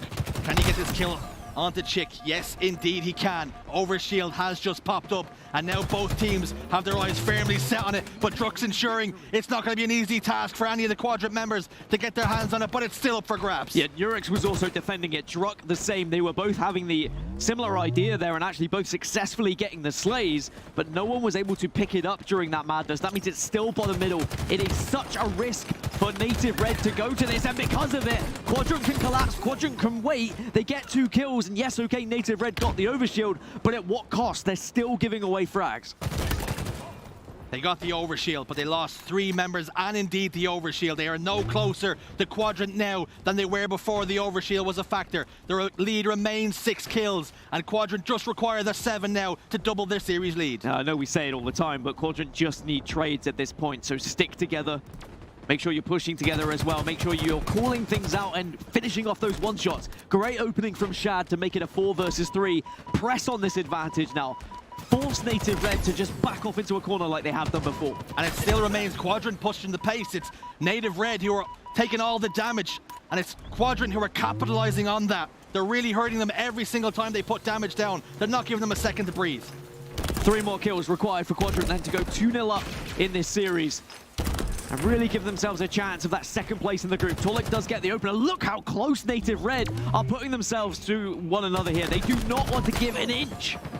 All 4 members in one space, it would seem, all on one little plot of land of a chessboard. And there's the final kill. It's Chick who picks up 2 to double the series lead. 2-0 Quadrant. A very impressive Catalyst Slayer from Quadrant there. Maybe Native Red just too slow out of the blocks because it was an early lead that was constantly gained and it was constantly just pressed onto Native Red. They were so many times caught in their flag, caught in their base, just cowering away back into their shell, and Quadrant took full advantage of it. Quadrant at times were a little bit too quick with their pushes, but every other time I'd say they were pretty bang on with when they were pushing and when they were waiting. Quadrant looked so good, but on the opposite side of that, I was just not expecting this performance from Native Red. This is a top 6 team from Kansas City. If we go back then, I think that team beats this Quadrant side, but all of a sudden, how Quadrant closed the gap, or is it, like you're talking about, the Rostermania has hurt Native Red that much? I think Rostermania hurts them. You've also got to look at series layout. We've got a very big map pool now. Yeah. It's so difficult to be good at every single map and mode, unless you're Optic Gaming, who seem to be winning everything at the moment. But outside of that, you know, you're going to have your weak game types, and maybe that's why we see Quadrant really struggle against G1 and maybe some of the game types they're not so good at. And that means, okay, going into the next series, you're probably going to get some of your best ones. So, you know, it goes tit for tat at times. As we look at some of the stats, though, Druk really did stand out on the side of Native Red with 15 kills. But across the board, everyone playing their part for Quadrant. Druk, someone needs to check and make sure that player's wearing a jersey. I've seen him on stream shirtless, and he's a different beast. Have you? He goes Super Saiyan when he has the shirt off. I don't know what it is. It grants him some sort of secret powers. But looking on Quadrant, Yurik, Shad, SLG, and Chick, all putting up similar numbers to damage almost even across the board. But it's SLG, the leader, the captain, that has stepped up big in that Slayer. I did hear there was rules actually made against shirtless play purely because of Druk. Yeah, in the handbook, the player handbook, it says no drucking allowed. And that's very important because otherwise, I mean, actually, Native Red probably really failed because of that. Imagine if he was able to play shirtless. No drugs given. That's what they were told. That's what they were told.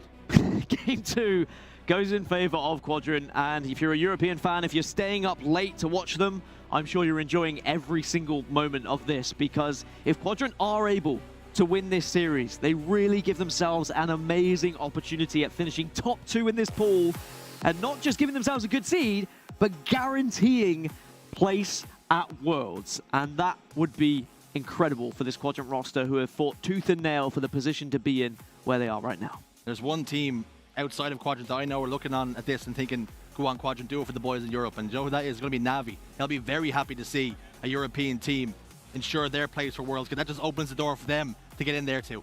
Yeah, because the way it works, I think it's, of course, your top 12 go into pools, and then you also get your play-ins that happen elsewhere, and that is going to be based off seeding points throughout the entire year. So what you're talking about is likely if Quadrant and Ascend were to finish top 12, they would get those spots, then Navi would likely get a play-in spot just because of the points that they've secured throughout the season. But you know what? I'm not going to count Navi out of a top 12 position yet. Let's not do that. They were able to get a game off of Sentinels earlier, so who knows? They might be able to carry on doing what they can do. King of the Hill Recharge is going to be a game number 3. I would say that actually Native Red, you know, this is one of their best maps to try and get back into, because it can be one of those kind of quick games that suddenly slow down. It gets quick again, that slows down. But I will say on the other side for Quadrant, with how amazing they're playing right now, momentum is going to be on their side, and they're going to be feeling so confident. Having a look at the King of the Hill leaderboard at HCS Orlando, it's going to be Shad, Chick, and Urix who actually boast the best stats. All 3 of them in the top 5 with KDs. Shad with a very impressive 5.0. You talked about how he's almost been underappreciated. He's not the player that you scream from the mountaintops, but he is having a very impressive tournament. Yeah, good to see Quadrant padding their stats against some of the lesser teams. No, I mean, if you're going into a King of the Hill game for map number 3 and you see that your 3 players are 1, 2, and 3, well, that's going to give you even more confidence. I'm sure the players won't necessarily know that statistic, but if they did, they'd probably be flowing through their veins at the moment. Manny, though, from Native Red will be featuring in that leaderboard as well at number 5. So Native Red have also had successful King of the Hill games. This is going to be a frantic one. This is going to be an absolute war when it comes to some of these hills. Is this a situation now where Quadrant are firmly in the driver's seat? They're 2-0 up in the series, but if Native Red get back into this, does that plant the seed then of doubt? Will we be seeing Quadrant maybe dissipate, and maybe all that momentum, all that form that they've shown up until this point just evaporate? I feel like they need to 3-0 it. I feel like as soon as you let Native Red back in, they get that foot in the door, they are going to come bursting through. They will take that confidence away from you, and then your head starts to drop a little bit if you are Quadrant. I was saying it on the desk, European teams very guilty of it, of when they do throw away a lead, they kind of beat themselves up a little bit. The seed gets planted in their head, they get a bit dejected. If you're Quadrant, you've got to be riding this now, and you have to ride it all the way to a 3-0. It's all about riding the wave. But King of the Hill Recharge, you speak about that this is the perfect opportunity for Native Red to get back into this. What do they do better that maybe Quadrant need to keep their eyes on? It's how quickly they can shift the pace of play, Native Red. They can go from playing very fast in your face to suddenly, actually, we can play this slow. And that becomes very unpredictable, because you're maybe expecting Native Red to come bursting around a corner, and when they don't, and you're setting up for some sort of ambush, and suddenly they are flanking and they're rotating, you're not ready for that because you're just not being able to predict it whatsoever. I think the unpredictability of what Native Red would be my real answer. I think that's what they offer here on Recharge. Early doors, Native Red was a team that was very much compared to Ascend. They were, well, I heard Lunchbox way back when at Kansas City saying that this is basically just a European KCP. That's what he said. Is this a situation where Quadrant have played against this playstyle so often, so many times, that they know how to counter it now? Absolutely. I think that's definitely something that is going to be apparent here, but my biggest question would be, are we going to see the lesson learnt on the side of Native Red, and they are going to adjust that play? That's why I think this is the perfect game type for it, because you don't necessarily have to play at that same speed of which you would if it was a Strongholds game, for example. You can slow it down, you can set up. Quadrant, 2-0 up. They need one more to really give themselves such a huge chance of finishing top 2 in this group. Massive chance for Quadrant then. They want to shut the door here. Do not allow Native Red back into the series, because that could spell danger, misery, all the superlatives that go along with it. And if they do allow them back in the series, and then suddenly a Game 5 is on the horizon, and it's a Slayer. We know how good Native Red have been on Slayers that aren't Catalysts, but what a start that is from Quadrant. 3 kills already on the board. They are traded out ever so slightly, but all 4 dead there for Native Red. One thing I've always credited Quadrant to is how impressive their starting strategies have been over this year. Love this as well from Quadrant. Camouflage players stepped out of the hill, and Shad looks to step into it, but that's only opened the door now for Native Red to step in, get some scoring on the board for themselves. SLG now over towards this C plat area, dropping into the hill. to fight Talik, and he's lost that 1v1. So despite that really impressive start, it's Native Red somehow who have taken control. And I mean, okay, you're stepping in, you're stepping out, you're doing the hokey cokey, whatever, but if there was a little bit more speed to that strategy, maybe you can even keep that camouflage in the hill. They may have been able to get some more time there from Quadrant. It's a good idea, but I don't think it worked out necessarily as well as they were hoping. But at least they were able to get Native Red out of this next period of play. Something that's really impressing me is every single time we jump on board with SLG, or in fact someone's fighting SLG, he's coming out on top. He's winning those pivotal 1v1s. Well, there's been speculation as to what SLG stands for. Super long grenades is what I've heard as well. He just charges them up and they will fire underneath you. I have heard other things as well, but I'll allow you to speculate at home as to what you think SLG actually stands for. But still, this first hill very much alive. Urix helping Quadrant close the gap then. Almost tied up in this very first hill. Manny positioned over towards bottom catwalk. It's Talik top tower. Collapse has to come quickly or Quadrant will secure hill number 1. That will do their confidence the world of good. It's a 2v2 trade. Drux inside the hill. He gets his 1. Make it 2. Double kill onto Shad. SLG last man standing, but he's over towards gold. He will not be an influence, and all of a sudden Native Red could take control of this hill. Not only take control of the hill, but that camouflage is there waiting as well. But here comes the Quadrant collapse. They're not going to give up just yet. Native Red now, how do you respond? How do you make sure that you can get into a position where you can bank some grenades off to get the kills? This is absolute carnage in the bottom hill right now. Neither team really able to take control. Been back and forth. We're seeing Shad with the camouflage just sneak in, take up a corner here. He has stepped out for a moment, but he's lost his life in the meantime. It's Chick in a fight now, trying to get that cleanup onto Talik, but his teammate Urix is on hand to do the dirty work for him. Stick grenade comes up from Manny, and how big might that be? A double kill, and now they're closing in on their very first hill. A huge grenade. It is going to be the first point going to Native Red. They were so close, Quadrant as well. Shad maybe hoping he didn't step out of that hill for just that 1 second, because it could have been very different. But that sticky grenade really did change everything. If we were able to see that player step into the hill, just delay it enough for the players on spawn, then we really could have been seeing something different. But now, Native Red find themselves ahead. How do Quadrant respond? Very important that Quadrant let that one go, dust it off. Say, listen, we came close. Well, on that occasion, a couple of decisions went against us, and that sticky grenade from Manny. How important might that be when we look at it at the end of this game? Talik and Druk in goal pipes. Not really looking to go forward at the moment. Urix is going to be the point of contact for them. It is pivotal that he stays alive. He manages to get the trade. The information will come through. It's struck right underneath Chick here as he pit-pats underneath them. It's going to end up resulting in a trade. Nothing doing there, but SLG still inside the hill, and here comes Shad, but it's going to be Soul Snipe and Manny combining to clear out the Quadrant riffraff. It was a lot of time gathered by Quadrant, but they do not secure the hill, and historically we have seen this hill done in one. It is very difficult to break these setups, and now Native Red are going to have a real chance to set up around it and try and secure their second point. Quadrant have already lost 1 player, so you almost want to wait for that fourth to come up, but at the same time, you don't want to be too slow here. You don't want to give too much time to Native Red, otherwise that hill will disappear in front of you.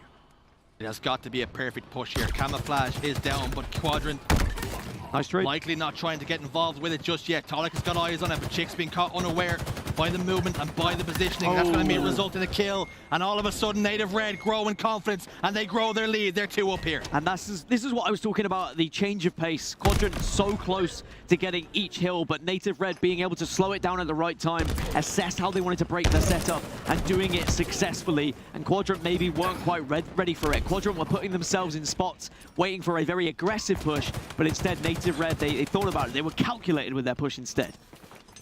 Calculated. Have Native Red just worked out the algorithm, the Quadrant algorithm here. 2-0 up here, and already got full control of bottom elevator and continuing to score. They've got a full setup here. Again, another hill to break. When it comes to setups, Chick's going to have a chance to bank a nade up here and maybe do some damage to Talik, but Talik, I think, heard the footsteps. That's why he retreated ever so slightly. Very intelligent play. You don't want to put yourself too vulnerable to grenades. SLG clears out 1 top elevator, looks to turn 2. Unfortunately for him, he gets eliminated. 3 dead. Urix last man standing, and he has 2 members of Native Red to contend with. That repulsor sends him up against the back wall. Force push will take his shields away, and ultimately he will go down. And Native Red have roared back to life, roared straight back into this series. It's a 3-0 lead now. The silver lining for Quadrant is it's still 4 minutes on the clock. There is still plenty of time. Often when it's 3-0 on this game, you think, okay, you're probably not going to get back into it because the clock's against you, but the clock has plenty of room to work with. But with Tolik getting double kills like that, it is not going to be easy whatsoever. And it looks like Native Red are trying to make this a swift 4-0. Clock's got plenty of life left in it, plenty of Halo left to give. But it's Native Red who have dictated this one here.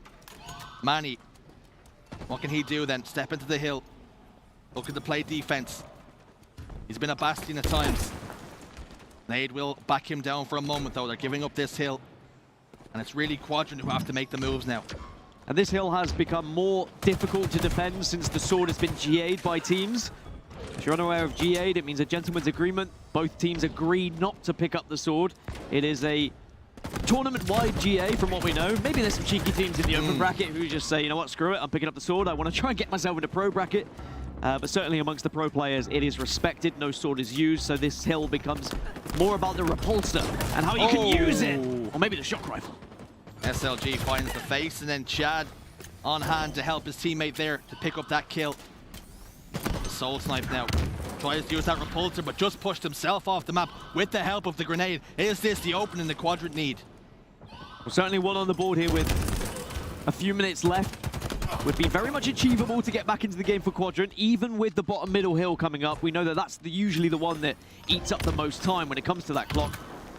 SLG picks up a loose shock rifle, and I'm sure that he can hit some heads if he needs to. Native Red look to have given this one up, and they're happy now to play time with this hill over towards Whirlpool.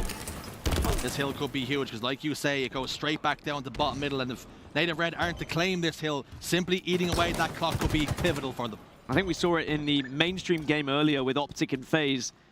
There was a massive lead for FaZe. It was 3-0, and I was thinking, this one's done. It's over. And then Optic suddenly put 2 on the board very quickly. And even though FaZe did just about close it out, you've got to be careful here, because this Whirlpool hill can very quickly get away from you. All it takes is 2 4 downs, and that hill is probably going in favor of the other team. Urix just keeps stepping into the hill and stepping out again. A little bit unsure, a little bit tentative. And that might spell success for Native Red here. 2 go down though. Tolik over on that bat ledge. Eyes trained on bottom tower. Shad down to no shields here, and can he get eliminated? Yes, he can. Tolik will add that +1 to his kills column, and this could be the opportunity now for the collapse, but SLG stands strong. You'd be surprised how many times these situations occur where a team goes 3-0 up and they say, okay, we'll just play Slayer, we won't go for the hill, we'll eat away at the clock, and suddenly they are unable to play that style because it is a very different style to try and assess and try and work with, and it does allow the other team back into the game sometimes, and it can be very close as to whether you actually achieve what you set out to do. And the thought process is always, once you step out of the hill, you can eat away as that shot clock will go down. But as soon as an enemy player steps in that hill, it will stop. And that is why we see, when you're unable to pick up those kills, when you decide to play Slayer, if you don't get those kills, it just opens the door and hands the initiative over to your team. Yeah, and who's going to make that call of, well, okay, maybe this isn't working. Should we actually just try and secure this 4th point when it comes to one of these hills? Is that going to be a more successful route for us? Native Red lose 1, but they do manage to respond. Tolik in such a good position, gets his 20th kill of the game. He has been lights out so far in this series. The rest of his team picking up the slack around them also. Looking at Druk, 16 and 16. 13 and 11 from Manny. There's not much to separate these two teams in terms of the Slay category. Chick having a slow game by his high standards. Currently sitting at 10 and 16 with 7 assists. You expect more from him. You demand more from him.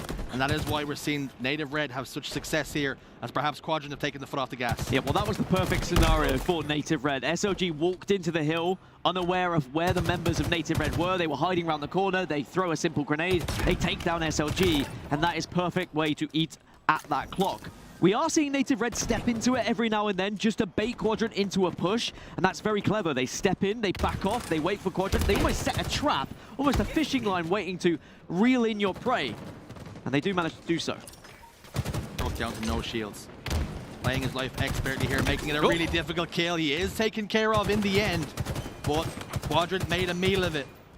And all of a sudden, what was a 3 minutes and 30 seconds on the clock is now all the way down to 1 minute 10, and Quadrant haven't made any real inroads into this hill. Yeah, and it's going to be bottom hill after this one as well. You'd imagine Native Red should have this one in the bag, but Quadrant do still have the capabilities of getting back into this one. They just need one set of slays to go in their favor. There's been a lot of 1-for-1 trades, 2-for-2 trades. It's been really tough for them to pick up any amount of time. Barring a complete capitulation here from Native Red, they should win this game and extend this series by bare minimum one more game. Looking at the shot clock then, 47 seconds and counting down. 2 members go down in the push, and that's going to be 3 very shortly. Shad has managed to pick up 1. He's making this a really difficult task, but all 4 dead now for Quadrant. And this is going to be really the last opportunity here for Quadrant. One last push. The bar's going to be closing after this one, so you've got to get your drinks in. But unfortunately, it looks like Native Red are going to be the bodyguards. The bouncers waiting outside saying, you're not coming in. Unfortunately, the cleaners have already started mopping up, but a couple of kills go in favor. Chick now has the shock rifle, and it all comes down to this last push. Whether you're ordering pints or points, the bar seems to be closed imminently here. 5 seconds remaining. Perfect kill for SLG, but it's not going to be enough, and it's Native Red who finally respond there on the board. Really important for Native Red to get one on the board. I did think that recharge would be maybe difficult for Quadrant, and the pace shift that Native Red were able to offer, and I think the game was perhaps lost in those first couple of hills where Quadrant came so close. It was a slither in the first one, and maybe a bigger slither in the second one, but still close enough to suggest that if they had maybe made one play different, they could have got those first 2 hills. Well. Now we have a series on our hands. 2-1 is the score, and we spoke about it before that game. If Native Red can climb themselves back into it, all of a sudden now we're Quadrant thinking, uh-oh, a reverse sweep is on the cards all of a sudden. I think that seed is definitely planted. Yeah. I mean, I've been there. You've probably been there as a player as well. Like, when it happens, it's not a nice feeling. You think, oh, we should have done this in 3, but now we're going to have to play a game 4. Oh, what happens if we go to a game 5? Is it my fault? Could I get dropped after this tournament? That's how the brain works. The human brain is a horrible place at the darkest of times, but in the best of times, suddenly you think, okay, but what happens if we just 3-1 them here? We could be top 2 in the pool. We could be maybe securing our spot at the World Championships. That's what you've got to focus on. You have to focus on the positives.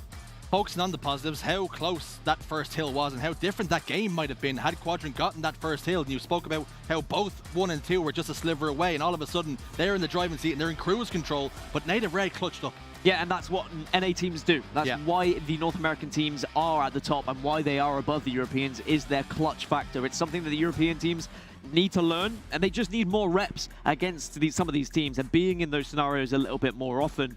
Looking back at the stats from game number 3, Soul Snipe was the standout player alongside Tolik, who got 26 kills.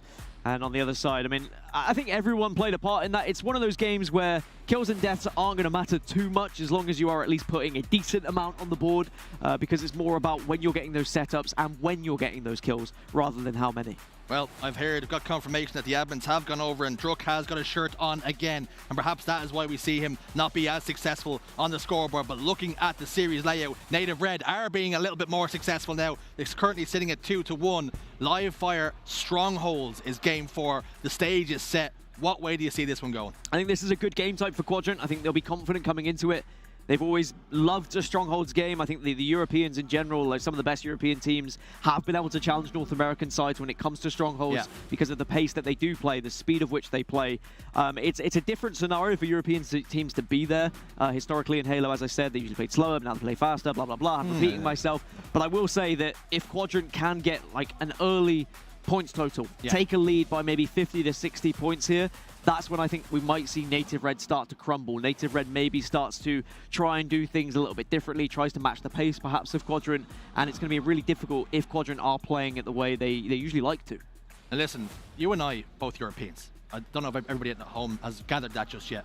I'm sure we've got enough power that we could perhaps bribe some people that we just give Quadrant a 60-point lead. I mean, I think that, you know, if we ask nicely, the admins might able to do it. If they got Druk to put his shirt back on, surely they can give a 60-point advantage for these guys. But we begin game number 4 then. Quadrant versus Native Red. Can Quadrant secure this series, or are we going to go to a game 5? A and B already in control of Native Red. And the series is going the wrong direction if you're a fan of the boys in green. Snipe rifle in the hands of Tolik. Can he be surgical with it here? Eyes trained over towards top sandbags. Window now will be the port of call. SLG backs down the snipe rifle player. The point of contest now is going to be that overshield. Drop ball has gone down. Grenades have made sure it's going to be a difficult task, but it has been scooped up, and it's Manny who's got it in his chest. The one member went to get touch tight. It was Chick, but ultimately paid the price with his life. So Quadrant have gone for getting the strongholds rather than going for the overshield. Shad will take down Tolik, so he will manage to secure the sniper rifle. And if Quadrant can get that snipe flowing, if they can get it into the man Chick's hands, it could really put them in great stead for winning this game. C is now going to be starting to be taken as well. One member falls for Native Red, but Quadrant have lost 3, but SLG on his own still fighting against Native Red. This is something that Quadrant have been so good at, recognizing when they're going to lose one stronghold perhaps before and ahead of time, so they can anticipate that and go somewhere else, and that just means that they can eat away at that lead. And you spoke about giving the sniper rifle to Chick, and he picked it up. Just get repulsed out the way. He lined that second shot up perfectly, but great knowledge knowing the sniper was around the pillar and using the repulsor to just throw him off a little bit, throw him off that line. They will lose the sniper rifle Quadrant, but they still have the lead, but unfortunately they've lost the strongholds now. So off spawn, they need to be trying to contest them. You can see 3 players have gone down. Native Red have done so well at collapsing on those players, and now it's going to be total control. And this is the scary moment for Quadrant. This is where points are really going to start to total up against them. Native Red have completely flipped the script. Overshield now picked up as well. That's going to be their second in quick succession, unanswered now. And they are really starting to dictate the pace. They're putting Quadrant into a blender, and it's all about now, how do Quadrant bounce back? How do they respond? Because Native Red are running away with this one. That seed that was planted in the brain is starting to grow, and it is really flourishing at the moment, and you've got to stop it. You've got to stem those roots from getting further into your brain by just stopping the trip cap. Okay, trip cap has been stopped. You can now breathe a little bit. That points total is not racking up as big as it could have. And Quadrant, how do they respond here? Are they going to be able to maybe get that next sniper rifle to make a difference? Can they actually get the next overshield would be the real question.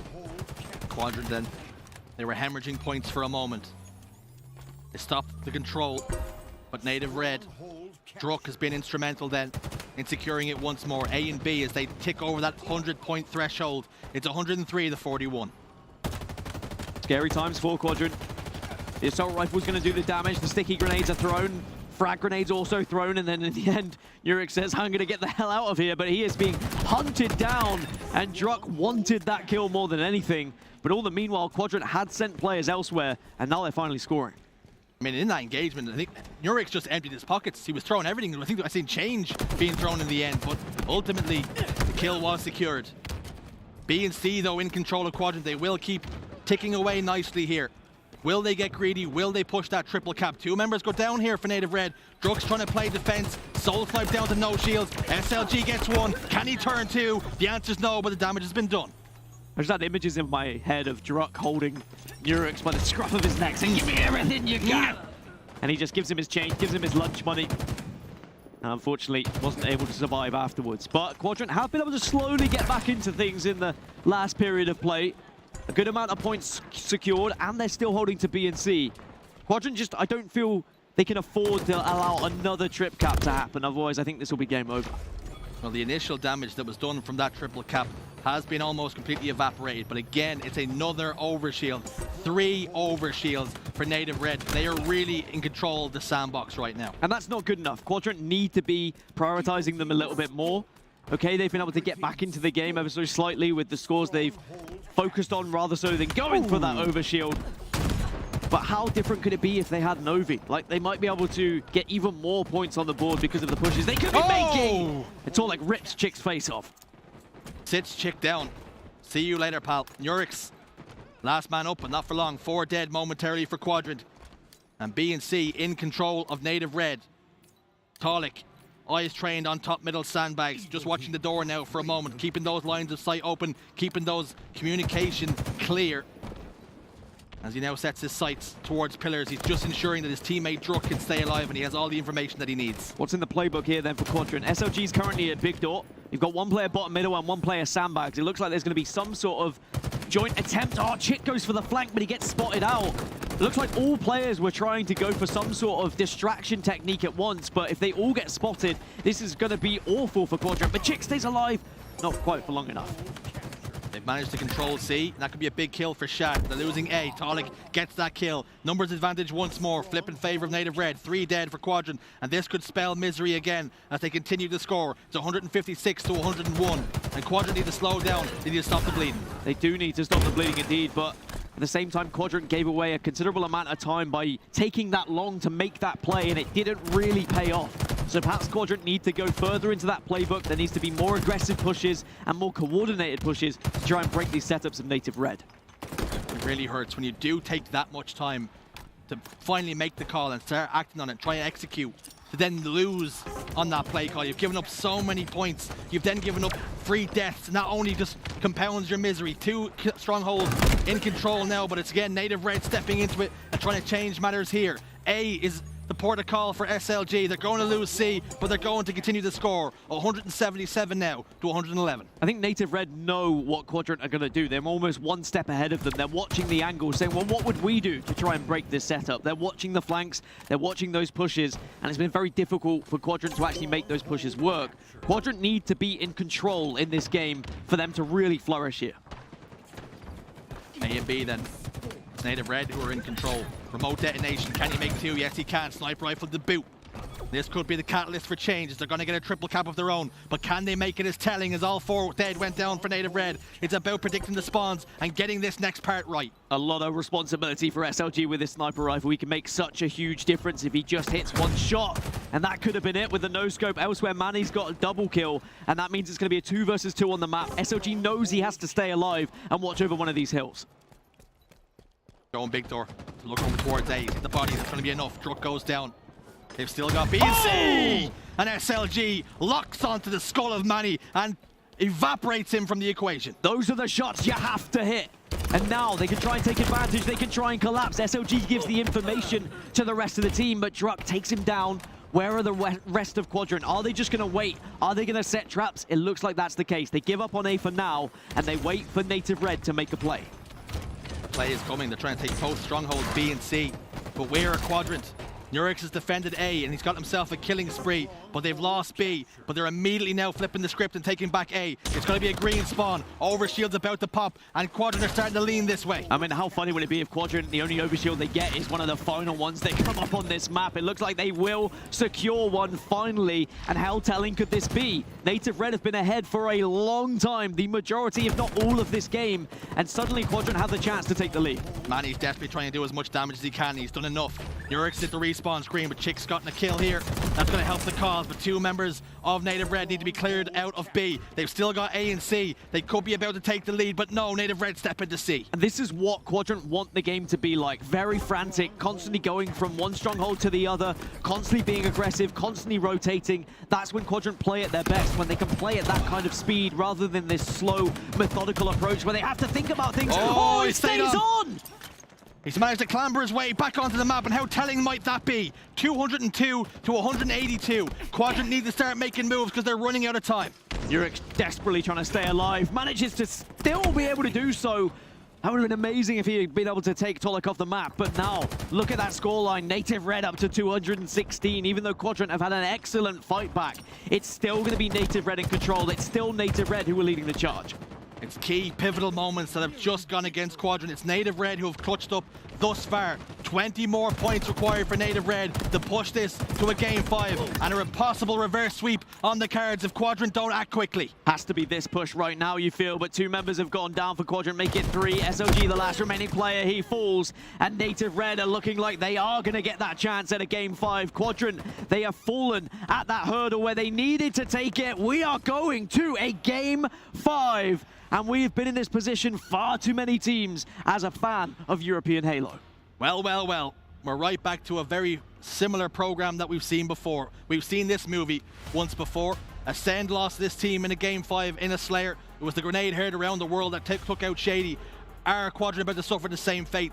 It's certainly on the cards. Have to take off my metaphorical hat to Native Red, though, and how they have been playing, because you can very easily get dejected and being 2-0 down. But this is one of the biggest things I've been talking about all tournament long. The difference between North American and European teams is that comeback potential. The NA teams have it, whereas European teams just seem to crumble under that pressure.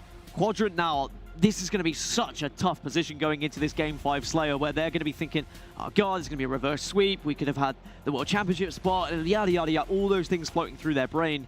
And realistically, they've only got themselves to blame. They've made a few mistakes here or there, but also Native Red really upped their game in game number 3 and 4. It was Native Red who pushed the pace, and they got that lead. And looking at the stats, Druk with currently 23 kills, 8 and 7. What a performance out of him. It was every time Quadrant got themselves right back into the fight, got within touching distance, Native Red found that gear and they stepped on the gas once more. There is an admin ruling. Druk did have his shirt off, but it's okay. He had nipple pads, so everything's all right. We're all good. It's all on the Twitch guidelines, so it is fine for Druk. On the side of Quadrant there was that moment of hope for Europe when they were getting back into the game. They managed to get the trip cap. They brought it to about 182 to 185, and then suddenly they just exploded, and Native Red really pummeled them into the ground. And if Quadrant could have maybe gained control at any point, it could have been a very different game. But unfortunately, Native Red were far too good with watching all those angles with their setups. Game 5 then, and we're hearing it's been a bathroom break, and I can only think this is some gamesmanship on the side of Quadrant. They're looking to just stop the pressure, take some of the heat off. I'm going to ask you, Dan, to pick this and put this hypothetical hat back on you. Talk to me about the gamesmanship and how important this could be for Quadrant. Well, we look at what happened after game 2. There was a bathroom break. Thank you. There was a bathroom break from the side of Native Red. Yeah, right. They completely killed the momentum. They make it 2-2, and now Quadrant think, okay, well, we'll do the same. We'll also go. Actually, I see him there, going to the bathroom.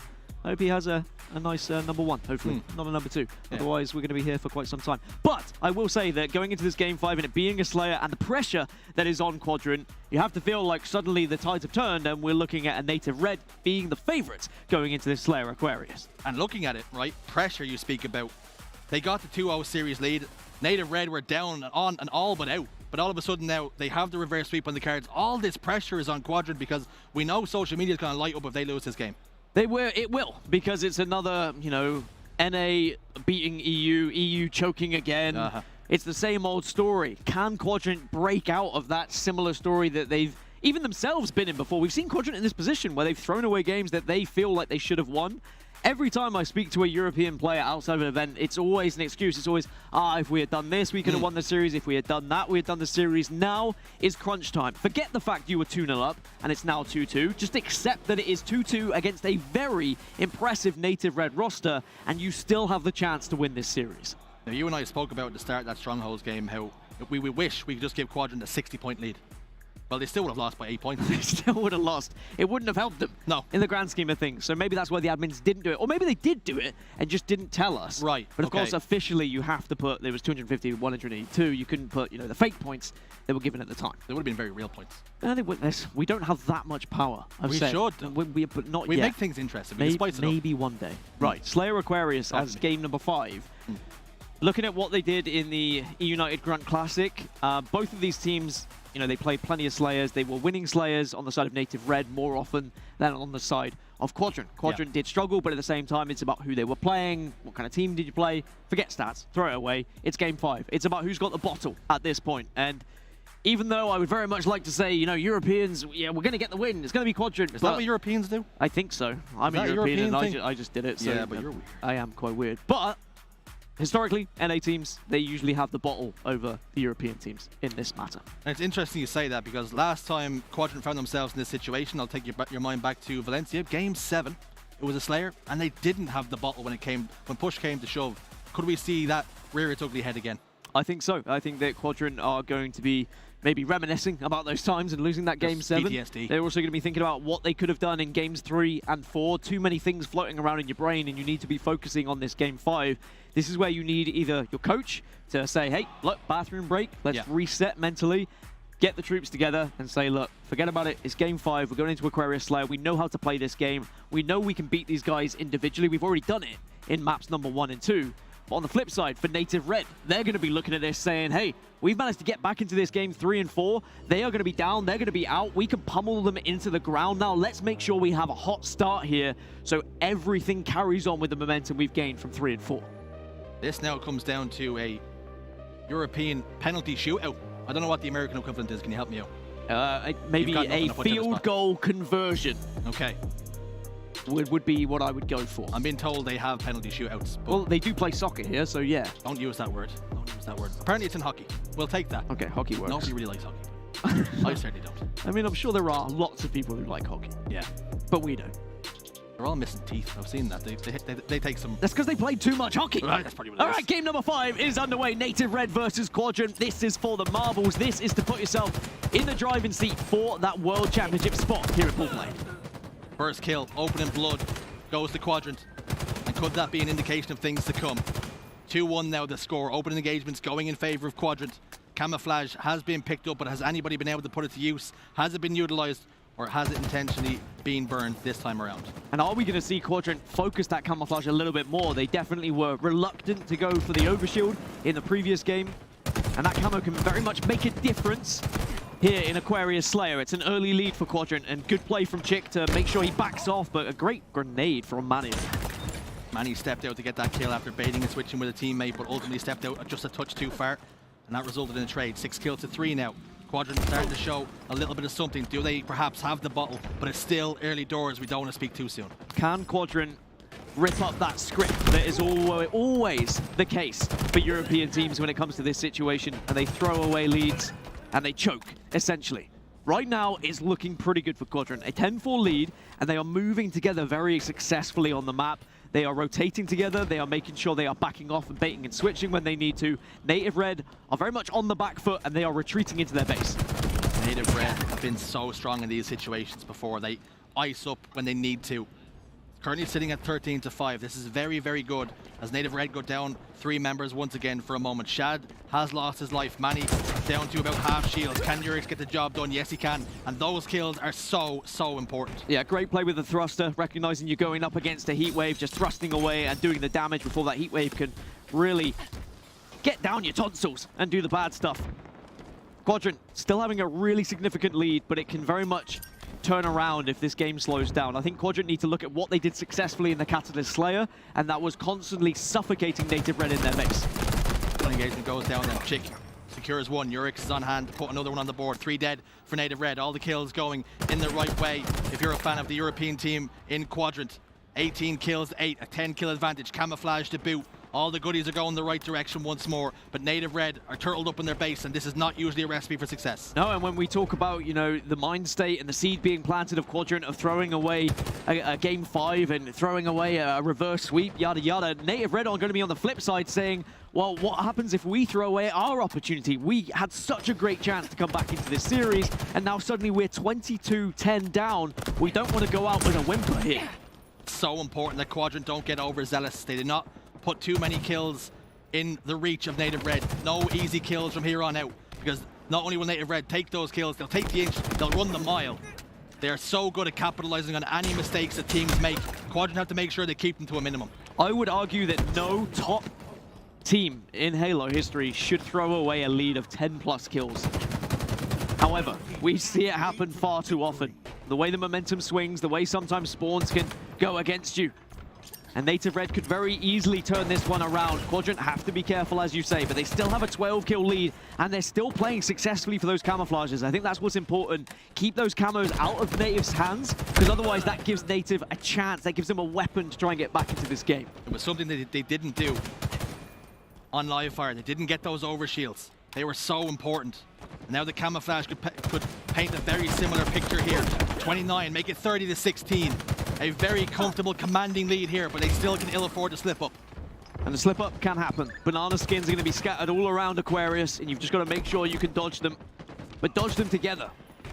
The pushes we're seeing from Quadrant at the moment are excellent. They are moving around this map as if it were matchmaking, listening to callouts, pushing up on their advantages, and finishing off one-shots. That's what you needed maybe a little bit earlier in this series, but none of it matters. Game 3 and 4 does not matter as long as you can win this game 5. And I'm watching this, I'm seeing Native Red players, they're down to no shields, they're running away, they're trying to scamper away and live. It is Quadrant who are pushing the pace. It is Quadrant who are putting down that opening damage. This is exactly what you need to see if Quadrant are going to play against some of these top teams, because Native Red are well and surely one of those. And Quadrant are 13 kills away from going into Saturday as second place in this group, and if it is not for an open team upsetting them, they would guarantee their spot in the Halo World Championships.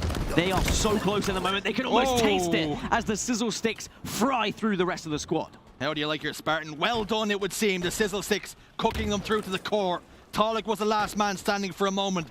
Quadrant require 9, and Native Red just have not shown up in this Slayer. And this is surely too far now for Native Red to get back into. We can always say the what ifs, but what happens if they get this? It doesn't matter at this point. Quadrant are so far ahead, it's almost a freebie at this point. You can play very loose, you can push for kills maybe you wouldn't have if it was a tighter game, and you've just got to start trading and putting them on the board. Chicken Shad go down. They managed to secure 1. All trades from here on out is exactly what the doctor will be ordering. Certainly what the coach will be requiring here. Making sure that if you're going to go down, take 1 with you. 43 to 26 now. Quadrant so close. Chick and SLG on 15 kills and 14 kills respectively, and that is what you want from your main Slayers. This duo has been getting better and better as the tournament goes on. 3 members down for Native Red. 4 kills away are Quadrant now from winning this series.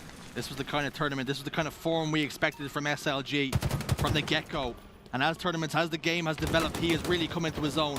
Valencia was a really impressive tournament, and he's looking to make this one possibly his best one yet. They require 3. These are one of the best moments as a player, when you know you've won this game, when you are so far ahead, you almost feel like you can't lose. You are just waiting, eagerly waiting to get up and scream at your opposition, because I'm sure there's been choice words thrown across that main stage. Native Red were very loud against Ascend back when, but Quadrant will win this series 3-2. They almost threw it away, but they managed to clinch it in Game 5 in a very commanding fashion.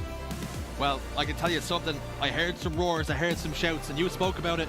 Last time I remember that team standing up when they were on the other side of it, and they were doing all the choky emotes, and all of a sudden now, it's Quadrant who've come out on top, but Native Red made it really difficult and far more uncomfortable than Quadrant would have liked. And I'm sure the choky emotes would have come out again, but on this occasion, they've finally gone against the script, have Quadrant. They almost threw it away. They almost got reverse sweeped, and it would have been the same old story where I'm chatting to SLG and he's like, come on, man, like, no, he's done it. He's got the job done. That's what you need from some of these players. An amazing series, I must add. I know what they were saying over there. What's that? It was choke in French, which is le choke. Ah, le choke, yeah. Le choke. I've heard that one before. But wow, I mean, Native Red, they gave it the best, right? They fought back into that series, and you could argue that maybe, I don't know, Game 5 wasn't the best. Maybe they're not good at Slayer Aquarius. Well, I tell you, you're lying, because they definitely were good at Slayer Aquarius a week ago when it was in an online competition. But Quadrant, they've done it. They find themselves at 2-1 in the pool, which means as long as they beat the open team that comes into it in tomorrow's play, they would secure their top 2, and they would secure their spot at the Halo World Championship. Confirmation of how it's all shook out. Oddball Streets 2-0, 50-40 on Catalyst Slayer, and then Native Red found their form 3-1 on King of the Hill Recharge, 250-182 Live Fire Strongholds, but then a complete blowout, a steak dinner, 50-29 to Quadrant to secure the victory. And you have to say for Native Red, they've been very unlucky here. They've found themselves on the receiving end of 2 Game 5 losses here. I don't think that this will be, you know, the end of Native Red. They're not just going to suddenly fall apart and have a bad tournament. I think Native Red will come back with a vengeance, and I wouldn't be surprised if these kind of teams match up again in the elimination bracket, right? Or if Native Red manage to upset a team like Ascend. It is very doable with this Native Red roster. Remember, they are traditionally a top 6 team consistently throughout the HCS program, so I am very much going to bet that they will be coming back and playing a big part in this tournament. Well, from one European team to another, Navi are up next, up against G2. It's the barcode story. Navi with this new roster after dropping 2 Foxy and picking up Snaky. What sort of form will he be in as the tournament rallies on? But for Navi, they've got some work to do. They do have some work to do, but it's another chance, similarly to what we've just seen for Quadrant, for Navi to try and put themselves in a chance to be in that top 2 position going into Saturday as well. Well, if you want to watch that series, don't go anywhere because it's coming up next.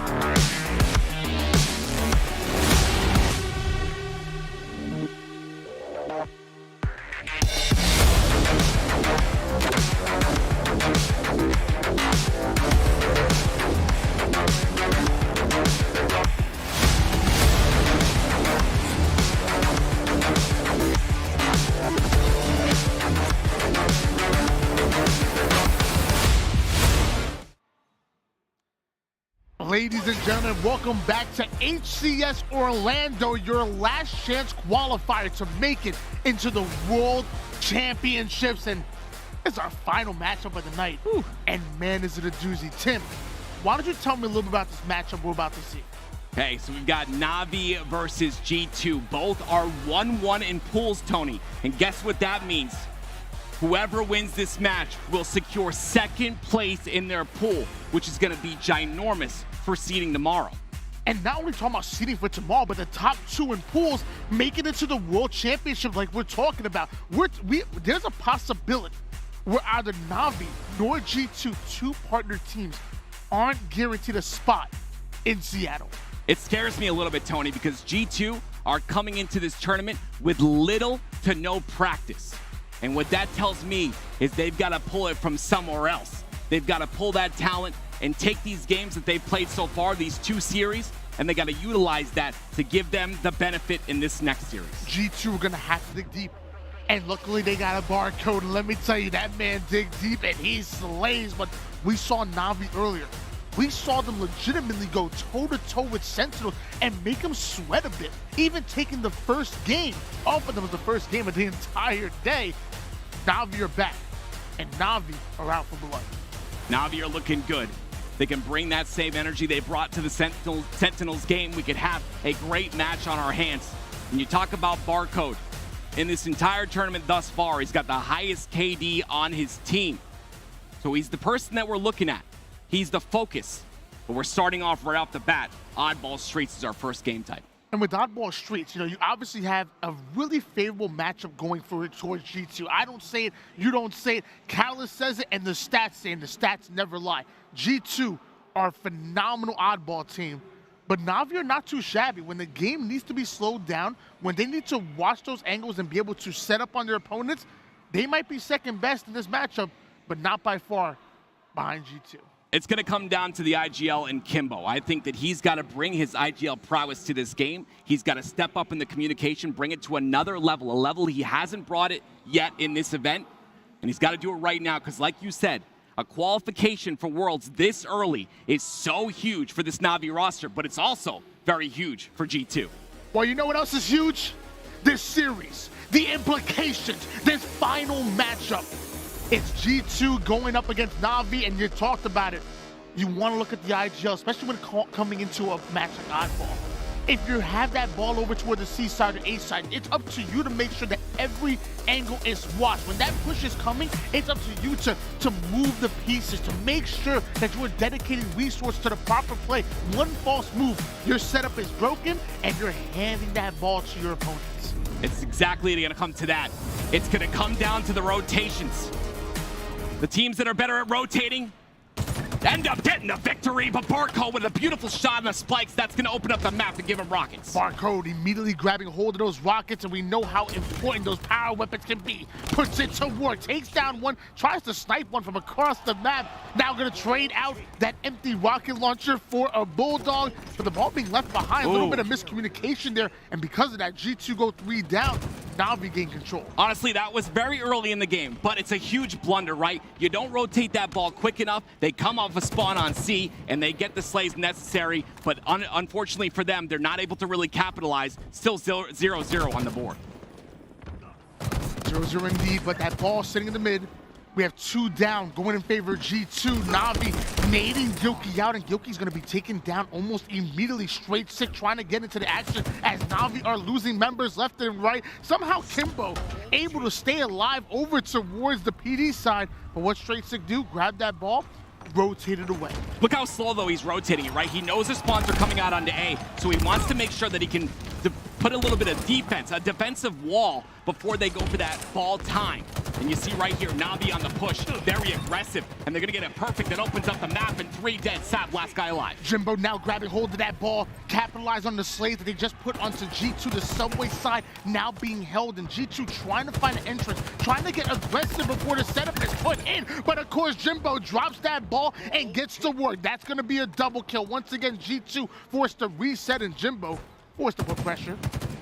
Jimbo's pressure. It's got to be put on this team of G2 coming here early. They've got to make sure to put the pressure in early, and put, of course, Navi back on their back foot. You see right there, a beautiful kill out of Jimbo and a killing spree to start this game. He's starting off hot, 5-2. Jimbo absolutely making plays, and a large reason why they have an early start. 3 down, once again go G2. Navi have to get objective efficient. They're holding on to that ball and now anticipating the push. Jimbo is daring them to come out of the A side. The rocket ends up coming in, one quickly going down G2, trying to get the backside, the blind side of Jimbo, but he's watching all angles. 2 quickly go down, 3 down for Navi. G2's opportunity to force them to play the ball.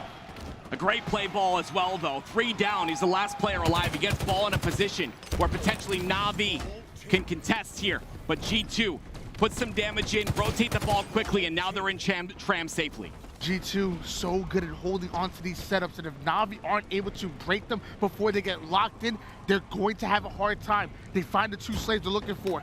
Now G2 are in setup. Now there's holes in the defense, and Navi are going to try to expose them. Another 3 down, another advantage going towards Navi. Capitalize on it. Find those spawns. Find the pressure, and make sure you alleviate it. I want to take a second to make a contrast for you. We got Navi since September 9th, have done a boot camp. They've got the practice in. G2, they couldn't even participate in the Grunt Classic because their roster wasn't ready yet. Navi, much more practice. So if G2 win this, their future looks bright. I mean, you're talking about G2 not practicing together. Barcode, he's been in ANZ, he's been in Japan, he's been all over, been a little bit of Texas. You gotta play the game. You gotta play the game. And so far, G2 haven't been able to get that work in, but you're coming back in this game so far. You're certainly not out of it. Barcode having to clear out the arcade. He ain't playing any game straight stick. Now over toward the subway side. We have G2 really surrounded on the map. They can't go down though. Navi will be able to grab that ball and steal it away from them. Regardless of your practice, right? It's about the fundamentals. And on your screen, you see Barcode with the one fundamental in his hand, and that's the Bulldog. Can he use it to make a bark? And he does. This weapon needs to get out of Barcode's hands if Navi want a chance. Rockets coming quick.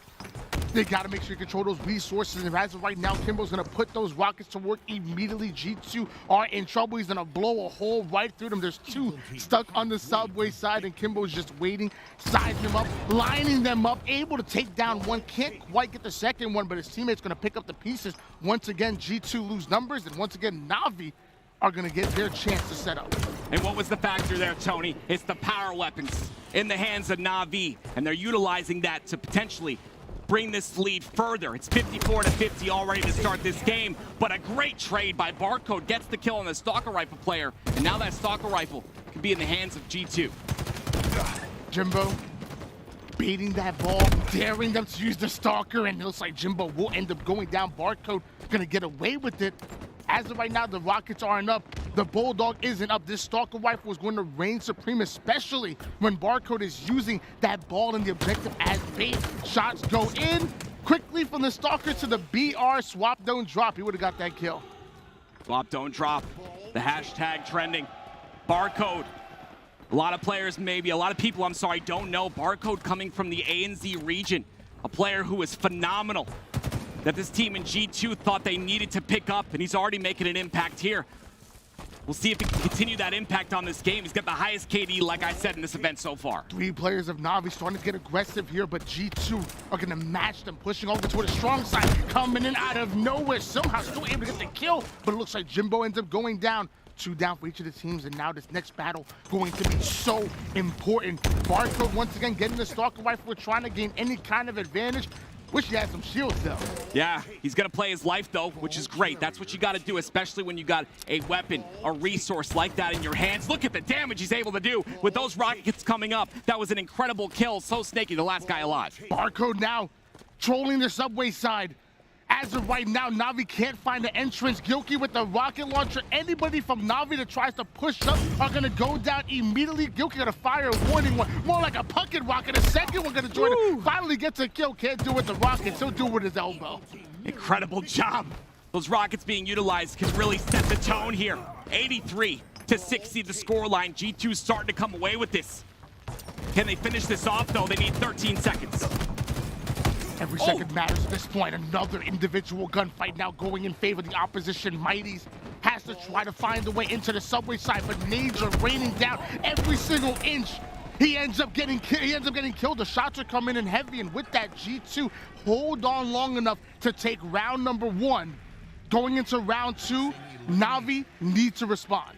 That was an incredible play by Straight Sick. He sat there on those benches, played his life for such a long period of time. It caused Navi to overextend. They went 3 dead, and G2 closed it out. Barco making the sandbox look fancy over here. Stalker rifle into disruptor. This man's using everything. Maybe he just don't like the battle rifle. Maybe he's not a fan of the BR. I mean, the big thing is, you talked about power weapons with Barcode or the sandbox. The thing is, he's got creativity on the map as well. It's one thing to hold the weapons. It's another thing to use them creatively. Unfortunately, he does go down there, but that opens up the map for Sab to get his own rockets. Rockets in the hands of Sab. Able to finish off that kill with the BR. Not going to waste this final rocket, which is so important, and ends up getting a double kill with it. Beautiful kill by Sab as they look to advance, throwing multiple members onto the subway side. It looks like G2 are going to trap Navi there. G2 getting into their A side setup. We talk about Barcode being the Slayer. We talk about Straight Sick as well, but look at Sab. He's got 66 seconds of all time, and he's 19-9. He wants to win this game. He knows how important it is. Sab is the entry fragger. He's the one that's supposed to do damage. He's supposed to open up the map for his entire team, but instead, he's putting in the damage. He's getting the ball time. He's doing everything else that needs to be to be an all-around player. I'm actually really proud of Sab right now. Really excited to see what he's doing for G2. That's the big thing, right? When you're an all-around player, it's not Swiss cheese. There's no holes, right? You're able to do whatever you need to. You're able to fill those little holes when needed. And Sab is doing just that. But not only just that, he's doing it in the most important series of the tournament. G2 have been playing lights out so far against Navi. I think Navi's playing well as well. I think there was moments of sheer brilliance, but when it mattered most, when you had to clear out that base, when you had to get into that setup, and you needed just that 1 or 2 round of slays, it slightly went in favor of G2 over Navi. Either way, from what I've seen so far, this is going to be a close one. It's going to be a close one. It's probably going to be the closest match that we've both casted yet today. And I'm going to say, you know, just to kind of put it out there, I think we go to a Game 5. I mean, that would be beautiful, right? Game 5, you know, this gets you qualified for Worlds. What better series could we have at this point in time? And both these teams very evenly matched. You've got Navi, who've made some roster changes. You've got G2 with not a lot of practice with Barcode on the squad. I think these teams are going to fight it out, give it their all. And I think we go the distance here. There's a very good chance that happens. They're obviously evenly matched, like you said. There's so much on the line right now. I'm taking skill off the table at this point. It's about who wants it more. Right. Who's going to leave it on the line? Who's going to empty that tank? And I think both of the teams have the ability to do it. And I want to say, I think they're both very similar. G2 really thrive in slowing the game down and getting into their defensive setups early. Navi are very similar. Navi can do the exact same thing. They can slow the game down, but they both have swing players, like you always talk about Mighties, who's able to speed things up. You got Sab, you got Barcode on G2. They could do the same. So I'm going to hone in on Barcode and Sab versus Jimbo and Mighties, because we already know they can slow the game down. But when it needs to speed up, when you need to get those kills and that damage, those are the duos going to do it for each of these rosters. This first game type, of course, we have to do a little bit of a restart here. We'll keep you updated on that one, but I got to talk about this real quick. Coach Callis, the coach of G2 Esports, says he really enjoys how the new Oddball plays. There's a lot of tension that comes with a movable object that freezes time. That's such a good way to put it, right? The object that you hold in your hand, the ball, freezes time and allows you to potentially, you know, get that full setup. But then again, like, there's points where if you're ahead in the game and the clock is a factor, you play the ball and you slay out. You've got multiple options there. It's just very creative game type with the changes. And with that advanced understanding of the game, it's no wonder why G2 are one of the better oddball playing teams in the league right now. I love what Navi brings to the table. I think they're a phenomenal oddball team, but in this matchup, in this game number 1, there's a reason why G2 are the favorites. And mind you, they're a damn good Slayer team as well, so we go into that for game number 2. Navi are going to have a little bit of an uphill battle. They are. I do think the Slayer will probably go in the hands of G2, but again, when you have the intangibles, Tony, right, you're playing for so much more than just a series win here. This is qualification into World. Do you know how much that would mean to G2? A team that has not gotten any practice, has not had a chance to practice due to, you know, Barcode being stuck with visa problems. If they can make it to World, if they can qualify for Worlds here, They get all the rest of this tournament practice, and then they come out world swinging. But again, it's up to Navi to upset them here. I think Navi definitely has a chance with how we saw them play against Sen. Even though it's not the practice they were looking for, Right. I will say I do admire the fact that G2 are still trying to work through their circumstances. Instead of actually being on the actual battlefield and doing the scrims like they would want to, they're still watching a bunch of film review from their older scrims and their older matchups. They're watching other teams scrim as well, Right. and they're doing it together and really dissecting what makes, Optic so good, what makes Sentinel so good, and really taking strengths, bringing it into their own game, and also trying to alleviate some of those weaknesses. So even though it's obviously not getting in game and getting the scrims, which is what you want, at least they're putting in the effort. At least there's something going in. And I would say sometimes film review can be even more important than actually getting in and doing those scrims. I agree. I mean, I think film review is very important. I think scrims are a little more important. In my opinion, I have to push back on you a little bit there. But film review, just as important. You've got to couple them together. It's like a peanut butter and jelly sandwich. You can't have a peanut butter sandwich. That's just gross. But I did get some word from production. And apparently G2 is going to be up 1-0 in this oddball game. They have one round, and we're going to restart it there. So G2 only need one round, while Navi is going to need two. And it makes sense. I think G2 obviously earned that one round advantage. Navi, they're going to have to go back-to-back. Yep. They look clean in both their A-side setups and their C-side setups. So I feel like they know what they need to do in order to stop G2. Now just clean it up just a little bit. And we can see Navi tie up the rounds, maybe even come out with the win. At the beginning of that game, you saw Navi. They were controlling the power weapons at the start of that game. They've got to do the same thing throughout the rest of the game, though. G2 really took control at the end of that first round, and that's why they took it. That's why they were able to go up 1-0 here. Now, Navi, with their backs against the wall, they face a problem, and it's the mountain of G2. G2, going into this game number one, obviously coming out looking like the favorites going in.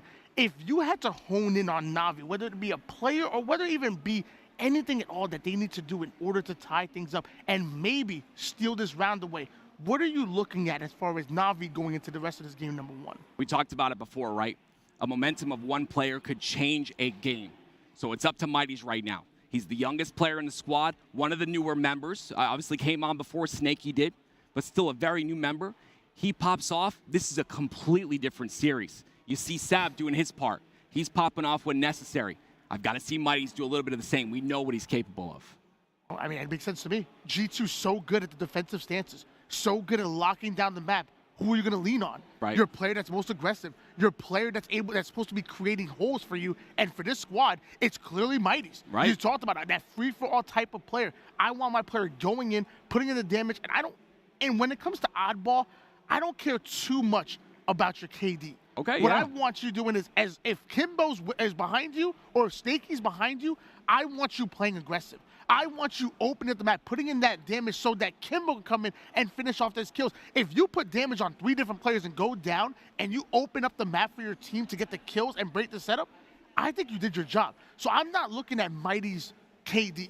Right. What I'm looking more for is that damage because that's what I want out of my main pressure builder. Yeah, the damage. We're going to have to see it after the game because I would love to see what you're talking about. Mighty's is the entry fragger, right? He's the player that's going to be in there first. He's going to get that very first initial pick, and he's going to open up the map like Tony had just mentioned. So Mighty's is definitely someone to look at in this situation. I think, again, free-for-all players, it's all about timing, right? If you get that timing down, I competed in free-for-all at a very high level. If you get that timing down, you go on a run. Like, you're able to just chain that into multiple kills and multiple just opportunities for your team. So that's what I'm looking for out of Mighty's. We know what he's capable of. We see him in 2v2s. We see him in 4s. The guy knows what he's doing. He just got to make sure that he has that timing right. And like you said, he's got to have a teammate behind him as well to make sure that that gets traded out. I will say, you keep talking about all this free-for-all stuff. I love free-for-all. I'd put you in the dirt. No, you wouldn't. There's no shot. You play Mouse. Listen, I was on main stage with Strong Side, Over 2, and Neighbor. Okay, Wow. That's right. Okay. And I was the 4th little guy, just a little guy. You started with those old Can we guys. talk about this for a second? I remember one day I was playing with Strong Side. That's me. I got my cane. Swear. Actually, I got my cane. 2007. It doesn't matter. It doesn't mean anything right now. But I do love free for all, and I think that a lot of players like APG, if you look at him, he came out a free for all player. Look at him now. He says he understands the game completely differently because he was molded to use the individual skill from free-for-all and bring it into fours. That's what we need out of Mighty. And guess who's going to be the guy to do it? It's going to be Kimbo. The IGL of the squad. He's got to, if Mighty's is going too fast, hey, Mighty's, you got to slow down a bit. Let's push up, you know? Oh, we're too dead on our squad. Wait for us to spawn, we'll push up with you. A lot of small talk is necessary. I almost thought you would compare yourself to APG. No shot. I was going to say. He destroyed me back in the day in free-for-all. Oh, yeah. And he was so young. How young was he? He was so young, dude. Oh, man. He was so young. Yeah, he dominated me. Absolutely. It was not even close. I played some games with you. You ain't too bad. I'm not gonna lie. I'd be surprised playing on mouse and keyboard. I watch your streams and be working out. I try. It looks exhausting. There's not a lot of us left, so I try my best. And you know, some people took some bets on like how long it would be before I mentioned mouse and keyboard. I think I've mentioned it like 5 times today. I gotta, you know, you mouse and keyboard players out there, I gotta be here for you. You know, we gotta rep each other. You know, there's not a lot of us left, so. Let's bring it back here. Absolutely. Because again, we're not here about me beating you because you're on mouse keyboard, I'm on controller. What we're here about is G2 and Navi. Right. And again, the winner of this, not only making it towards the winner's bracket and having a bit of an easier role, a bit of a cushion starting in the winner's bracket as opposed to the elimination, but on top of that, we keep talking about that qualification going into Worlds. It's an exclusive club. I ain't playing exclusive. it. It's so you know it's really exclusive. I ain't playing it. I'm just saying when it comes to G2, they're the favorites going into Oddball. I would even have to say they're the favorites going into Slayer Catalyst. And when I'm looking at Sab, I'm looking at Barcode. When you're breaking setups, just like we talked about with Navi, when you're breaking setups, you need players that can create pressure, players that can put damage on the map. Who does that better than Sab and Barcode? Those are my two players to really hone in on, especially when it goes to Oddball. You know who's really popping off this weekend as well is Gilkey. I mean, I remember watching him in Halo 3. The guy, he's starting to really hit his stride in Halo Infinite. It's just so great to see. I believe he's second in KD in this tournament on his team. So, again, Barcode being first. And I got to kind of travel back to Barcode real quick because I want to focus on him. He's coming from A&Z. Not a lot of practice with this G2 roster. They got some during the Super, right? They played pretty well during the Super. But he comes into this squad. He's got the highest KD on the squad, and he's performing just like they thought he would. Now, if everyone else can kind of rise up with him, with that tide, we've got a really scary G2 on our hands. No doubt that Barcode's the real deal. Agreed. No doubt. Now, so your player to watch out for. You talked about Gilkey. Yep. Are we still going with Mighty's on Navi, or are we changing it up a little bit? I think Mighty's on Navi is a big focus for me. Just because, again, you can have that aggression, right? But you can also, that aggression could be bad for you. It could handicap you if you're too aggressive. We saw that in Series 1 versus Sentinels. I believe it was Series 2 of the day. He was aggressive a lot of times where he was out of position. So I really want to focus on Mighty's not being out of position, making sure that he has someone behind him in order to help him make those pushes and help him be aggressive. Because it's all about, you put that damage in, if you go down, you lose that piv, fine. That pivotal fight, you lose it, fine. But then you got to have someone get in and trade it for you. Get that trade on that kill. Very, very important. Well, we're going to see who's it going to be. Who's going to be that X factor? We're talking Navi. We're talking G2. This is your continuation of game number 1 where G2 will already up 1-0 as far as rounds. It's Navi that has to be in the driver's seat. It's Navi that have to come out and get back-to-back rounds. G2 have a cushion. Yeah, and that cushion, they cannot let it make them lazy. That's the big part, right? You come out here swinging like it's 0-0. G2 is up 1 round, but don't think of it like that. Think of it, this opening strat as a chance to close this first game out right now. This is your chance. Game number 1. 1 round in your favor if you're G2. If you're Navi, Mighties, step it up. Show them the Slayer you are. In the first version of this game number 1, we saw how important these power weapons are. We saw how important the Bulldog and the Rockets and the Stalker Rifle is. With this map being so small and you being able to identify those spawns almost as easy as you do on live fire, you have to control the sandbox. Jimbo is able to get away with the Rockets. You can't allow that to happen if you're G2. Like you said, don't get sloppy. Right, G2, in the very first round of this game, they had control of Rockets in the very beginning, but now looks like a little bit of a split here. 2 down for each squad, with 10 seconds on the board for Navi at the start of the game. They've got to win those pivs. Straight Sick kind of being in a situation where potentially he, Potentially he's going to lose that piv. He's got to kind of try to play his life. He's also a very aggressive player. Straight Stick, we talk about Mighties all the time. The Straight Stick is a very aggressive player as well. Trying to figure out exactly what's going on here, but it looks like we still have Navi and G2 going in this game number 1. It's continuation again. It's G2 up 1-0 in case you guys are new here. And of course, if you're new, you ain't know. Gilkey always putting in the work, dropping that ball, getting the slay, and allowing his team to continue to get aggressive. And just in case people are joining us, we got to talk about the implications of this series right here. Both these teams in pools are tied 1-1. Jimbo with 35 seconds of ball time. An absolute incredible amount of ball time and incredible slays to start this game. But let's talk about the implications real quick. What does it mean for these teams to win this series? Again, going to Worlds. It's all about making sure that you get into Worlds, and that's what we're playing for right here, right now. By the way, it's Navi that are up 38-7 at the moment, so a big start out of them. But G2 also able to steal the ball. They've got to set up on that tram side. Those rockets are coming up in 5 seconds, so the fight for the middle is huge. All 4 dead for G2. This is huge. They get the rockets, and now they have sight on the spawns as well. Navi doing a great job of controlling the power weapons early. I guess Navi need a little bit of that timeout. They're coming out refreshed right now. I ain't mad at him. I ain't mad at Snaky. Being patient with the rockets. Gonna pop it off, make that player one shot, but not able to get the slay he's looking for off a screen. Sab able to take down Kimbo, so now Navi are losing numbers. They have to bounce back. They have to win these individual slays. Do not allow G2 to break you so easily. The rotation's coming out. Navi breaking easily, as you saw Snaky go down quickly there on your screen. And look at Kimbo. He's got the Bulldog in hand. This is gonna be very essential to potentially getting that ball and holding a setup. But as of right now, no one has the ball. Looking for the slays is Navi, and they get 2 from G2. Make sure you look at that white arrow at the top of your screen. It's pointing at Jimbo right now. The man has the Bulldog. He's the one trying to create that pressure. Meanwhile, you know, Mighty's your player of the game, going 6-2, 3 assists to go along with it. That ain't too bad as well, but they need the slay. Kimbo starting to push forward, has the Bulldog out, able to get the slay he's looking for. Straight Stick and Sab go down, but the same for Navi, go to themselves. Next round of slay is so important, and Kimbo is gonna slow things down, allow Navi to regain, and Mighty just steals the ball. That's 3 times that shouldn't be there. That was great by Kimbo, right? He stayed alive on the top of C, right? He was able to put shots into multiple players. That's a player you like on your team. Put the damage into multiple players and give your team the opportunity to come off spawn and set up. Mighty the ball in hand, having the Bulldog as well. If anybody gets into the close quarters, he's gonna put them down, but the nades are starting to come. Luckily, Snaky has his back, able to get the slay. Now gonna slow down just a little bit. They need to get the kills before they dedicate to the ball. Navi and they're going 3 down. G2 doing exactly what we expect them to do, hunting down every one shot.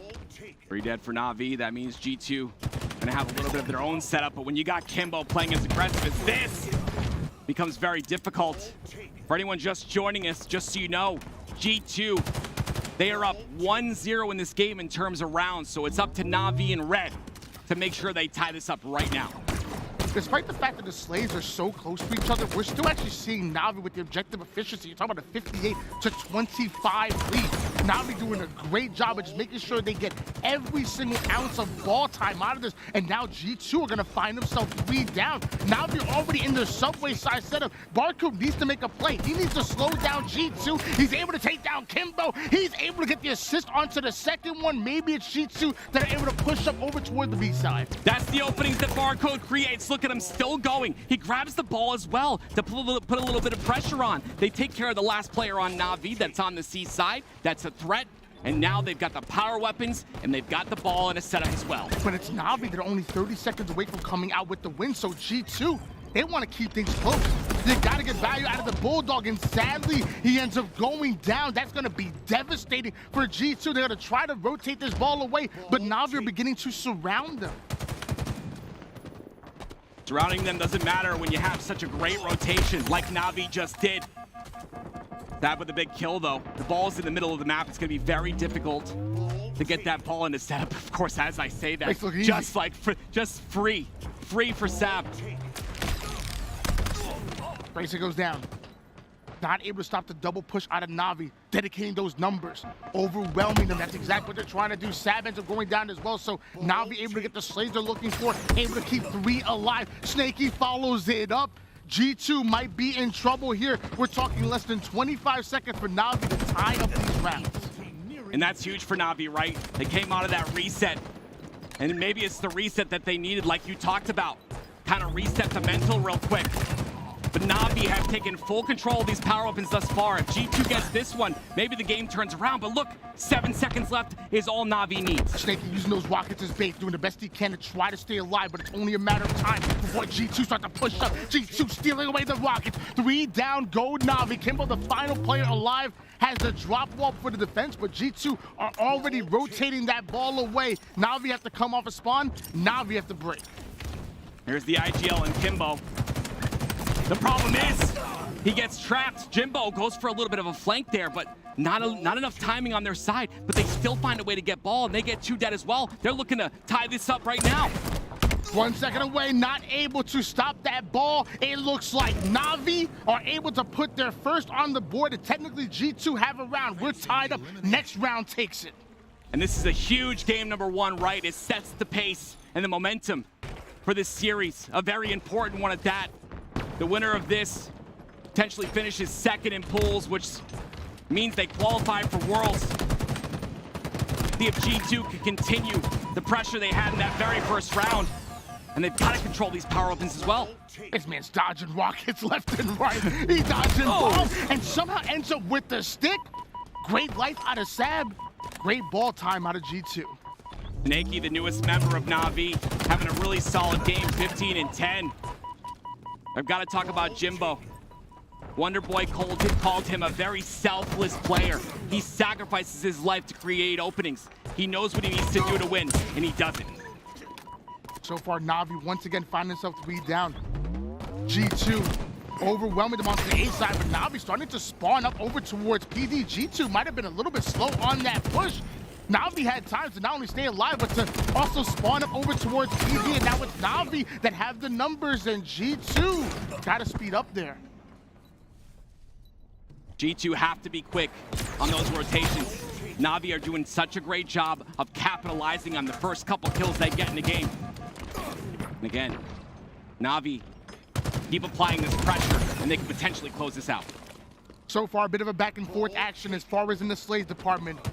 Both of these teams trying to really almost fill each other out. Getting this map control is oh so hard, especially with how close and how similar both of these teams are as far as play style. We have Straight Six sitting over toward the PD side, forced to drop the ball, gets himself the kill. Gilkey's gonna win his individual battle as well. So when G2 are getting those individual battles at the same time, and Navi find themselves 3 down, how much ball time, how much free time is that for G2? It's a lot of free time. You can see they get the lead. They're approaching 30 seconds as well. And it comes down to Coach Callis. Such a smart player, such a smart coach, I should say. Able to know exactly what the right play is, exactly when to rotate, and he's calling those plays at every moment, and he's also calling the rocket timer as well. Once again, G2 get the power weapons. There's no shot. I just saw him steal rockets, jump up, be within, I guess the mistakes were made distance, then he just thrusts them back, and with the rockets to work. Okay, G2, I see. Hey, style points count. I'm gonna give him extra 10 points right now. Absolutely. Is that legal? Give him 15. Okay, 20. Yeah, there you go. Though that rocket kill was huge though, right? Because they were at 30 seconds and now another 23 seconds added to that clock and counting. Marco looking to stay alive. That's important. Staying alive is the most important thing. When you're the Slayer just like he is, you've got to make sure you play your life and you're able to put a lot of damage on the opposition. Way down go Navi once again. Kimbo, the final player, able to find a line of sight onto the ball player, able to get nades off. G2 got to punish him. He's isolated by himself. Navi with 3 down, and Kimbo's just roaming around the map willy-nilly. He's on back. Hey, they don't know where he's at. Yeah, he's going to make a good play here. This will be a huge play. He did. They got him. They got 2. 3 down for Navi. That was a huge play right there because he rotated to the strong side of his team. He saw one of his teammates on Cafe, made sure to rotate towards that side, and they made a solid push as well. G2 take an incredible lead here. This is huge. They got lucky. Like you said, Kimbo was making plays. Kimbo was behind it. I'm not sure how G2 ended up alive, but they end up getting the 4 down, and that's what they do best. They turn lemonade out of lemon, 72-15 lead in favor of G2. You're talking just 28 seconds away from coming out not only with this round, but also the game. See on the side of G2, look at the ball time here. All spread out, but Straight Six, 63 seconds. Incredible OBJ work out of him. But Navi now looking for a comeback in this game. Rockets coming up.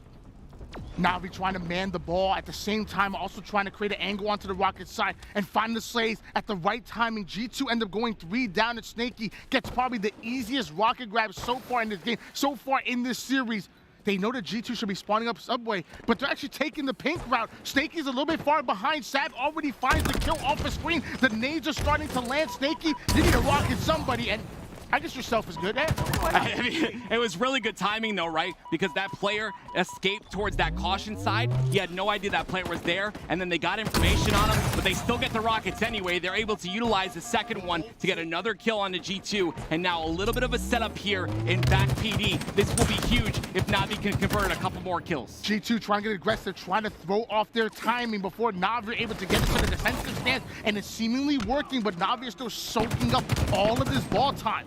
So Snaky onto the purple side, doing a great job of staying alive. He gets a spawner over towards Cafe. It's Jimbo down to 1 shot. He goes. Jimbo ends up going. Snaky as well. That's a big break for G2. That Cafe spawn is so very important. It's so heavily weighted on this map as well. But G2 come out on top of that one.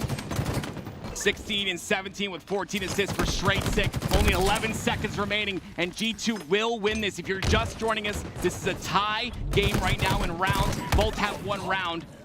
So whoever wins this one will take this first game. G2 were so close, they can taste it. At this point, victory might be guaranteed. Navi not in position to get this ball out of their hands. Sab is just hiding in the corner, holding onto this ball for dear life, and just like that, G2 take what seems to be round number 1, but actually, that was 2. It was great to see. Sometimes you gotta take the ball like that, just cower it in your hand, just keep it tight, keep it close like Smeagol.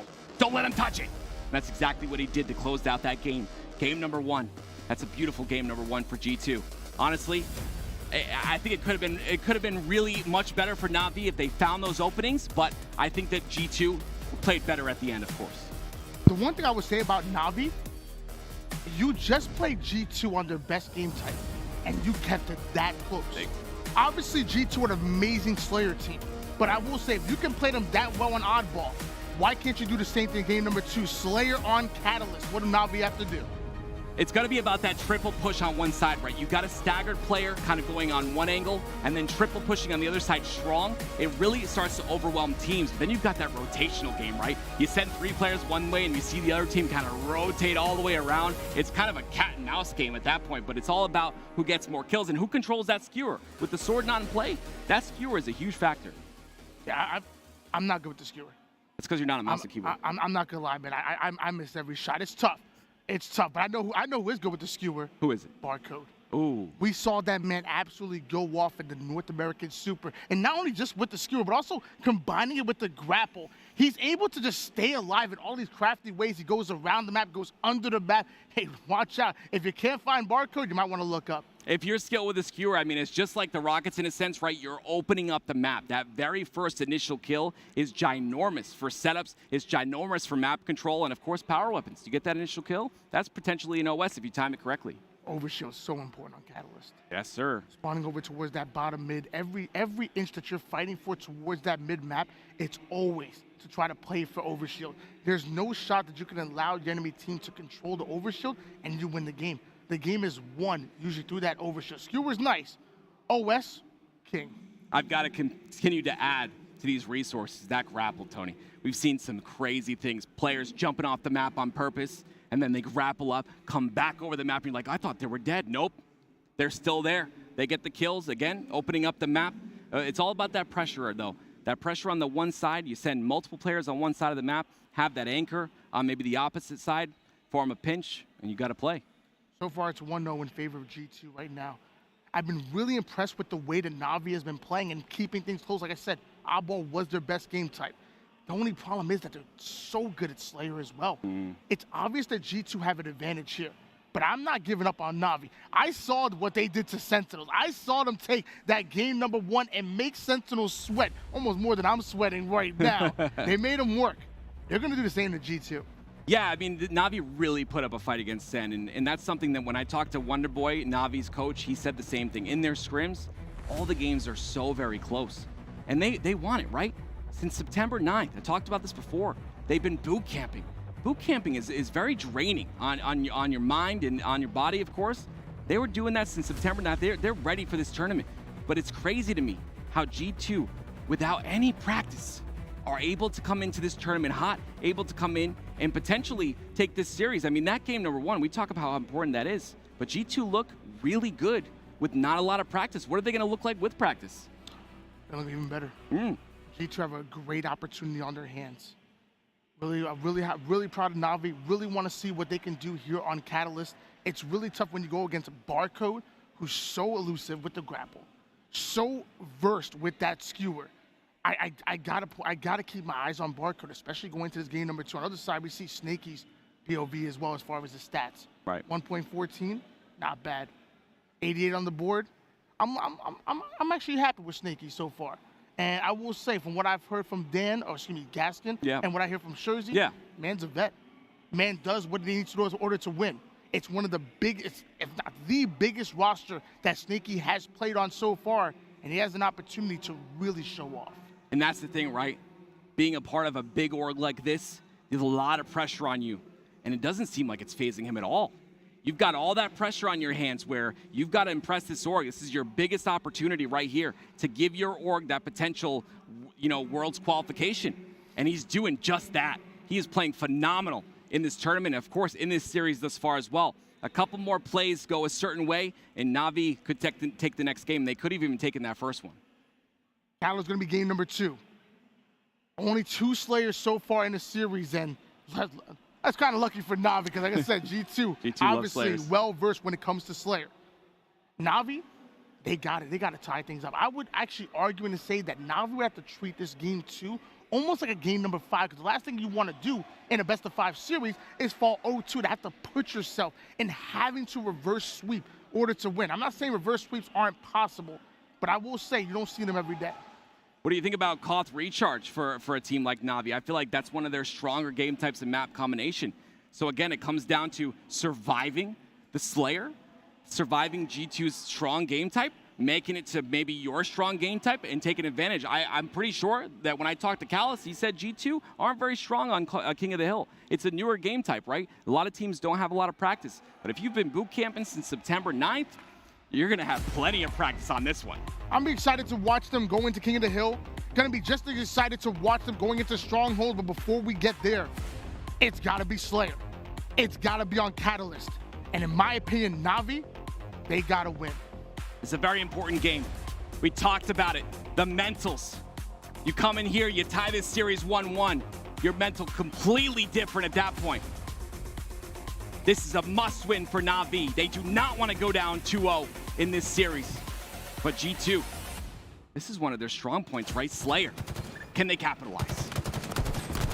We talk about the mental often, and hopefully G2 aren't in the mental of Navi after that game number 1. It was pretty dominant. G2 were looking clean. Now we're going to have the opportunity to respond here. A 2-1 lead so far for G2, but what's most important is those resources. Who got away with the overshield? Who got away with the skewer? The resource is so very big, as are the trades. 3 down for Navi. Each trade right now going in favor of both teams. You want to make sure if you're in a situation you're not going to get out of, that you get that trade so you can keep this score close. Maze to go in, G2 overwhelming the Stewart side quickly. We see Kimbo making plays with grapple, taking to the skies to try to stay alive, ends up going down. What goes up must come down, and so will Kimbo, tied up at 7 apiece. That's my lucky number. Love it. Something else that's lucky is the fact that Sabinator is playing just like he did in that round number 1. Wait a minute, and he stays alive once again, but he gets taken out. We talked about the grapple and how it's utilized on this map. Sab almost stayed alive there. Getting a little fancy, 5-2. Loving the way Sab has been able to play this so far, but it's Navi that are playing them even better, taking them down in every single turn, but it's hard to cross-map shots starting to connect. I think I saw Jimbo, who's able to get away with that skewer. We have Kimbo and Navi holding down the blue side of the base. Both of these teams fighting for that 50% map control. A very even score line thus far. Unfortunately, you still see Gilkey out of position there. Look at the strong side of Navi. 3 members on that side of the map. G2 have to rotate out if they want to stay alive. Another overshield coming up. Sab already in position to ping. Look at where he's pinging. He knows that the pressure is coming onto the side. He's making sure that eyes are trained on it while he tries to play for this overshield. This can work out well for G2. And of course, Navi find himself 3 down. Right before overshield is coming up, you gotta stay alive. And Sab, you steal OS. It's a 1-kill game, but watch that scoreboard now that Sab has the OS. It all comes down to the value that he gets out of it, right? But a huge play, the timing on the kills. They got the OS scot-free. Unfortunately, it's gonna be all gone with the shots from Navi. But G2 looking to make a stand here. I will say, Sab was able to get away with the overshield, but Navi doing a great job of simply countering it by melting him, but they don't need the OS to put him 3 down. Even though have no OS, G2 start winning almost all of their gunfights. Kimbo having to make a play literally by himself, takes down 2, but Sab gets the assist, and G2 have control. 1 go down for Navi, and 16-13 is the score so thus far. We spoke about Barcode, we spoke about Sab. I haven't talked much about Gilkey there, 7-3 in this game thus far as he comes on screen. 3 down once again for Navi. G2 are really starting to come away with this game. If they can continue this momentum, this game's gonna get out of hand. And G2 are just so good at slowing the game down, gaining information, formulating a plan, and coordinating and executing it. G2, they played the pacing game so well. And that's the reason why they have a lead right now, 23-17 in favor of G2. Barcode gets that Barcode, gets that skewer, and absolutely shreds one. Beautifully played by Barcode and G2. G2's starting to hit their stride, and this is exactly what you want to see. You got Gilkey playing real well. You got Barcode as well with a skewer in hand. These are the impact plays that are going to send this game skyrocketing. In just 23 seconds, we're going to see overshield coming up. Both teams now setting up G2 on the skewer side, Navi on the sword side. This next round of Slay is oh so important. Last time Navi went 3 down right before this OS went up. This cannot happen again. Barcode with the skewer, lining up the shot, and Gilkey gets it as well. Oh my God! My word. Mistakes are made. G2 are 3 down. Navi, you have to capitalize. It's your time. That is huge. Only down by 4 kills now is Navi. The question is, can they take this and move on with momentum here? Can they turn this into more? G2 are all off spawn. Look at the pinch coming from the backside. 3-man push out of Navi. Mighty's gonna slow things down. Wait for the opportunity to come in. Kimbo with the overshield. Barcode has him in his sights. Love the shots coming in, but the bait and switch is too much. G2 get punished for going 4 down. That's a fresh 3 down, and it's a 1v1 between Kimbo and Sab. Psych, he has help. Again, you talk about the value of an overshield. Right there, we saw it. The overshield making the plays happen, bringing this score line close, 24-26 right now. And with G2 playing as well as they are, Navi come up once again and contend with them. 10-7 out of my man Mighty's.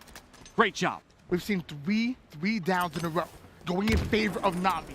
I've been taking notes, Tim. You told me, you said, don't lose OS, don't skewer your teammate. That's what I got so far. G2 getting shredded right now based on the mistakes that they're making. And so far, Navi has been just riding this momentum ever since, down to 1 shot. Sab is gonna go, tries to challenge out. Jimbo doesn't lose those. Half of G2 going down. Since that skewer shot onto Gilkey, Navi haven't looked the same. And it comes down to the hype. Wonderboy talked about it best. Mighty's, when he starts popping off, he gets extremely hype in the comms. And let me tell you, it's rippling through the communication of Navi right now. But as I say that, 3 go down. Finally, G2, they're able to respond here. Once again, tied up at 30 apiece. Mighty trying to find an angle with that commando. Beautiful shots as he gives us height advantage to chase Barcode down. Figures out a way to put him down. Somehow almost able to get the double kill off the screen. Gilkey takes down 1. G2 once again losing numbers. And once again, OS is coming up. This overshield is pivotal at this point in time when the game is past 30 and it's a 1-kill game. This next OS could be everything. Cross-match shot, Sab not able to connect onto Mighty's. Mighty's gonna overextend for that one, so he's gonna go down as well, but Navi should have clear eyes on the OS. Kimbo grabs it, but Kimbo's not able to actually activate it. Now we see Overshield just sitting there. Gilkey, Callis said, one of the best back players in the game. He's playing his role right there. That OS gonna be null and void. Can he continue to put the damage in? It's the question. Just a 1-kill game, Navi having a slight advantage with Gilkey on screen. The pings are coming in. Gilkey's actually by himself. They're able to isolate him, choke him out. Gilkey ends up going down. Navi gained control of the map. But how does Sab get overshield? I thought overshield was off the map, but again, Sab having that is huge for G2 once again. These overshields so very pivotal, but look at the game is slowed. The pace is slowed. Maybe they're trying to run that overshield out. No value has come of it just yet. G2 showing the respect to Navi, have a 3-kill lead. Navi quickly approaching that 50-kill mark. Barco tries to slide in, but off a screen, looks like Stracer gets a kill. Gilkey goes back to back. G2 now coming back into this game, and Barco immediately taking height. I talked about Mighties, look at him. 15 and 10. Slaying just like he's supposed to. Jimbo, though, caught out of position. He sacrifices himself, but they're not able to get anything out of it. They do get a barcode, but they go 3 down. Kimbo into action. Able to get the one shot, almost able to take down Gilkey as well. Down to the wire we go. Tied up at 43 apiece. Will it be G2 going up 2-0? Will it be Navi tying things up? This OS is going to be everything. We talked about the last one being everything. They tied up the game once again, but now this OS is the game-winning OS right here, and G2 go 2 down. If Navi can capitalize here, this could be the momentum they need. They only need 5 kills. Arco's going to slow things down, has to win this individual gunfight. Able to take down Kimbo, but it looks like they're coming right back in. 46 to 44. One squad wipe away is Navi from taking the game. Gilkey ends up going down. The trade not able to come in. On board with Sab. It all comes down to positioning at this point, right? 47 to 45. You can't give up any kills. You can't give up any trades. Jimbo has the OS. He's gonna miss the green gun shot. He gets a beatdown, but that's gonna be huge. Jimbo with the OS. Barco looking for a kill. Goes right after Snaky. Not done yet. It's 48-48. We're just looking for 2 more kills on either side. And Gilkey gets extended. Jimbo able to find that one. Just 1 more kill for Navi to tie things up. And we're seeing Navi gather together. All they have to do is stay alive. All they have to do is put down the damage. Those numbers are overwhelming, and so are these nades. Great job by G2, though. They rotate out from the pressure. Barcode almost gets a cleanup kill to tie it up to 49-49. But there it is. My word. Navi are going to come out and tie the series 1-1. Tied up at 1 apiece. We have ourselves a game. Navi going to send us into that swing game number 3, although G2 had all that momentum going into that game number 2. Navi able to steal it right away. That's huge. Like I talked about, you don't want to go down 2-0 in a series. And Navi, they pulled it out when it mattered. It's a very close game. And Jimbo, out of position on that very last play. I was a little nervous. He jumps out of there alone. You know, he's been known to sacrifice his life for plays, but no play comes out of it. But they still come out on top. You called it before the series. You said this is going to be going into a game number 5, and with how tightly contested this has been, I'm inclined to believe you. I really believe that G2 and Navi can go to a game number 5, because this is an absolute fight, and so will King of the Hill be. I would love for a game 5 in our very last match. Of course, a very important match. Like we talked about, if you're just joining us, both these teams in their pool are tied 1-1. This series right here, this is where it all matters. This will bring someone to second place in their pools, which, guess what? Which qualifies them for the World's Championship, which is huge. That's what we're looking for. That's right. You're seeing so far, we're going into King of the Hill on recharge. This is going to favor both of these teams, but you know what? I have a feeling. I truly have a feeling that Navi can come out on top here. This recharge is going to be so important, and I will say, man, so with that shock rifle, and so with the active camo. We talked about this earlier, right? Navi just had to make it to this game type. King of the Hill, one of G2's weaker game types. Cal has said it himself, the coach. So Navi making it this far is huge for them. They've got the momentum now. They've got the, the chance to take the lead in this series. And a lead is what they need right now. They build off this momentum, they continue on, they could close it out. So if we're giving Navi the favorites going into this game number 3, I want to take the devil's advocate. Okay, yeah, absolutely. What do you want to see from G2 in order to come out on top in game 3? I want to see a performance out of Sab, just like in that round 1 of the round 1 oddball game that they had on Streets. I feel like he played absolutely incredible. If he can bring out that type of performance, it doesn't have to just be him, Tony. It can be anyone on that G2 roster, because all of them are capable. They've got to pop off. One player individually has to have that switch be flipped. Could really give them the edge. King of the Hill on recharge. Whenever I think about King of the Hill, I always think about rotations, rotations, rotations. Yep. It's okay to go down a hill, but you have to be set up for the next one. There's no shot that you can lose that bottom mid hill and not be prepared over towards the long haul. Right. Too much momentum, too much time will be gained. It's all right to lose one, can't lose two in a row. Let's break that down too. I mean, that very first hill, it's very contested, right? You know, that hill doesn't get taken for the first, 2 minutes in the game, first 3 minutes. And then that second hill, once the first team gets a lock, that's it, right? They can take that second hill easily. We've seen it many, many times.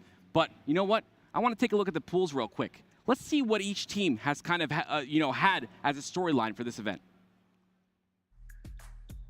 Looking into that pool C, we talked about it being Sentinels to win. I mean, come on, 3-0. We're no surprise here, but we are surprised that G2 and Navi are tied up. This is wide open. Navi may not be the favorites going into this matchup. I know us in North America, we love our G2, but Navi have been playing well, and Navi earned that game number 2 win. Navi going into game number 3 as the favorites. Like you said, it's one of G2's weaker game types. There's a chance that we can see Navi coming out in second place in Pool C. Which would be huge. I mean, all these players, all season long, have been playing for Worlds. Of course, every event they've wanted to win, right? But they're playing for Worlds. Let's take a look at some King of the Hill stats here. It's Gilkey versus Mighty. Look at Gilkey's KD, 1.27 against the Phenom, the FFA Phenom in Mighty, that aggressive player, the Slayer. Gilkey stepping it up. But when it comes to King of the Hill, Gilkey does play that back player role. Yeah. It's his job to make sure this KD's high, stay alive, put down damage. That's Gilkey's job. Mighty has a totally different role. Mighty has to get in there. He's the one that creates those openings. So, yes, it's a low KD in King of the Hill.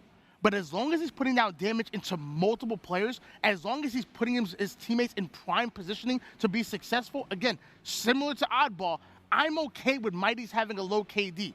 I'm not okay with him maybe taking a little bit of a Slayer role and slowing things down, because then that might slow Navi down completely. Well, you talked about his damage. He had 5,700 there opposed to Gilkey's 46, I believe it was. So you're right in your assessment. That's why you're a professional, Tony. That's why you're here. You're doing a great job. 5,700 damage is a lot on King of the Hill. He's obviously that player that puts in the work, puts in the damage, opens up the map so that his team can get those hills and win the game, of course. So far, the series is tied up at 1 apiece. It's G2 going up against Navi in the swing game number 3. We talked about what's on the line, but one of these teams will be guaranteed a spot in Worlds. The other will have to really fight over towards the elimination bracket just to get into that round 3, just to get in position to do so. It starts here on Recharge. What's your keys to success? Well, sword won't be a factor. Drop weapon won't be a factor. Both of those are GA. You know what's not GA, Tony? The shock rifle. First person to get that shock rifle and to utilize it well will be the victor in this match. And it all comes down to, once again, flipping that switch when you need it the most. So far, we're going to switch gears over towards Barcode. Whoa. Putting in the work, finding a new spot, loving this. Staying alive, and as of right now, G2 already gaining control right off of the rip. But again, we talk about time and time again. It's not just about those kills. What happened to the resource? What happened to active camouflage? What happened to the shock rifle? Resources are so very important. And again, this first hill, for everyone watching, a lot of teams opt to not go into this hill. It's too scrappy. You get caught out, you're isolated in a position at the bottom center of a map.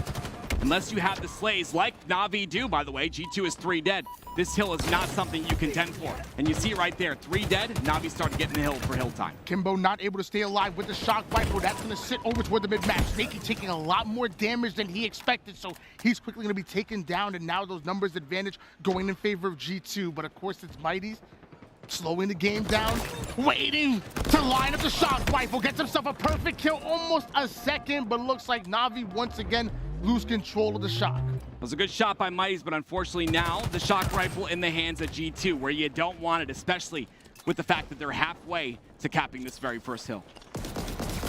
Marco, he's the only player I'm seeing really prioritize the disruptor. We've seen players back pocket it, yeah, but as far as really prioritizing it, making it your main weapon. Maybe it's an Australian thing. Oh, maybe this. Maybe. Maybe this. Barcode He's been scanned. We know he's priceless. 1-0 lead in favor of G2. Now moving into that hill scene. This is what we talked about. Are Navi set up for the next hill? That's what it looks like. Snakey's on the top of glass. That's huge. But Kimbo out of position right here. If he goes down, it could be really bad for Navi. They have the positioning on this second hill, but it all comes down to Kimbo staying alive, and unfortunately he does not. But the spawns come out from G2, so they still have that hill control. G2 getting the spawns, but Navi putting them right back into it, getting the slaves they're looking for. An individual battle, really important. Sad, putting Jimbo down to one shot. The nade comes in with the cleanup. Now he's just chasing away everybody over towards Navi. Finally, Sab goes down, but we talk about it all the time, that entry damage being so important. G2 are pushing up with it. Yeah, G2 are pushing up, but the thing that Navi's doing that's impressing me is they're prioritizing that red push, right? You've got to make sure that you get top glass, that you push from that red side. You don't want to always push from C plat, but you want to make sure you're pushing from that red side, get that top out of control, and really take control of that side of the map when it's that hill. Height advantage is king. It is. I learned from Star Wars. They say get to the low ground. No. Get to the middle ground. The middle ground. Yeah. I don't think. Wait. No? I think it's high ground. Get to the high ground. Okay, we get got to it. the high ground. Goodness me. Keeping that attic side control is going to be so important for both of these. And by the way, the game is still going on right now. We might have lost a little bit of our feed, but good to see I us. hear them right now. They're going at each other. It's G2 going against Navi. And again, we talked about it time and time again. This is game number 3. Winner of this game gains momentum in the series. So important. Not only that, confidence. You win that game number 3, you come out strong in that game number 3, you're looking good. But someone who I want to come out strong is G2, right? This is their weaker game type. So how much confidence would it give them winning on their weaker game type and also their stronger game type coming into this series? I mean, it's going to be huge. Well, if you want to see G2 come out strong, I want to see Navi coming out Fine, strong. we'll Let fight. me tell you, teas and crumpets, I'm down. Fine. My man Dan in Jersey, I already know. I'm going EU all day. Okay, fine. I North got America, G2. y'all don't know what's going on. Well, we got North America and Australia, if you think about it, in G2. So we got 2 different places that we're, I mean, I'm rooting for both, you know what I mean? Like, yeah, and I heard you yesterday talking to Barcode. You said Australian players are terrible. I remember that, and he took that personally, Tony. And look at him. Now he's slaying out the competition. Now he's looking fierce. It's because of you. I would never say that. I love Australia and everybody involved. I love me some Barcode, too. When we come back, we're going to find out what's going on with G2 going up against Navi.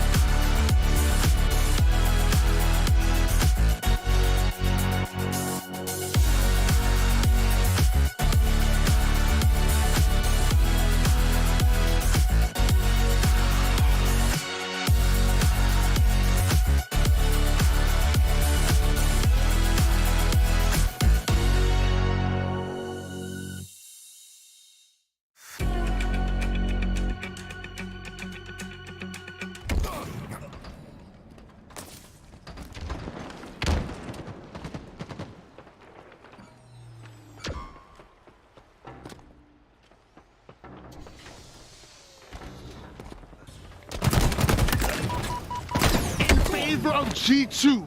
Just one hill away from taking this game number 3. We talked about the momentum swinging in either G2 or Navi's favor. Look at all that momentum. I mean, this is one of their weaker maps, and they're playing phenomenal right now. We didn't get to see it, but we're back, which is great. 3-0, but Navi looking to answer back, and Kimbo's got the shock rifle to do it. Lines the shock rifle, body shot sends him back, able to trade out his life with Gilkey. 2 down for both of the teams. A third one gonna fall for Navi. So Snaky doing a great job of stabilizing, keeping the numbers close. He might end up taking down both. Eventually, Snaky goes down. Navi have to come off a spawn, and look how close G2 are. We're talking just seconds. We haven't got to watch it, Tony, so look at the scoreboard here. Sab, 26-12, having a disgusting game thus far when he needs it the most.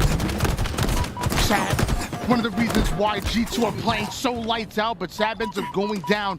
Navi have an opportunity to maybe put their first kill on the board. They gotta get Barcode out. They're not able to do it. Barcode absolutely steals that hill away. A 4-0 sweep coming out of G2. And I thought you said, Callus, said that was their weaker game type. You lying to me? You lying to the fans? I lied. I'm sorry. I just wanted to create a storyline, and I lied. No, I didn't lie. They just come out to play when it mattered the most. That's what it takes. That's what a good team does. That's what a professional, incredible team does. They come out to play when everything's on the line, and right now, everything is on the line. 2-1 lead in favor of G2. You are 1 round away, 1 game away from being able to take down Navi and taking second place in pools, guaranteeing a spot in Worlds, but also guaranteeing your spot in the winner's bracket. We move on to that championship. It looks like game number 4 gonna be Strongholds on Livefire. Strongholds on Livefire. The rotational play on this map is incredible. You have so many angles to play for. You got the sniper rifle. I call her Betty. I named her. That's right. The sniper rifle on the top center of the map, a very important power weapon to control potentially that top tower, to make sure you solidify that C plat. That's going to be huge coming off the start of this game. I think of the sniper rifle, I think of Gilkey. Oh, yeah. I think of Barcode. Either one of those 2 players, that sniper rifle in hand, and Navi gonna be in trouble, but almost the same way. We know Jimbo can pop off. I know you watch his streams. Jimbo taking faces. Same for almost anybody in Navi. You said this game really plays through that sniper rifle. Grab a hold of it, bait out that overshield, gain all of those resources. You come out with the win. G2 1 round away from sending Navi packing until tomorrow. You know the big thing here, Tony? Pressure applies to different people in different ways. Sometimes when you're under pressure, this amount of pressure, you play a phenomenal game. Sometimes you take it up a notch that no one's ever seen. And that's where stats don't matter. I know you love throwing papers, but that's where stats don't matter at that point, right? You're coming into this game, you get into that flow state. Anyone on both teams, I'm sure you would agree, have a chance to pop off here, have a chance to flip that switch. I think it's very important, especially right now. So you're saying pressure can create diamonds, or it could burst pipes. Ooh. And we're gonna find out what's gonna happen here. G2, they still have to put the nail in the coffin. They still have to put their stamp and end this series here. Meanwhile, Navi have a very good chance to send this into a Game 5. You called the Game 5 before the series. I want to see a Game 5. You done hyped up us and the audience. I'm saying it. If G2 win it right here, we're all gonna come after you. All right, that sounds good. But just don't hurt me, okay? But I love it. I would love a Game 5. Oh yeah, you don't stand a chance. I would love a Game 5. Game 5 would be great, and I think the Navi has the potential to do so. We saw them in that game number 2. We saw them in that round number 2. These guys have that energy, have that fire, and it's just about making less mistakes. I know that sounds very trivial, but that's what it comes down to. The less mistakes one of these teams makes, you know, the less situation they're in to potentially lose positioning on the map or lose those power weapons. One thing I love about G2 when watching them play Strongholds, I feel like they play such a structured game.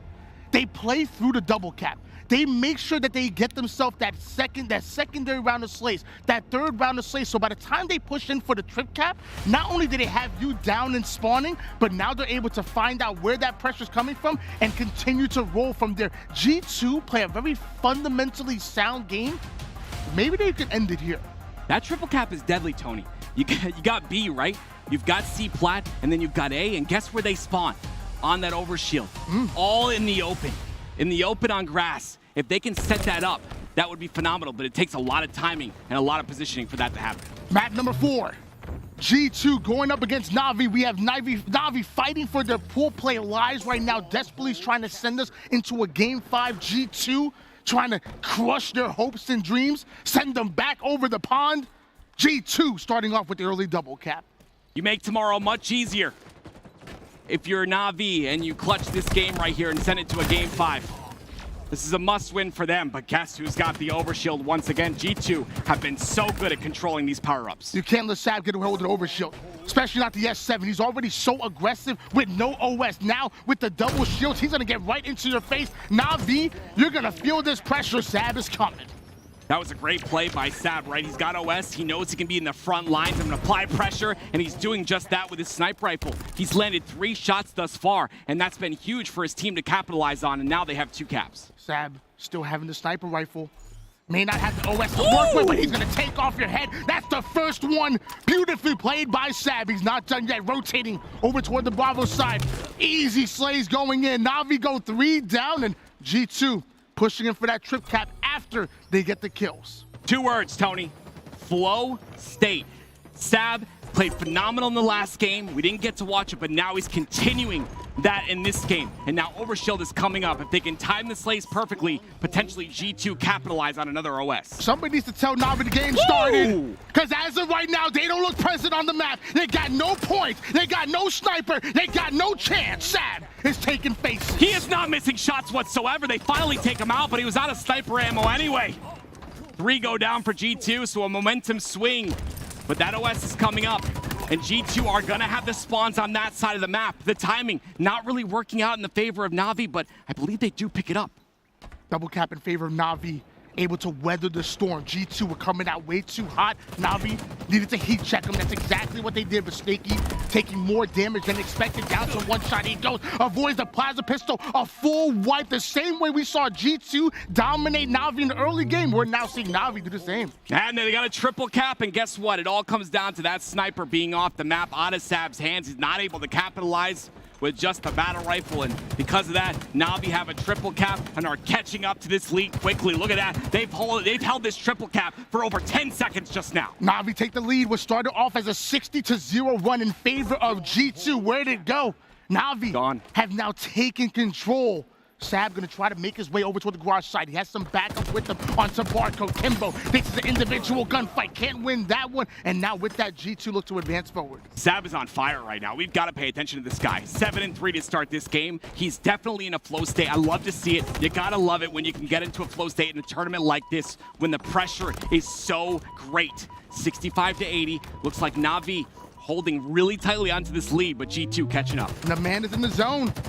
Watch out for Sab, but it's still Navi to have control. 4 members up, able to find the first kill onto G2. With that, they will look to get aggressive. We talk about it time and time again. You play through the double cap, you get those kills, secure those kills, then you push in for the trip cap. Step 1 complete. You know what I'm noticing? On the side of Navi, you don't have any player that's really popping off. It's a group effort, and you love to see that because it's so structured. Sab somehow stays alive on the map. And because of that, he pressures B. That was a great play. And 3 down for Navi. Momentum is shifted. G2 working on Bravo and Charlie at the same time, controlling that tower side of the map. They want the elevation. Navi just want to capture to work with. Down to 8. They haven't been able to capture it yet. Finally, Navi able to steal away, but it takes 2 to tango. G2, they have control. Navi playing underneath the map here. With the West coming up, this is huge, but you've got a barcode with a sniper on top tower. They've got to prioritize him, make sure they get him to no shields, take him out, because if they don't, things like this are gonna happen. Barcode!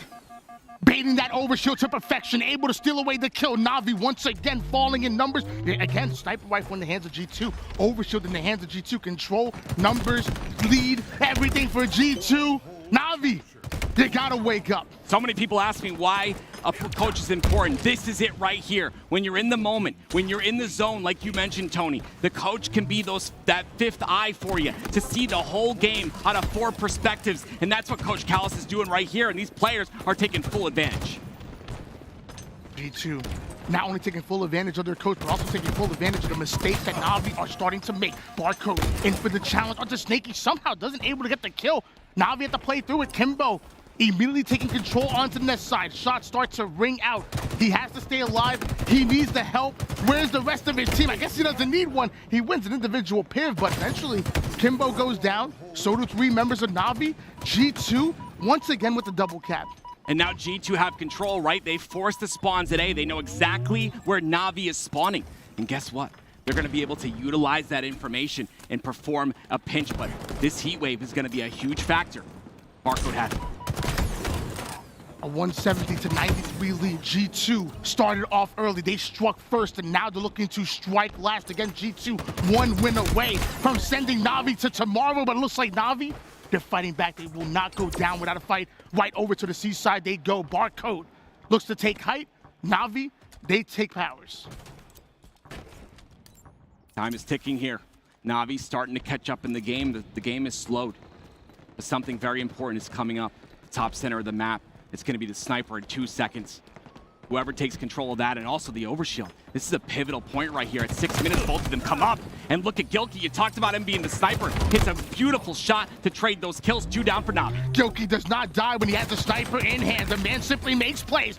Not just with the S7, but with the BR. Makes the player one shot, but finally, that will shift hands. But he ends up in the hands of Barcode. He's not only a nasty sniper, he has the OS. Navi, things went from bad to worse. Barcode is on your tail. I talked about this, Tony, a switch you can flick, and it looks like G2 has done just that. You see it just in their playstyle, their aggression, the confidence coming out of all these players on G2. Barco with the sniper, he had OS as well, looking to capitalize. They only need 55 seconds more to close out this game. And we're almost at the 200-point mark here for G2 and Navi. This is getting a bit out of hand. We do see Navi making their way onto Bravo. Love to see that. They have to finish off the capture. And while this happens, G2, they're working on Charlie. G2 not only doing a great job of slaying out, but they're even out-rotating Navi when they start to find the kills. And when you out-rotate and you know where the spawns are happening, you can perform a pinch, which has been happening so many times. Sav once again, a big kill out of him with that heat wave. G2 have controlled all the power weapons. It's going to take Navi controlling those power weapons if they want to come back in this game. B is being taken. Well, luckily, Kimbo has S7. That nade doing whatever it wants, but luckily that BR shots always hit. G2 find himself 3 down. Navi being gentlemen, introducing them to the kill feed, but now also looking for those spawning players. He knows it's coming from C. The reticle is trained on him. Nobody pushing the bridge just yet. G2 being very patient. I love that too. Gilkey decides to go top tower, the most important position on the map, and he utilizes that to get those opening kills. Now 2 down for Navi, and G2 taking A, but they get the trades, which is huge. Once again, G2 find itself with 2 caps. Those trades and slays clearly going in favor of them, but Navi getting those clean rounded kills. Right with the overshield is coming up, Navi well positioned around a straight stick, trying to go in for a flank. He ends up being caught. Kimbo throwing some denial grenades, deny access to G2. Gilkey, not gonna happen. It looks like a second one goes down. That's gonna be a double kill for Kimbo. This man's shot is lethal, and look at the scoreboard. It's going in favor of Navi. They might be able to steal the game away. That was a huge play by Kimbo. That just changed the entire trajectory of this game. He was able to get 2 kills while overshield was up, and that netted them that overshield, and it's also going to give them the ability to catch up in this game. They've got a triple cap on the board, and they're about to tie this up. Trip cap for Navi. G2, the game is slipping from their grasp. All they had to do was close their fist. All they had to do was pull it closer. They weren't able to do it. Navi have taken control. They've taken the lead, and we're getting awfully close to that 250 mark. 210 to 199. Very important next couple moments in this game. Barcode once again with the power weapon in hand, and G2 has done such a good job of utilizing these power weapons. Look how much damage he's going to be able to do with this unless he gets taken out by the X Factor Snakey. Big kill by Snakey right there. He's going to collapse, and they're going to get the kills, but 2 down for Navi, only 1 for G2. Oftentimes we talk so much about those assists, and as of right now, Navi are winning the assist battle, but not winning the slays battle. Just go 3 down. G2 momentarily have a trip cap on you, or at least a double right now. They're starting to gain points. Navi, they're just 25 seconds away from taking the game, but they've been stopped short. 12 to 225, a 2 cap on the board for G2, so Navi playing on their back foot, but they're going to convert onto B. You see double pressure from Nest here. This could be a big play coming up, Tony. Navi steal away Bravo. And now for Bravo setup being put into play. Kimbo off a screen, finds the kill. He's looking for it. The nade starts to fly. Mighty's ends up going down. We talk about that damage. Navi can play through it. Snake bite. So snaky. Sights on the overshield, going right at it. So now the overshield's been claimed by Navi. We have G2 at the 223-point mark. They need to do something with that overshield, and getting trip cap wasn't a part of the plan. And unfortunately, it's halfway gone. He's got a member down on his team, that's Mighty's. So 229 to 233. Navi had the lead momentarily, but G2 still up from underneath them. These next couple slays are huge. They get 2 down. Gilkey's not able to convert. A great trade there by Snakey. Look at that. At this point, that's it. It's mathematically impossible. No, they don't take Charlie. And Navi end up diving right into Alpha. G2 go 3 down. I thought it was about to be it, but G2 weren't able to keep Alpha. They rotate early towards Charlie. Navi find himself into B. If So Snakey dies here, that might be it. The nades are starting to rain. G2 are starting to get in. Gilkey's able to reset here. 248 points, just 2 more seconds needed. Navi get in the hill, but Navi go 4 down. What an incredible triple kill by Gilkey right there. They close out the series. G2 are going to be second in their pool and qualify for Worlds. I thought Navi were going to steal it away. I thought we were going to see a game number 5.